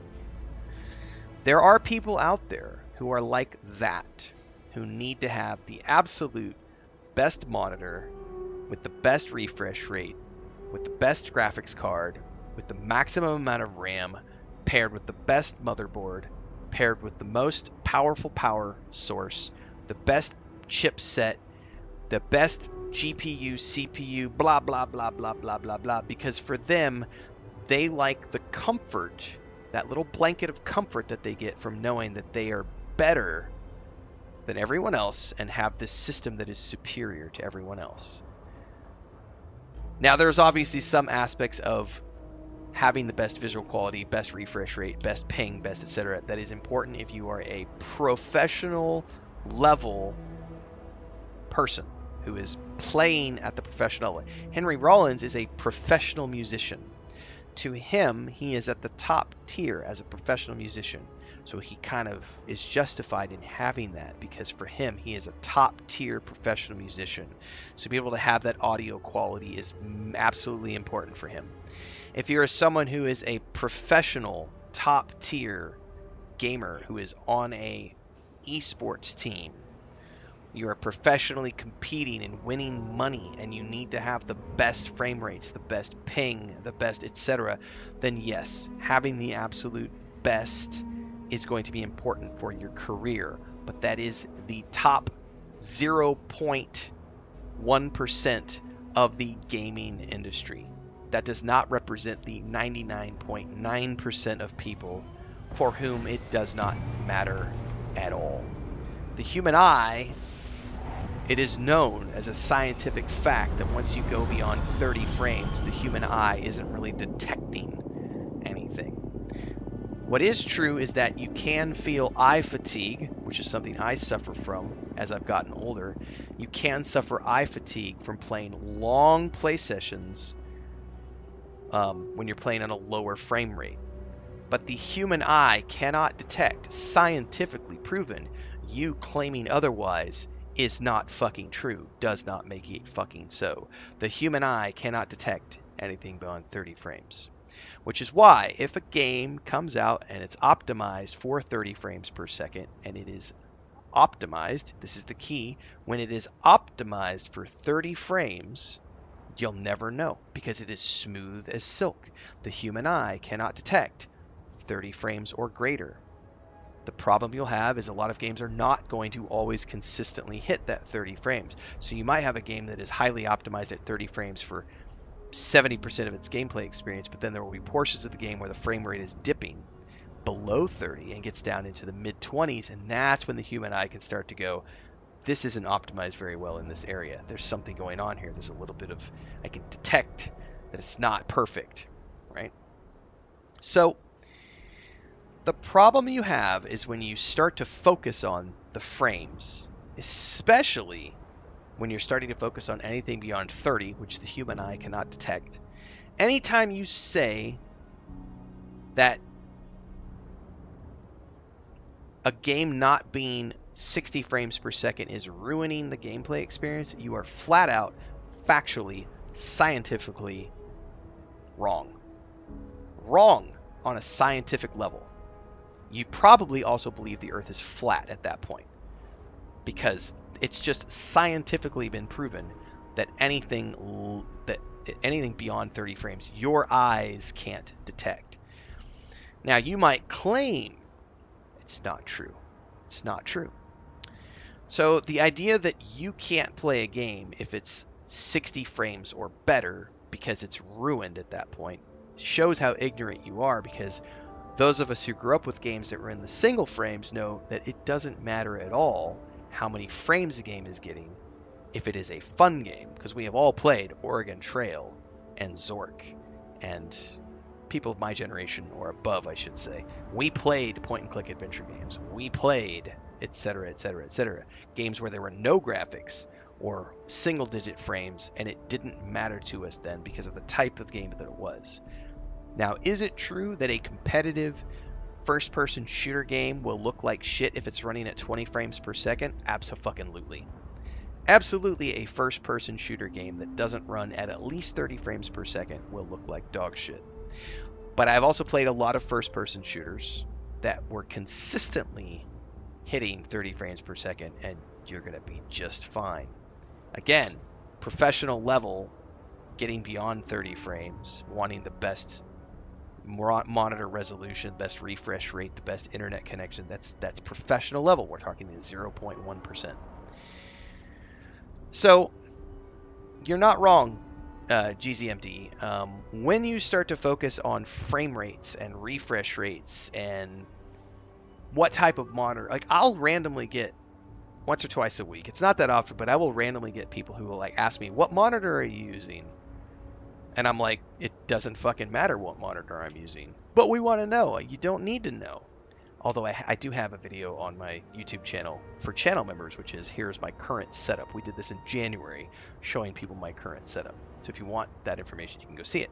But the reality is like my monitor is none of your fucking business, and it doesn't impact your enjoyment of the game whatsoever, and it doesn't impact my enjoyment of the game.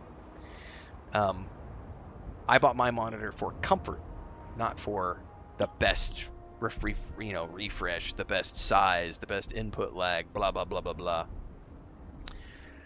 blah.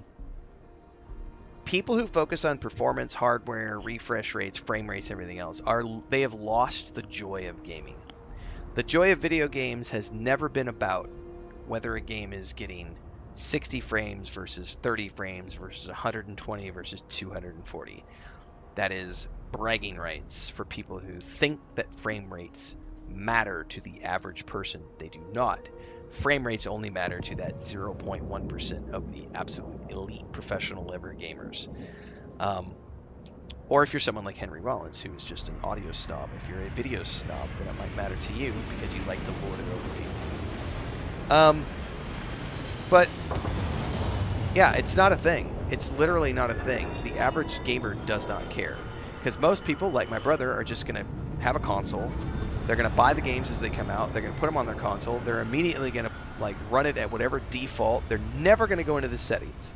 The average gamer never goes into the settings and tweaks performance options on the console. They pick up the fucking controller and they play the goddamn game. They don't give a fuck about whether the game has a performance mode versus an uncapped mode versus a VRR refresh rate setting versus a enhanced mode for the PS5. Nobody cares. Normal gamers, regular people, they want to pick up their Rogue Ally X, they want to pick up their Steam machine, they want to pick up the controller for the Xbox or their Switch 2 or their PlayStation, and they just want to play the fucking games. Period. Normal gamers don't care. Is the game good? Is the game fun? Those are the only two questions that normal gamers are asking. That's it. No one gives a fuck other than these weird people. It's the same type of people. We were joking about this earlier.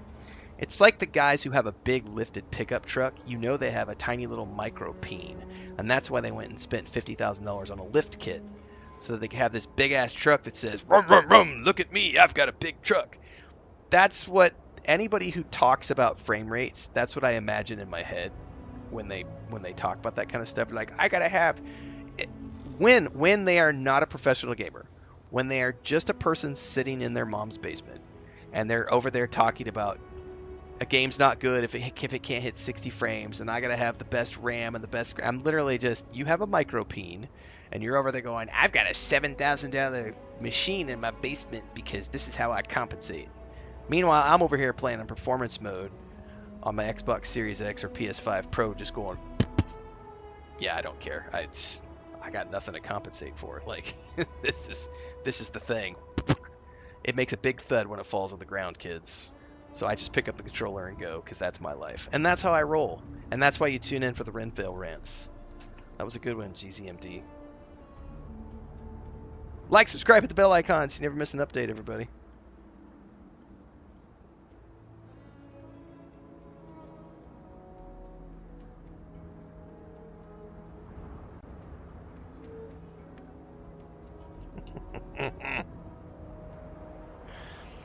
DSM said coffee spit take at the ultra realistic truck sounds.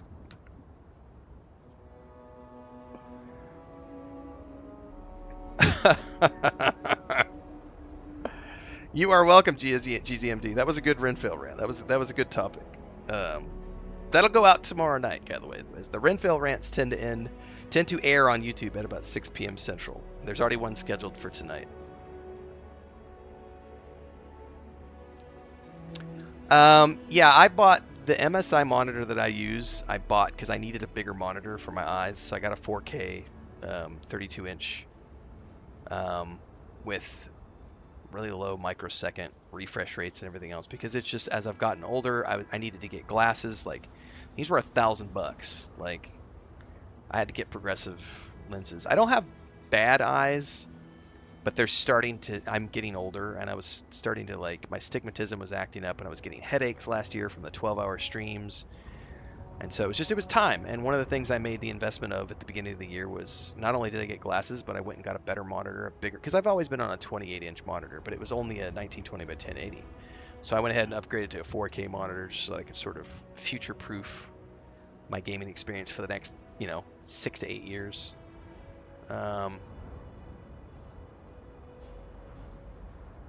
Midnight Toker says, Buenos dias, que bien se ve Starfield en PS5 Pro. El versión enhanced es poco increíble, ¿no? Especialmente las luces, y no sé si puedes ver ahora, pero aquí las texturas y las luces en el lodo es muy diferente que mi Xbox Series X. Ya están, las texturas están muy más claras, más brillante, ¿no? Y las reflexiones en la luz. Pero todas las luces, las sombras y todo con la versión enhanced está beso de chef, ¿no?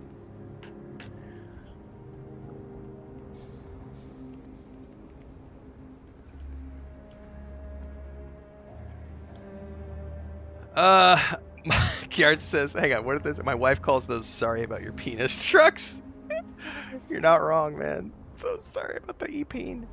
Forenza says, love to watch your stuff. Right now playing Starfield for the first time on the PS5 while watching you play Starfield.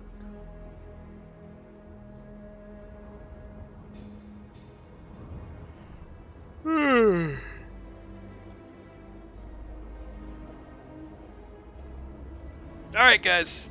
I'm gonna go eat breakfast and wrap it. We're 4 hours. We're over 4 hours. That's my morning session. And I would love to keep going because we have a great audience, but I have got to start prioritizing my health. I'm trying really hard to lose weight. So I am going to go, I bought myself, I'm trying to get back into it, right? So I bought myself these things. I've got these 10 pounds, these 10 pounders that I bought. I'm in my 3rd week with using these bad boys. This is another thing. If you go back about 15 years ago on my Facebook page, you will find pictures of me when I was all shredded out at like 30 years old because I was doing P90X and running like 5 clicks every single day. And I used to be a bit of a gym rat, and then I got older and it started caring about it less. And then I had the leg injury, and I have gotten fat over the last couple of years. So I'm trying really hard. And it would be great to sit here and stream for 12 hours a day like all the other big streamers, but I actually give a shit about my health, so I'm trying really hard to get back into it. Chris has breakfast. I'm going to go eat breakfast and then work out, and then I will be back for another Starfield stream at about 1 p.m. in the afternoon, everybody. So enjoy your Is it Friday? And as they say in Mexico, it's Friday and the body knows it. Es viernes y el cuerpo sabe. Get ready for the weekend, kids. It's going to be fun. We're going to be playing Starfield all weekend long.